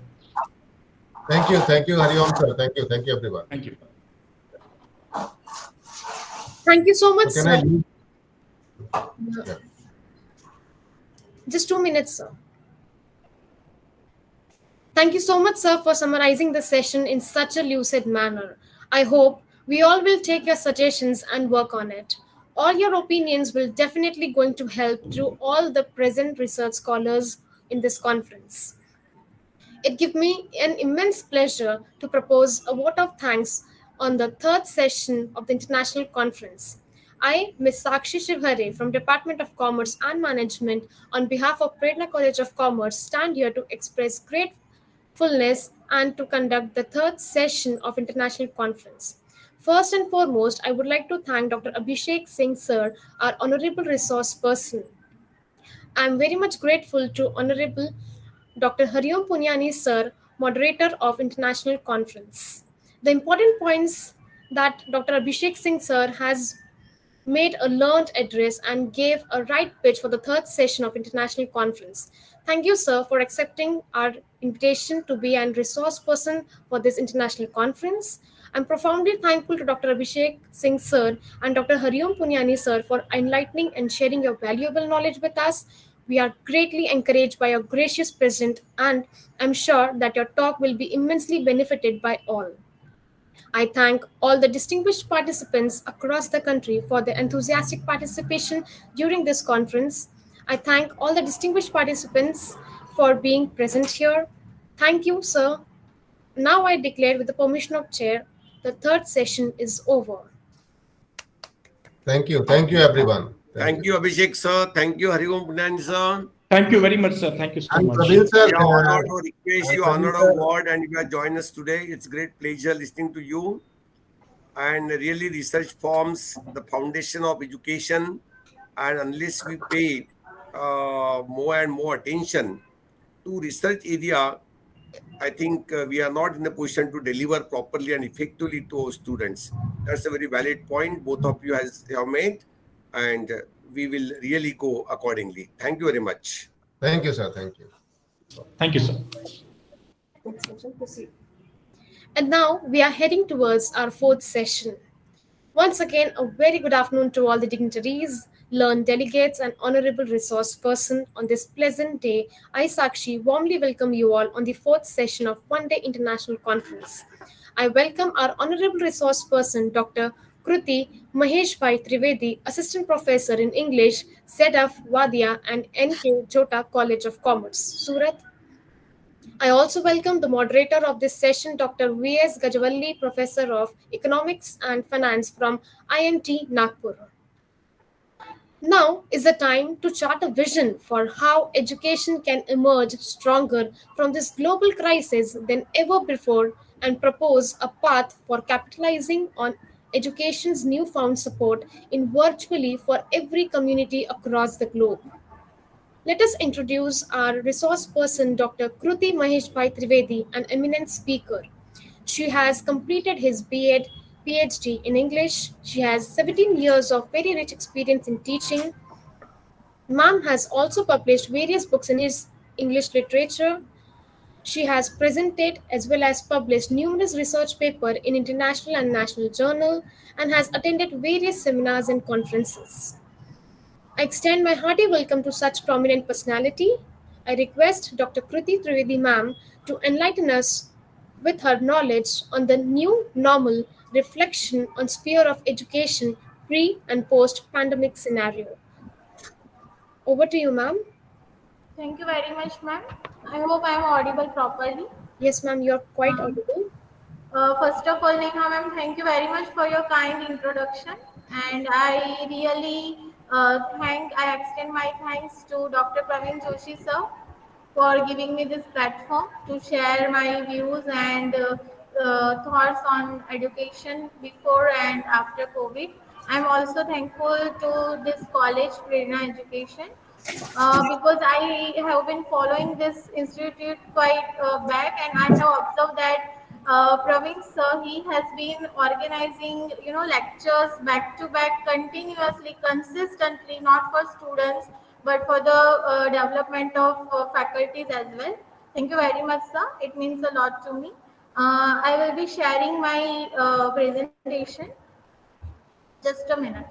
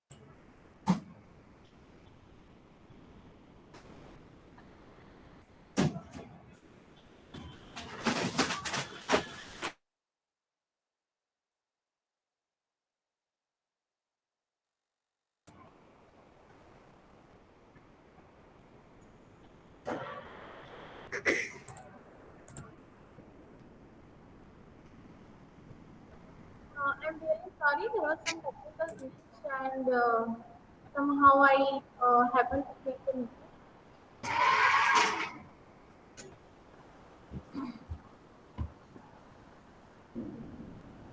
Neha ma'am, is it visible?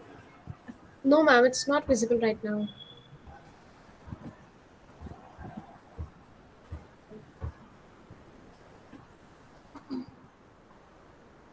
Yeah, it's visible now. Okay.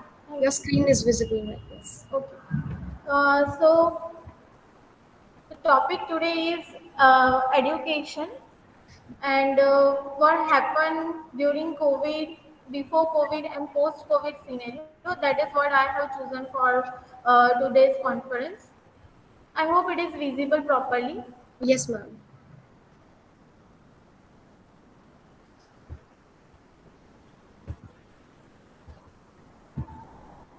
So,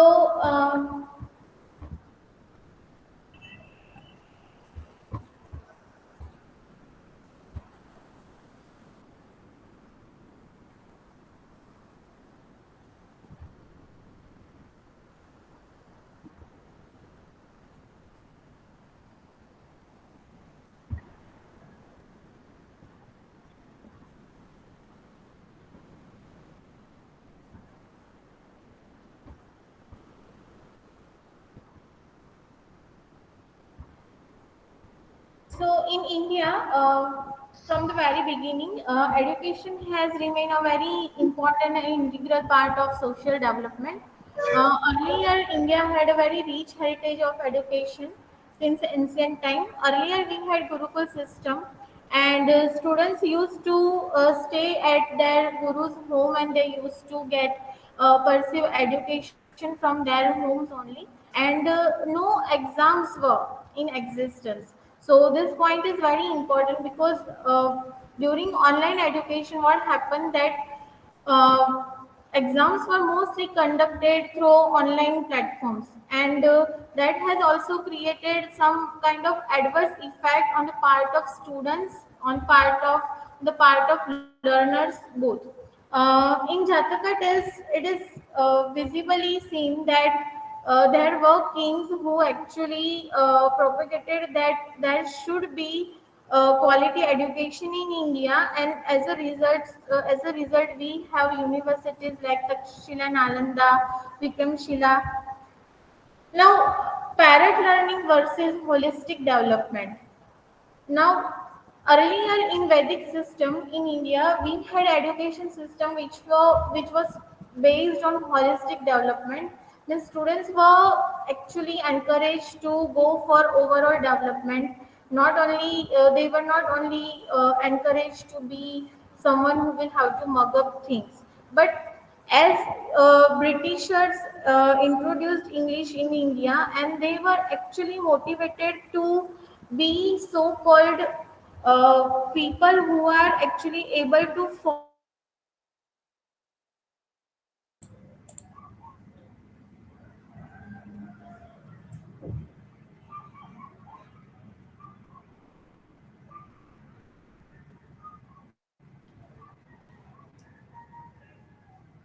Kruti ma'am, you're not audible.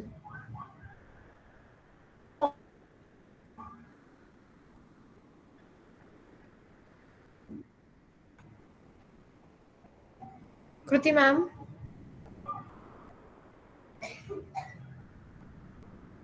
you're not audible.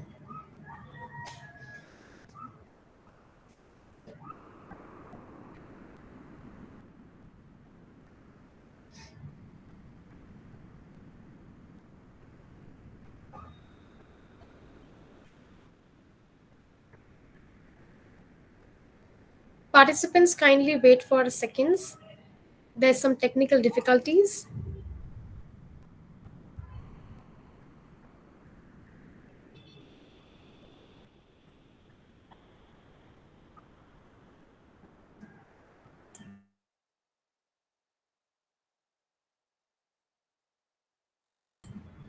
Ma'am, kindly rejoin it.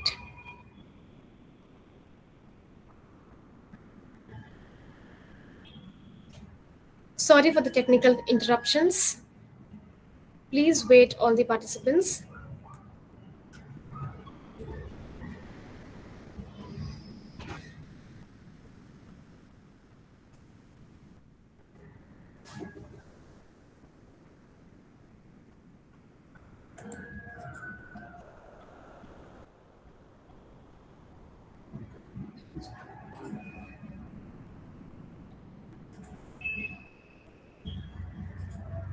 Madam कहाँ चले गए वो?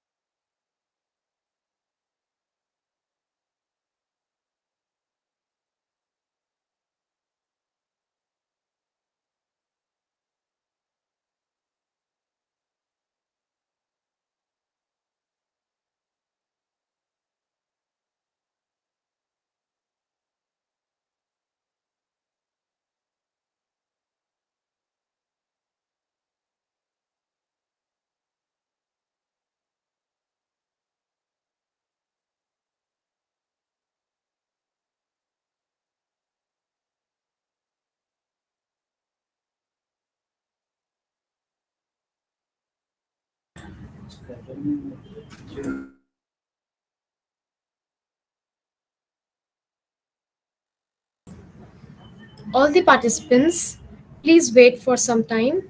There is some technical issue. Yeah, ma'am is right here.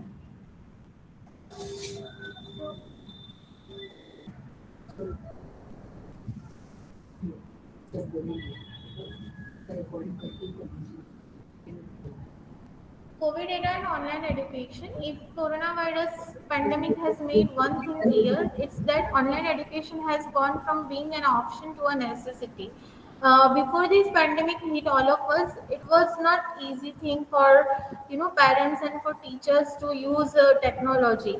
But one thing is for sure that after this pandemic, everyone, be it some older, be it the age of, am I audible? Yes, ma'am. Okay.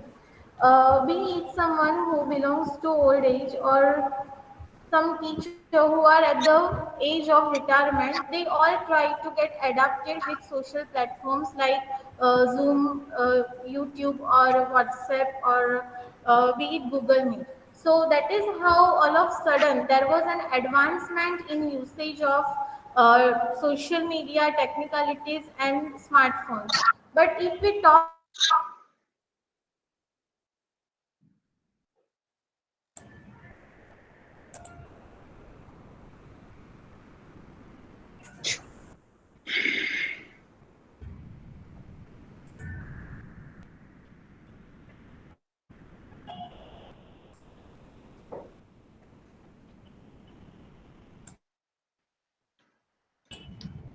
Ma'am, you're not audible right now.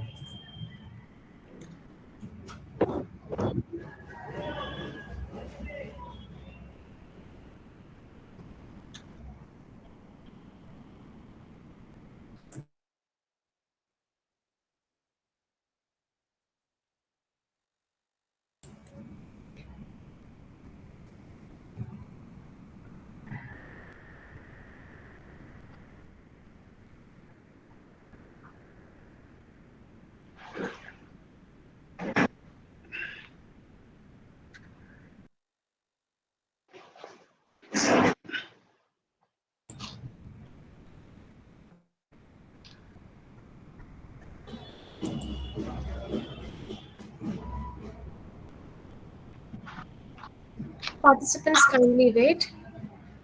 Ma'am will be rejoining again. There are some technical issues going on. Is she trying to do from any remote place? Yes, sir. Okay. Which place is this? Just a second, sir. It's okay. It's okay. Maybe she needs to refresh the system or whatever, because once it happened with us, with a resource person from Dubai, the whole thing got delayed by 45 minutes. So the technology is a big risk, always. And it proves at times. Yeah.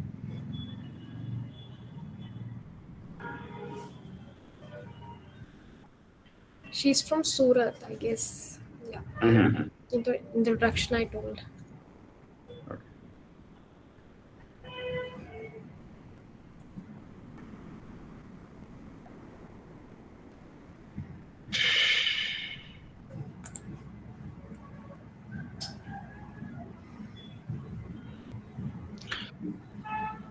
So we are not allowing any question answers when I talk or during the moderation or something. So you are free to ask any questions to the resource person. No. Audience, I mean. Does the audience have any? If they have any, I'll be sharing them with the resource persons. As such, now there are no questions in the chat box. So can they put on their speaker and talk? Yes, sir. Yes. Possible? Uh-huh. Yeah. Because that facilitates more interaction, instead of one way. Yeah, sure, sir.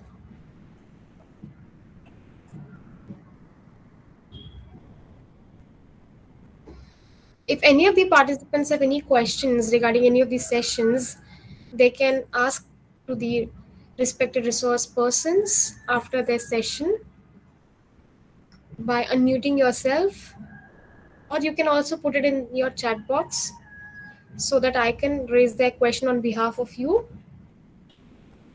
Yeah, it's always good.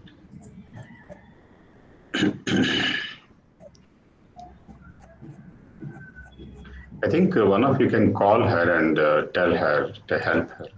Yes, sir, we are in that process.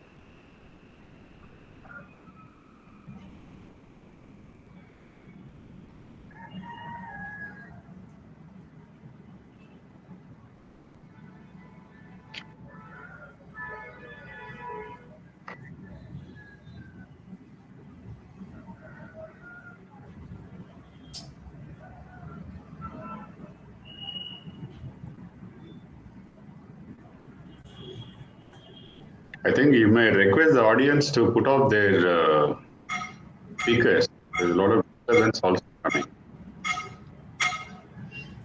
I request all the participants to please mute yourself.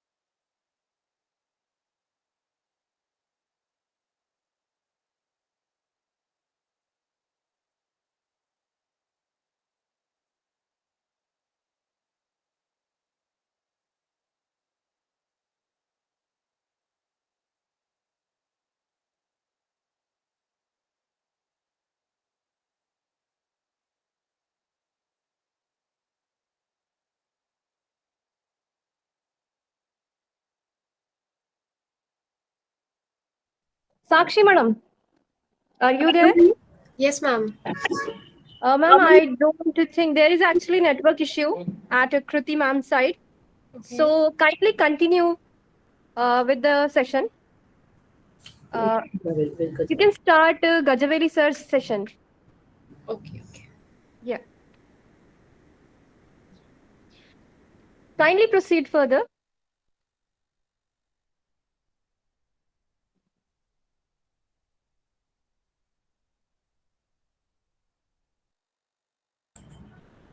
Hello. Dr. Gajavalli sir. Dr. V.S. Gajavalli sir, are you there? Yeah. Am I audible? Yes, sir. Is it comfortable, ma'am? Yes, sir. Okay. So you can proceed with the session if you don't mind, as ma'am is having some technical issues. So you Okay. can speak on the. You don't. I don't mind. Rather, I'm a kind of would love to take the additional responsibility of saying few things on the education during the pandemic and how we suffered and what is needs to be done. Mhm. So maybe I reflect upon whatever is the introduction given by ma'am, and as part of my role as a moderator. Okay, is that fine, ma'am? Excuse me, sir. Is that fine? Whatever I said. Yes, sir. Can I have some few minutes from you? As I would like to introduce sir in front of all the present participants. Sure. Yeah. Thank you, sir. Yeah. Let me have the privilege to introduce our moderator. Dr. V.S. Gajavalli is Professor of Economics and Chairperson, Center for Sustainability, Growth and Development at the Institute. He has more than 25 years of experience in management, education, research, executive education, in company programs, faculty development, and consulting. He holds a PhD from Hyderabad Central University and trained in participant-centered learning and case study craft at Harvard Business School and on teaching methodologies and case writing by Richard Ivey and Stockholm School. His academic interests include economic analysis and its applications to management, economic policy and sustainable development, economic integration and global business and enterprise risk management. Sir has authored 2 textbooks and many other training modules in the area of economic environment and corporate decision making. He has won several awards, including Certificate of Excellence from His Excellency Dr. Bhishma Narayan Singh, former Governor of Assam, Tamil Nadu, and Northeastern states for meritorious service and outstanding performance at the Seminar on India's Economic Development. Also granted the conference Best Paper Award for Academic Excellence at International Conference on Business and Economics at New Orleans, Louisiana, USA. Dr. V.S. Gajavalli has presented and published several research papers in various national and international journals. Professional forums such as United Nations Environment Programme, UNEP, Nairobi, Kenya, and International Society for Ecological Economies, Halifax, Canada. Now I request Dr. V.S. Gajavalli sir to please enlighten us. So I was thinking of intervening so that we save more time for the talk than for the introduction. Oh, that was a great introduction, ma'am. Thank you so much. Yeah, and a very good afternoon, everybody present here. And at the outset, let me thank Dr. Shivani, who happened to be my, close associate, taking part in several conferences, FDPs at Institute of Management Technology in Nagpur. And she was the one to get in touch with me. So I thank her and I congratulate Prerna College and the leadership, Dr. Praveen Joshi. I'm sure sir is present here. Yes. For having initiated a discussion on a very, very important, very critical topic, such as whether a global economy, whether a global society, whether global finance, whether global market, for me, all these things more or less same. Whether there is a concrete evidence of recovery and what kind of a reality check that one can have. Ma'am, am I audible? Yes, sir. Okay. Yes. So I congratulate the management of Prerna College of Commerce and the leadership and the faculty who are, taking a lot of effort in making it happen. I reflect on what happened to education first, because Madam could not make it because of some unexpected technology hitch. See, the education was the worst affected, if you ask me. See, who were worst affected? Essentially, the school-going kids. Just yesterday, I come across a case, family friend. She could not send her 3.5-year-old boy to the school for almost 2.5 years. So the boy is now running 7 years, and she's trying to find a way that he successfully completes the first standard. So I'm only sharing a case of one single family. Like that, there are millions, hundreds of millions of the school-going kids who suffered immensely. And when they miss the school, we are essentially talking in terms of how best we make the human capital more productive, isn't it? So I think we have gone through a phase wherein the students started attending on cell phones, and people, who can't afford to buy a cell phone, which can have a screen, and, they can buy the data and make it, functional for their kids. We have seen the financial, problems that families who can't afford technology, isn't it? So we have seen a phase, the transition, isn't it? It was a lot more difficult, isn't it? And on the other side, the families, the parents, they lost their jobs because of the lockdowns, because of the downturn. The economy is falling apart, isn't it? Parents were not able to provide those 3 times a day meals, breakfast, lunch, and dinner, to their kids.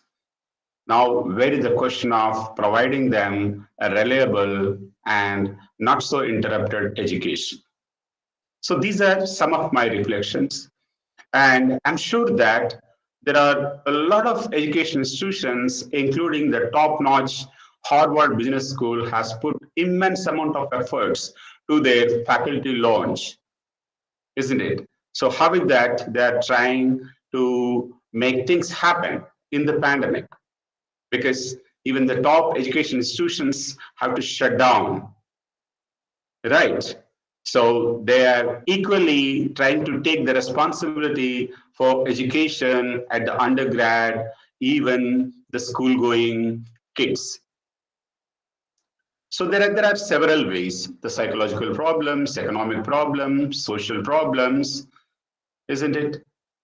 So it was that kind of a scenario. Somehow we are hoping that that kind of a phase is almost over, and we were somehow able to endure. But what remains is a big question mark. Why it is a big question mark? Because after too much of a protest by the public, the China lifted the restrictions. Unfortunately, China used a vaccine that is not even used by most of the world, not it is tested properly.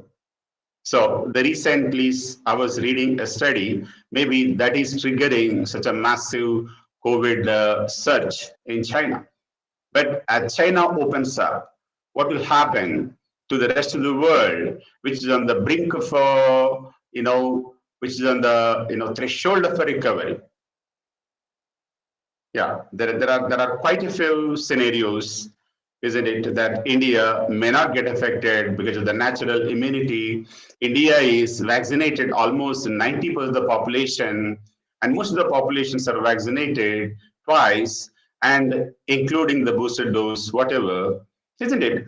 The scenarios are quite a few scenarios, and we don't really know except to watch carefully. And this is going to have an immense bearing on education institutions and their plans, isn't it? We all of us know how pandemic affected the basic, the targets of education institutions, either in terms of enrollments, either in terms of investing in human capital or investing in human capital. I mean, basically the faculty, professors, and training them, providing them best possible support, and investing in their technology related to education and infrastructure, isn't it? Reaching the research targets, isn't it? Now there is a regulatory compliance from most of the national and international accreditation agencies that are focusing more on the research output than on the teaching, isn't it? So this is the kind of a scenario, right? I think I'll just take a few minutes. So I just try to give a kind of a perspective as to what was the education scenario during the pandemic. Now I just take a few minutes on the most important theme that is being chosen for this international conference, that is whether the global economy, global market recovering the way we are all thinking, we are all believing, isn't it? So what is a reality check? What's the reality check? So I have a few observations, because by profession, I'm an economist. By profession, I'm a social scientist.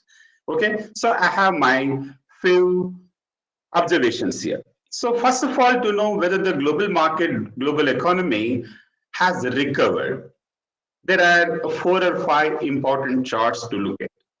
The first important thing is the world oil demand, the diesel, petrol, gas that we buy, isn't it? I think we all of us know that even before the pandemic, globally, there was some kind of a sluggishness. It was not all that good. It was not all that in a great shape. Even India was also in a kind of a sluggish, a kind of a slowdown economically, investment-wise, and so on and so forth. Right? So the world oil demand obviously gone up immensely. It took a dip during the pandemic because the lockdowns, there is no motion, the transport, the logistics. It took a bit, but as the world markets driven by, say, India, China, US, Europe, the demand for oil started picking up, and then came a sudden shock, that is the geopolitical tensions, especially further aggravated by Russia invading Ukraine, that has suddenly, throttled the global oil supplies and attached too much of uncertainty, so pushing the oil prices up. So we're only remembering 1970s oil shocks, 1980s oil shocks, and 1990, the scenario triggered by Iraq invasion of Kuwait and so on and so forth. And the second important thing is airline seating capacity. We are almost coming close to pre-pandemic. So that means it is an indication, yes, it is positive as well as negative. So when economies are getting again integrated through air travel, and if China start reopening, so the big question mark is how soon the Chinese virus likely to spread globally. And the third important thing is unemployment. Unemployment rate, after hitting a height of 14 plus globally during the pandemic, now it roughly stands below 6%. So that means this again indication that yes, global economy recovered, started producing more, hiring more people, placing more human capital, generating incomes, spending capacity, and buoyant markets. But there are questions. Interest rates. So what central banks globally did, including Modi government, they have come out with some 21 lakh crores of fiscal and monetary stimulus. They reduced the rates to borrowers, households, companies, SMEs. So globally, they hit almost zero rates during the pandemic. But then what happens? Anything that you make cheaper, demand goes up. As demand goes up, prices go up. As prices go up, there is a bigger shaitan called inflation. So you need to have a tab. So, but before we see any such full-fledged growth globally, including India, central banks started tightening the credit, tightening the liquidity. So that is a big question mark. And the fifth important indicator, whether the economy is recovered or not, that is the government debt, government borrowed to spend, isn't it? I think this is slightly high compared to even pre-pandemic. So the government tried their best because you don't want to spend, I don't want to spend. Yeah, when we are not spending, there is no point companies can actually invest and produce just only to realize that they are not able to clear their shelves. They only end up building inventories, isn't it? So the government is the only responsible spender when the scenario is not so good, not so rosy. So going by all these indicators, as an economist, I can clearly say, yes, we are in a recovery mode. But what is the downside? How much time I have, ma'am? Nehaji? Sir, you can proceed further. Yeah, I have another 10 minutes. Yeah, you can take your 10 minutes, sir. Okay.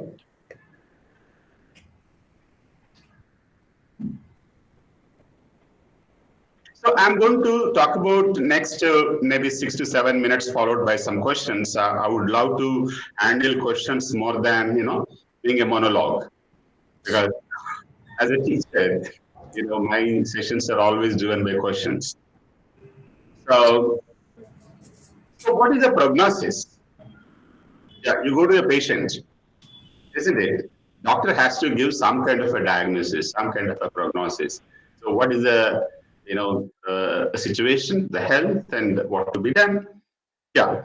So I have few observations. The global economy is heading towards, though recovered, I think 2023, by most of the calculations showing the global economy heading towards a recession.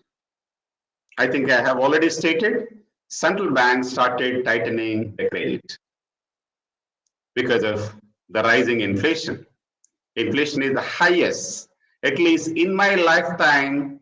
I have not seen such high inflation rates in Europe, UK, and US. I have not taught my students inflation rates in UK, US being higher than India. Right. So the central banks are in the mode of tightening the liquidity. So the price stability, low prices remain a big concern, meaning only a moderate GDP growth rate and a moderate jobs. So this is to be taken very seriously by the graduating institutions, higher institutions, because they have to show jobs to their students. Second, larger part of the world still remain adjusting to the initial energy shocks, again aggravated by, as I clearly stated earlier, the geopolitical tensions and the Russian-Ukraine war, adding more uncertainties. And COVID somehow has made a comeback. Yeah, last I think 6 to 8 months, we are in a physical mode, started conducting our classes face to face, and teachers started enjoying and students started enjoying, isn't it? But it has made a comeback in China after Chinese government lifting the restrictions because of so many protesters all over the country.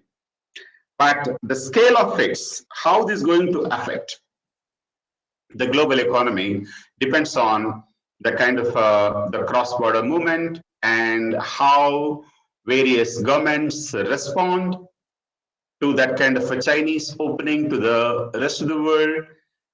This is something to be kept in mind and kept under the observation. The fourth, the soft currencies like INR, Indian rupee, tumbled against the major currencies, including dollar. And international capital flows, instead of coming to emerging markets, they started moving back to the developed markets such as Europe, UK, and as the entire world economy slowed down. With inflation globally sticky downwards, unwilling to come back, and hence, when the inflation is high, interest rates, nominal interest rates, bound to be high. So there is no other go but to conduct business with high borrowing costs. So the company's cost of financing is going to go up. So that implies it's going to affect incentive for companies to borrow and finance. So this may affect even job creation to some extent during 2023 and even 2024 to some extent. Firms expected to pull down from the decline in business prospects, and the government struggled to regain their fiscal balance. Governments having already spent, isn't it? They need to somehow balance their expenditure and revenues. Of course, India's situation is always better than some of the other emerging markets. So if the recessionary scenario continue, the businesses may pull off from this cycle.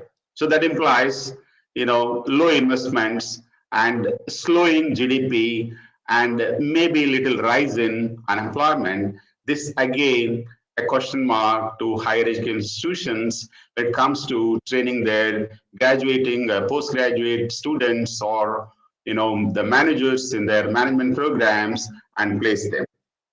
So what is more dangerous is the productivity enhancing technology is facing immense amount of credit crunch. So this is the big question mark. As we all of us know, productivity is like a free lunch, because for a given cost of funds, for a given cost of inputs, for a given effort, you are able to produce more, you are able to sell more, you are able to generate more revenues. So that means per machine productivity, per worker productivity likely to be on the higher side. So that means the firms, companies have no incentive to fire you when the productivity is up. But because of the crunch, the tightening of the liquidity credit, now the technology is getting the hit. So this is something not so rosy about the current state of the global economy.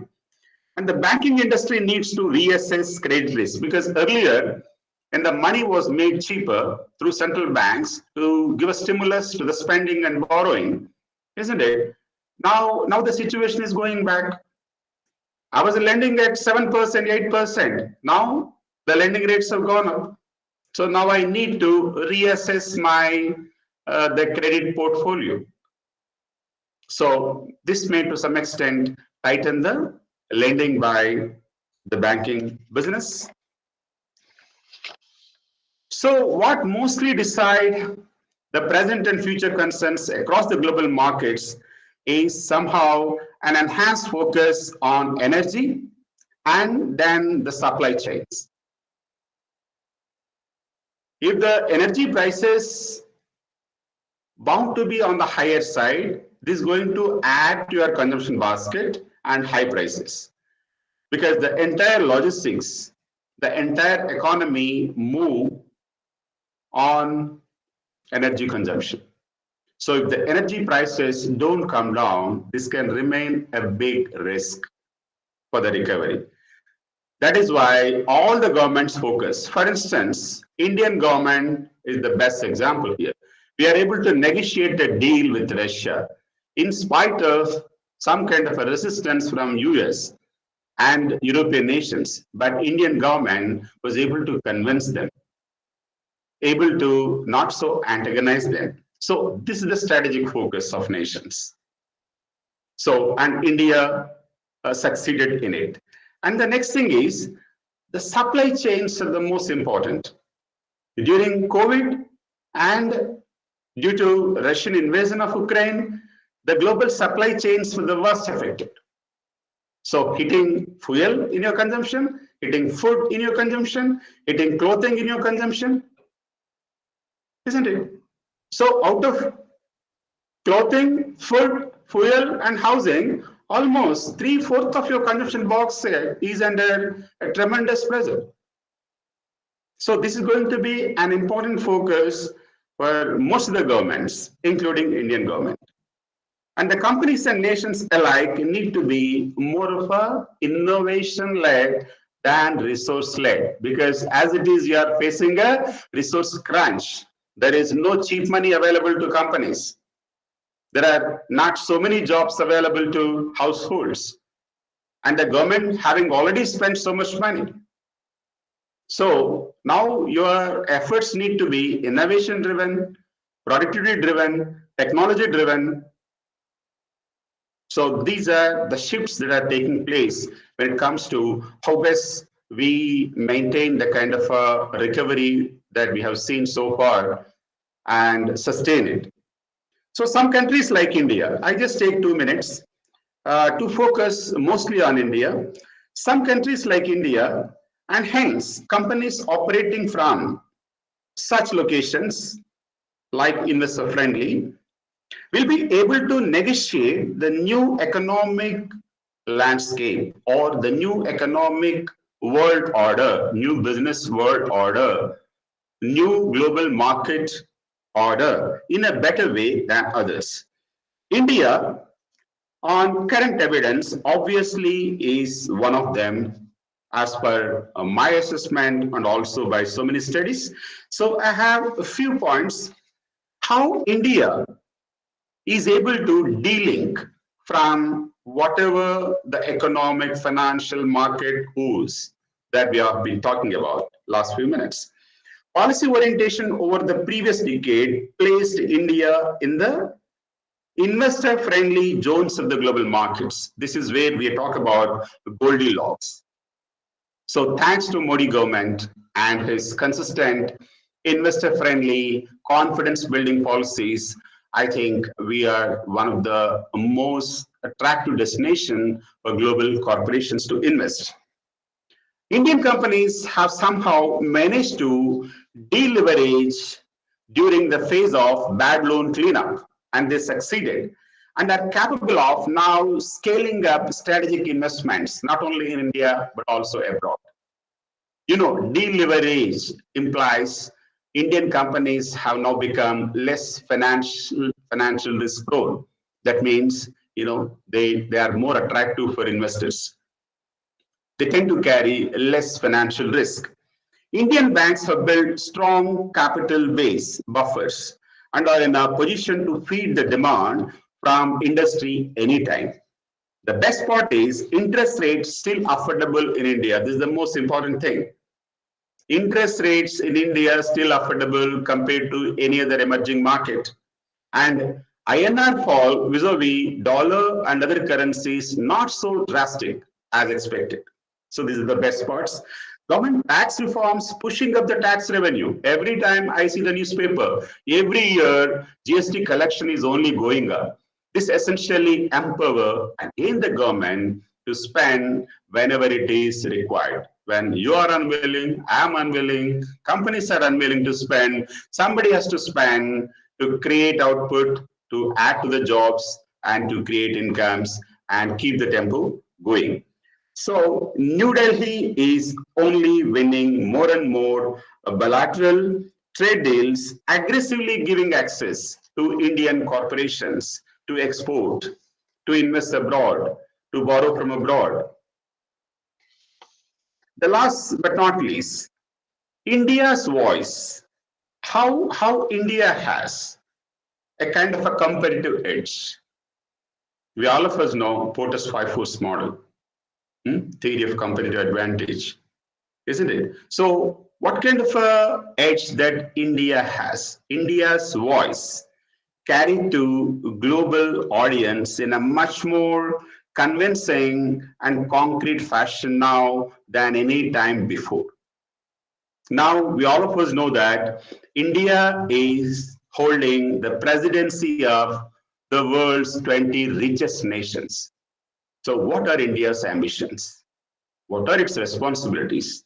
So how the Modi's government to achieve, strike a balance between the country's ambitions and its responsibilities, as the president of the world's large 20 richest nations. Financial markets reacted to this kind of a growth story of India in a very, very positive way, with the reversal of investments. Isn't it? They started going out, but now they started flowing in, keeping equity valuations much more impressive. And New Delhi succeeded to have access to cheaper energy, and that this point is I have already made out, not antagonizing the trading supplies and other Western world, including United States. India has achieved an impressive fiscal and trade scenario amongst the emerging markets. There is something called twin deficits, government financial deficits and the trade deficits. So India is not all that bad. Relatively, it stands far more good in terms of twin deficits compared to any other emerging market globally. So this again will have a positive bearing on the country's credit rating. So when the country's credit rating is good, Indian companies will have better access to funds. When they have better access to funds, obviously they invest. That adds to the GDP through multiplier and enhance more and more job opportunities. And India also has a class apart leading growth when it comes to GDP growth rate. It is the fastest and the highest, even when compared to the next immediate competitor, that is China. So if the policy continuity in this direction is guaranteed, this can only set India's growth story a much more convincing, much more appealing, and hopefully no force in the world can affect us in an adverse manner. So with this, I stop my talk, and I thank all the organizers for the opportunity given. I would love to take your questions from the audience, because I think that is more meaningful than just a talk. Because I have raised quite a few issues in my talk. All the dear participants, if you have any questions, you can please unmute yourself and ask to Dr. V.S. Kajavalli, sir. Please, you're most welcome. Sir, you have put across your ideas wonderfully. Thank you, And sir. Thank you so much. convincing manner. Okay, sir. Thank you so much. I mean, you have made certain valid points. One thing, as far as inflation is concerned, I think if the use of petrol is minimized, so and e-vehicles are used, that would help to some extent reduce our inflation. You are absolutely right, sir. The government is, and also roping in the private sector, investing in hydrogen. Yeah. But this kind of a transition will take time. Yeah. But the transition is fortunately happening at a much faster pace. Yeah. Even the planes are going to use hydrogen on a larger scale, maybe in a matter of another 3 to 4 years maximum. Yeah. In fact, last year they targeted 10 to 15 years. Now that is being shortened to single digit. Exactly. Yeah. Exactly. Yes. So that is a very, very nice observation, sir. Yeah. Exactly. Yes, you're absolutely right. Other thing, as I think that Modi government is trying to stop all the freebies. All the free things that are being given to the people. Right. Yeah. All things are being stopped by Modi government. But the state governments are encouraging to a lot of extent. Yes. So, for example, Punjab government or Delhi government or to some extent Rajasthan government. So, do you think that if freebies are stopped, that will also help reduce inflation? Sir, there are two things here. Yeah. Freebies have to serve the social cause. Exactly. The moment freebies go beyond the social cause and serve the political interests, then it becomes economically unwise, unviable. Yeah. So this is where, because this is something that comes under the concurrent list. So central government has no say when it comes to, the GST collected by the state governments, and if they want to give freebies, there is no way Modi government can say no to it, isn't it? So it is up to the philosophy or their value systems of the respective governments to cooperate with the central banks or with the central government.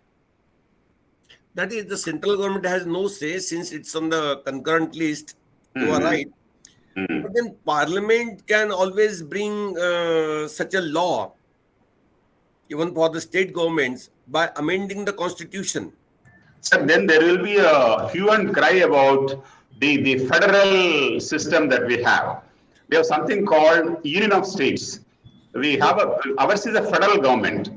So then as it is, the governments like, West Bengal, the governments like, Tamil Nadu, or even Telangana, or Delhi government, now Punjab, many a time they vehemently oppose anything that comes from the center.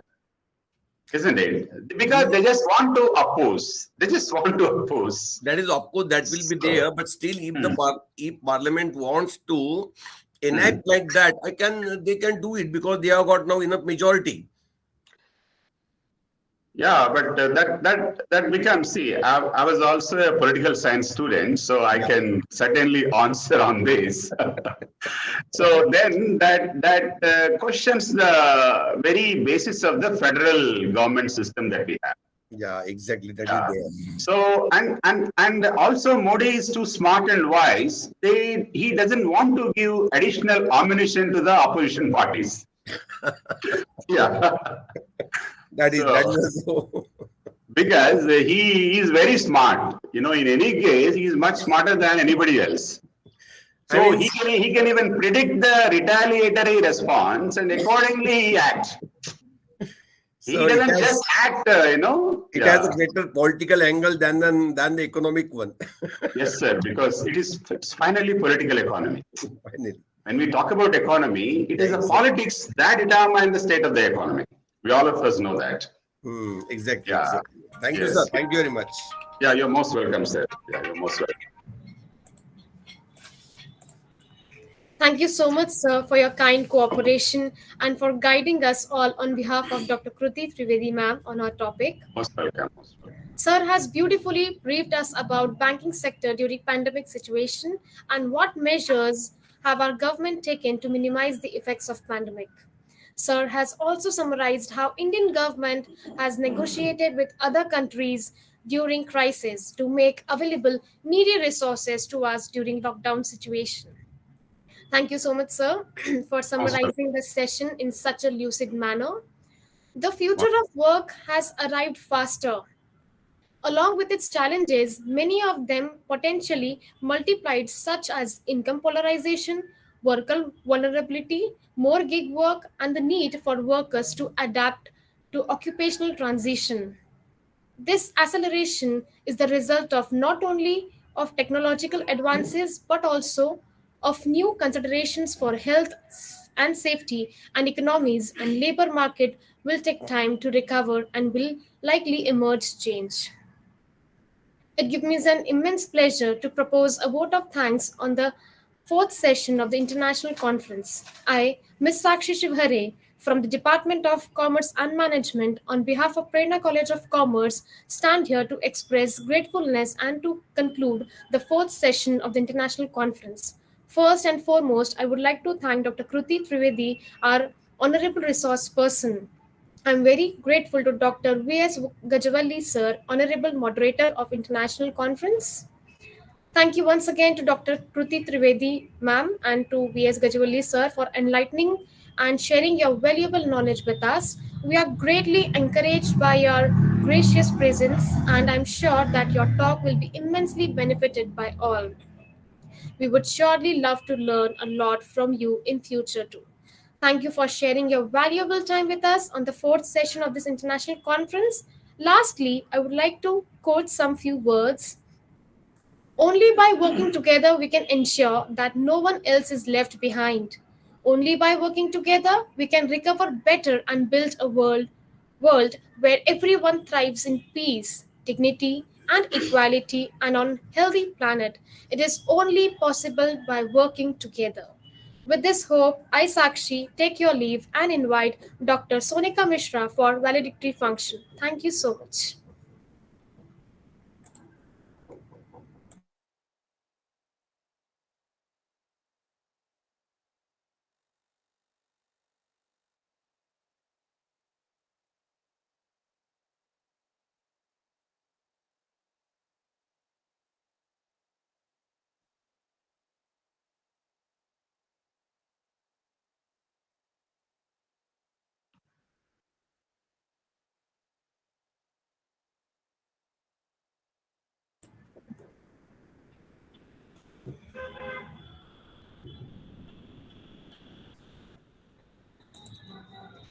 Thank you so much, Sakshi ma'am. A very good afternoon to all the dignitaries, participants, and my dear colleagues. It's a cheerful welcome I bring to each one of you with the dreams, hopes, and aspirations that we all share on this pleasant afternoon. I, Dr. Sonika Mishra, Department of Commerce and Management, feel honored to welcome you all here in the valedictory function of this international conference.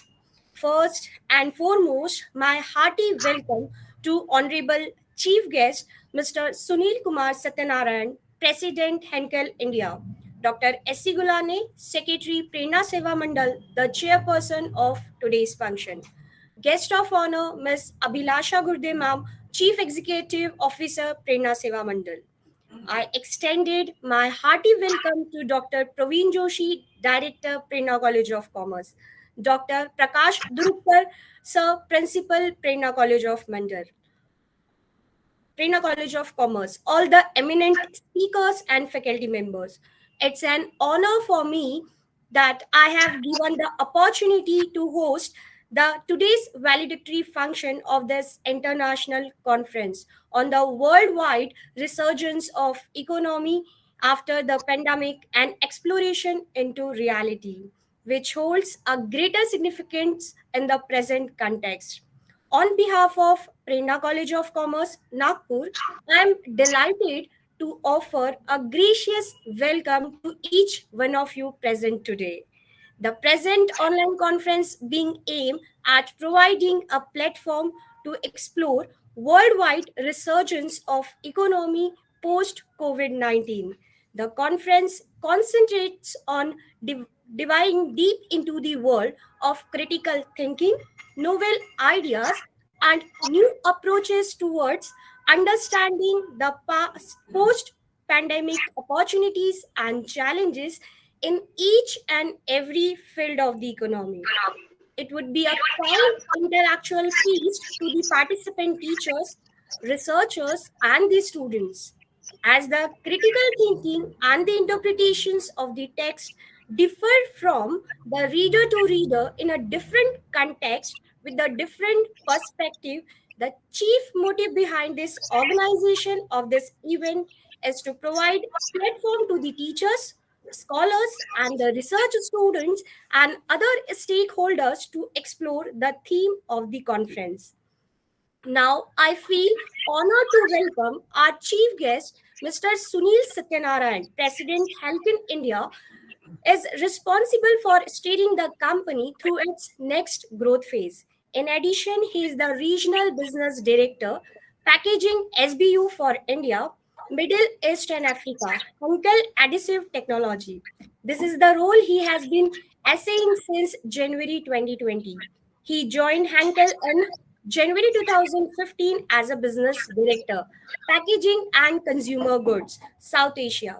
In this role, he was responsible for flexible packaging and labeling, papers, tapes, labels, personal hygiene, building, constructions, sports, and fashion business in the country.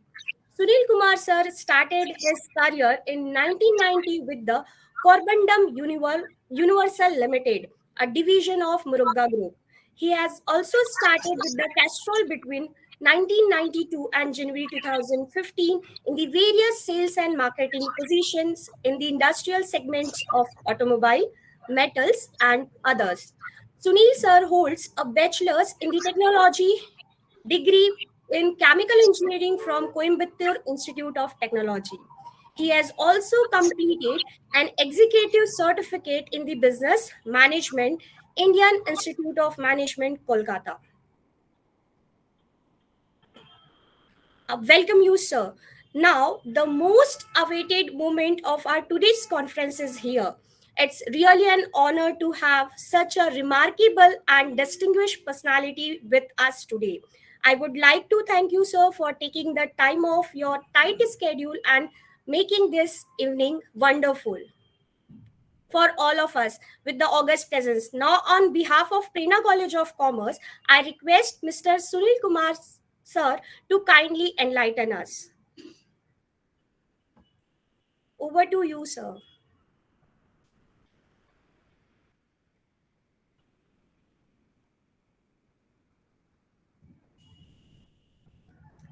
Hello. Can you hear me fine? Yes, Hello? sir. Okay, all right. Excellent. Thank you very much, Mrs. Neha, for a fantastic introduction, and deeply humbled and honored to be here.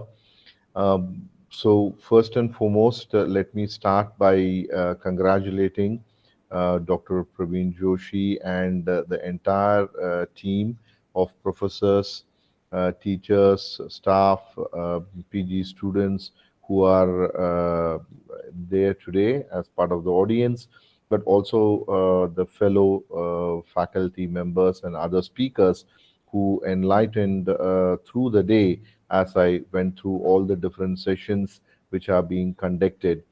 And I'm sure quite a bit of enlightening and enriched discussions and engagements have happened. So, from my perspective, as part of the valedictory and concluding remarks, I basically wanted to share how do we see, or how do I see personally, but also more importantly, what are the kind of global trends that we are seeing post COVID, but also as a part of the topic of resurgence of the economy and global economy. Uh, the topic, first of all, is extremely relevant, important, and very impressively chosen. I went through the entire details of the brochure that was sent, and what I really liked is uh, it opens up for very good critical thinking, a lot of best practice sharing, a feast for intellectual sharing and discussions at the end of the day. And this is the most important that we should focus today. From my perspective, I would like to keep it on two or three areas which I feel seems to be making big change in the global economy and in the global setup. Of course, this includes very much India in perspective as well. So, if I had to talk about it, keeping it within a framework, yeah, I would like to sort of put this into first and foremost three or five big pillars. Okay. Now, the three, five pillars would be, from my perspective, one is there's a big change happening under innovation. There is a huge change and a step up game happening in the area of sustainability. The customer and the customer competitive advantage has kind of taken over much more than how it was before the pre-pandemic part of it. We are still not out of the pandemic, but let's say pre-March 2020, at least from a India perspective. Uh, Also, from my perspective, there's one more big change which is important to highlight is these are all also underpinned with what I called as very much subjective leadership behaviors. Now, uh, one may say that innovation, sustainability, digitalization, or leadership behaviors and attitude was there even before COVID, which is true. But I mean, the big leap which has happened during the COVID and post COVID has been completely dramatic. And let me take the example first. When I talk about two areas or maybe three areas. So just to keep it on sharp messaging, the first thing when I talk about sustainability. Now, people did talk about sustainability even before the pandemic, but the entire awareness level, increased dramatically. People started really putting up very clear KPIs, saying that when will they become net zero. Many new terminologies, people who did not even know before it, whether it is net zero for that matter, or zero to waste, landfills, part of it, or completely moving towards renewable energy. Very recently, just about a week back, I mean, you must have also heard the government of India under Prime Minister Modi's leadership and announced by the Minister Nitin Gadkari ji was on the green hydrogen mission, which is also all about ensuring that we are not only self-sufficient in green hydrogen in India, but also become a hub for the world at the end of the day for this topic of sustainability. These kind of mega changes have been less coming into the surface before that. Yet another big example, I mean, if I had to also call out, is India is very clearly moving towards the $5 trillion economy, as all of us know.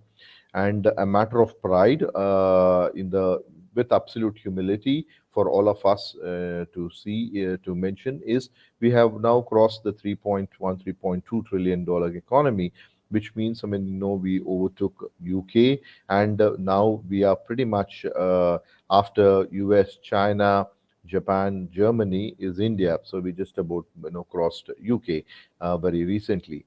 And if the same trajectory continues, and if we go towards the $5 trillion economy, maybe by 2026 or 25 or 26, whichever year it is. But the point is, we clearly head becomes the number 3 in the world, and we will be moving in that direction or heading in within the top 3. Let's put it that way. So, that kind of a growth focus is something which is something to be very proud of. Yeah. So one part of it is the growth and what I mentioned about this 5 trillion.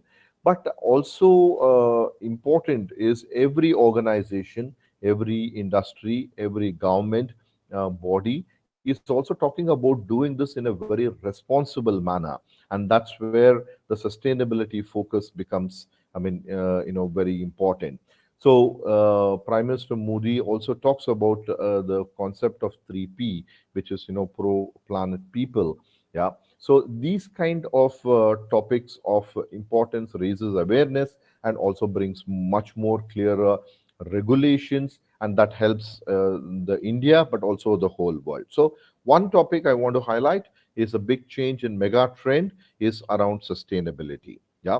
So today, as I understand, I mean, the audience of professors and teachers and also PG students who are participating here, if there is something that needs to be highlighted as a strong competitive advantage, a strong differentiation, and a strong area for people to know where they should be focusing their energies to stay relevant in the global world, then it is sustainability. Uh, and also a very responsible thing to do, because if we don't act now, then I think, I mean, we are putting the future generations also at risk. At Henkel, our purpose is very clearly defined as pioneers at heart for the future of generations, or for the good of generations, as we say. So pioneers at heart for the good of generations. So I think each one of us have a part to play for the generations, into the future. Otherwise, I think, we are not being very, very responsible at the end of the day. So the first messaging is around sustainability as a mega trend change happening globally post the resurgence of, as part of the resurgence of the economy, right? The second part of it, I would, if keep it, and I would like to keep it only to two or three as part of the closing remarks. The second big change, I mean, I know all of us have observed, we have all been part of it, has been digitalization. The digitalization is going to get higher and higher, and this is yet another big economic shift which is coming up in India, but also in globally. India is playing a very, very good part in changing this whole game under digitalization. So you will see more and more of artificial intelligence and many other things around robotics, but also on day-to-day exchanges that we are doing on digitalization. I think is going to be yet another mega trend of change that all of us are already seeing, and that is something which has dramatically changed during the COVID and the pre-COVID to where we are today. Some of the big levers that we are able to pull, and one or two examples again for me to share, using a Henkel hat amongst many others which are also relevant, is like we have more than 175 industrial factories around the world. Now we have been able to connect the factories with sensors, or more than 10,000 sensors around the world on key working and process areas. And the way the whole idea is to work on digitalization is we are able to get what's happening on real time basis, how are the parameters moving, and how quickly can we translate what we are able to observe in one of the plants in the world across to other areas of the world. And it could be on any areas like efficiency, it could be a cost reduction, it could be on energy, it could be on waste, it could be on bringing down water, or any of the things. So this is just one example saying that how digitalization is helping big time for industry to leapfrog from a growth perspective. So yet another big change or mega trend of change, if I had to highlight, is with respect to digitalization. First is around the sustainability as one example. The second one is around digitalization. And all these are under an umbrella, which I would also definitely say is, innovation. Because unless otherwise we are not being innovative, we are not pushing the boundaries, I don't think, we will be able to make this big differences in these areas that I'm talking about at the end of the day, for sure. I come towards the last part of it, and I would then, pretty much, close. Is while there are all these, I would call them as the hard edge, areas like sustainability, KPIs, measurements, net zero. Somebody was calling out a 2030 net zero. India is called out by 2070, so everybody is giving very clear hard edge numbers. Like Henkel very clearly is aiming to be net zero by 2030. Yeah, so these are the hard edge ones. But what is also important, and which is also a big important change recognized even higher, yeah, if I could call out, is what is the leadership attitude and behaviors. And this is come to the surface quite a bit now across the world, and again in particular to India. One big change which is expected around is what is this, and can we put this into a framework? The framework that we use, and I think, there are multiple frameworks and all of them are right and relevant, but using the opportunity, if I had to talk of one of the framework, is we call our leadership framework around the four pillars, which is all about can we act as entrepreneurs, how can we collaborate as teams, how do we develop our people with passion, and how do we own the results. Yeah.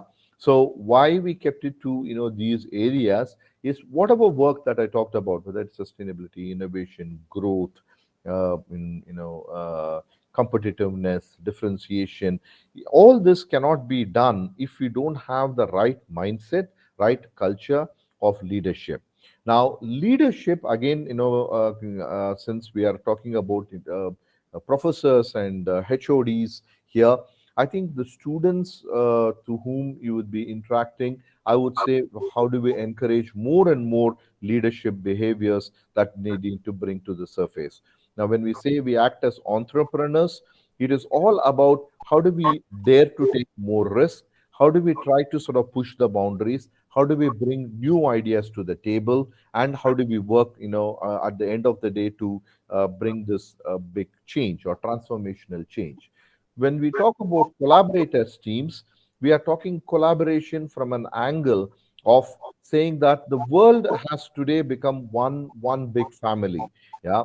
So today people might be all over the world, but in a matrix fashion, working with stakeholders, whether it is in the corporate world, you might be in business, but you need to interact with product development, purchasing, external stakeholders, internal stakeholders, HR, finance. So unless otherwise somebody does not have a very team player mindset or a collaborative mindset, it becomes almost very sure that they are not going to go very far in the corporate growth. And this applies across across all the other domains as well, whether it is government or in the academia that each one of you are already working.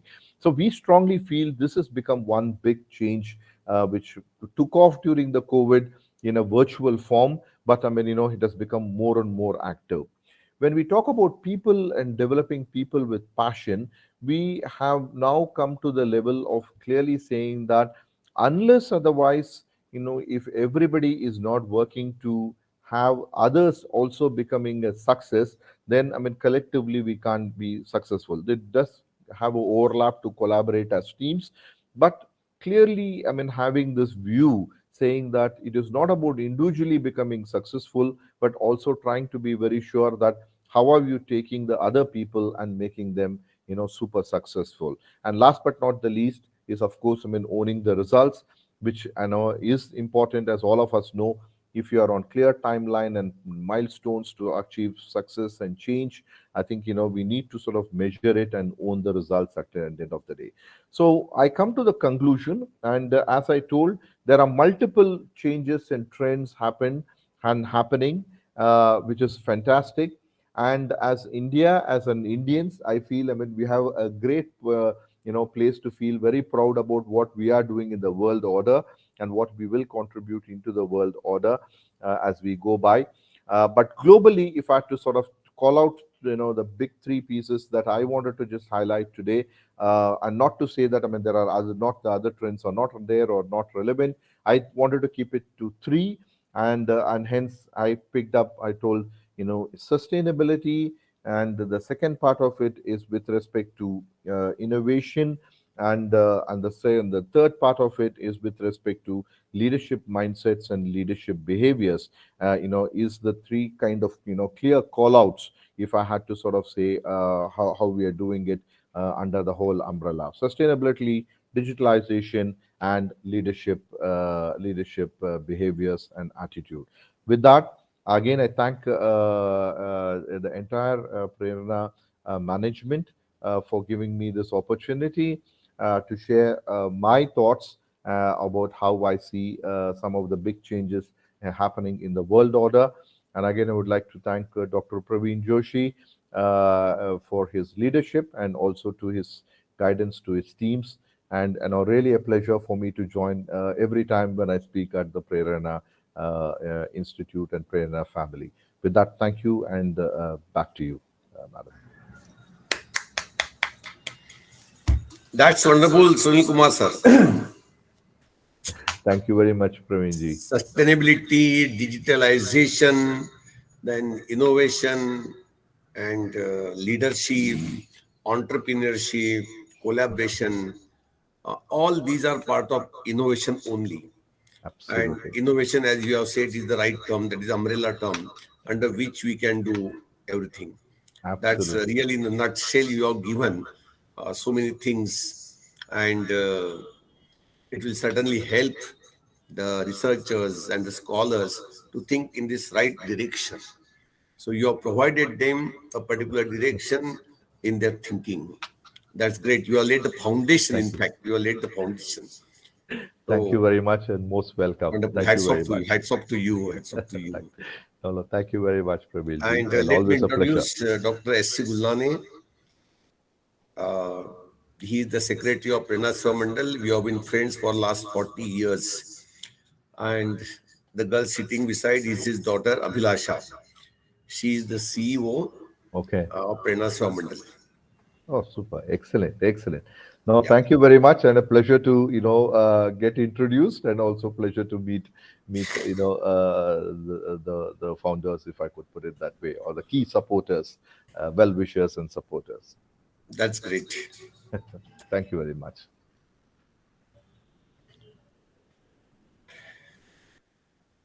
Over to Sonika. Sonika madam, kindly unmute yourself. Thank you, sir. What a wonderful session it was. Thank you so much, sir, for such an enriching session. I'm sure that your talk about sustainability, digitalization, and leadership mindset will immensely benefit each of us to work in that direction. We shall always cherish your valuable views that you have so wonderfully expressed on this occasion. Now, I invite a chairperson of today's program, Dr. S.C. Gulane, sir, to share his view. Welcome, Gulane, sir.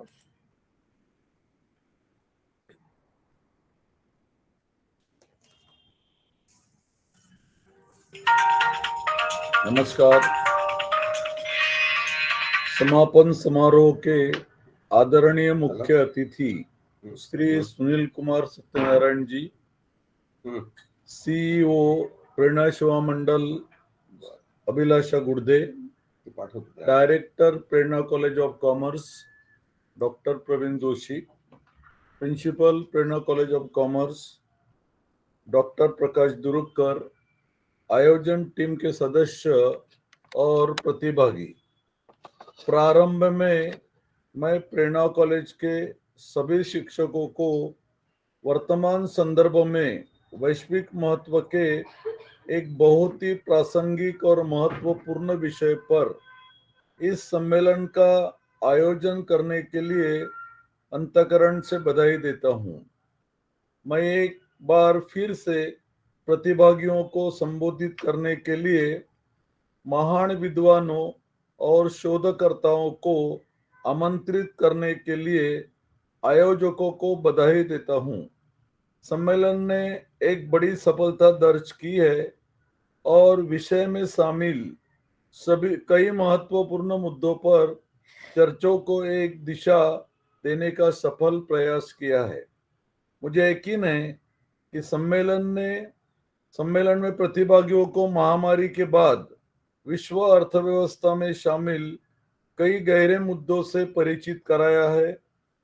मैं प्रेरणा सेवा मंडल के सचिव के रूप में college के शिक्षकों से वादा करता हूं कि मैं कॉलेज की प्रगति और विकास के लिए किए जा रहे सभी रचनात्मक और सकारात्मक कार्यों के लिए उनके साथ खड़ा हूं। हम सर्वोत्तम गुणवत्ता वाली शिक्षा के लिए प्रतिबद्ध है और हमारे प्रयास केवल उसी दिशा में किए जाते हैं। साथ ही हम चाहते हैं कि हमारे शिक्षक हाल के शैक्षणिक और तांत्रिक विकास से अवगत रहे ताकि वे प्रभावी ढंग से शिक्षा प्रदान कर सके। मैं एक बार फिर आप सभी को सम्मेलन को सफल बनाने के लिए बधाई देता हूं और इसी के साथ मैं अपनी बात समाप्त करता हूं। नमस्कार। Thank you, sir. It was mesmerizing, a really mesmerizing session. Thank you so much, sir, for your valuable time, a constant guidance and support. Now, I, Dr. Sonika Mishra, take your leave and request Ms. Deepa Upadhyay to propose a vote of thanks. Thank you so much to all. Have a wonderful evening.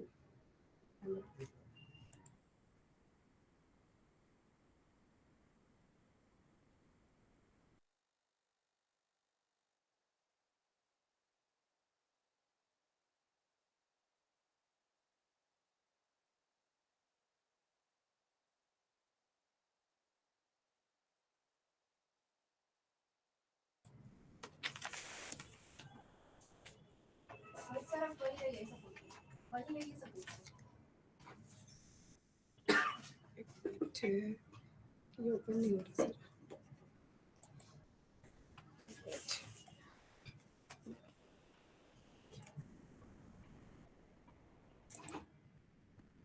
ये वाला. Thank you, Dr. Sonika Mishra. Good afternoon to all. I, Deepa Upadhyay, on behalf of Prerna College of Commerce from Department of Commerce and Management, propose a vote of thanks on this occasion to all the dignitaries and participants present over here. Our college has organized a one-day international conference on the theme Worldwide Resurgence on Economy After the Pandemic, an exploration into reality virtually on 7 January. It was not just educative and informative, but also very productive, fruitful, and wonderful session. To make this international conference more productive and meaningful, various experts gave their contribution. I would like to give special thanks to all the eminent resource person and moderator who have excellently guided the participant and share their valuable knowledge and experience. I, on behalf of college, ample thanks to Honorable Chief Guest of inaugural ceremony, Professor Chetan Trivedi, Vice Chancellor, Bhakt Kavi Narsingh Mehta University, Junagadh, and Honorable Keynote Speaker, Professor Ravi Inder Chandok, Professor in Finance, University Business School, Ludhiana, for taking out time from their busy schedule. I would like to acknowledge gratitude to Honorable Resource Person Dr. Abhishek Singh, Professor of Accounting and Finance, Birla Institute of Technology, Mesra, Ranchi, and Honorable Moderator Dr. Hariom Punyani, HOD Professor Commerce, Hislop College, Nagpur, for sharing their views with us. I'm also very grateful to Honorable Resource Person Dr.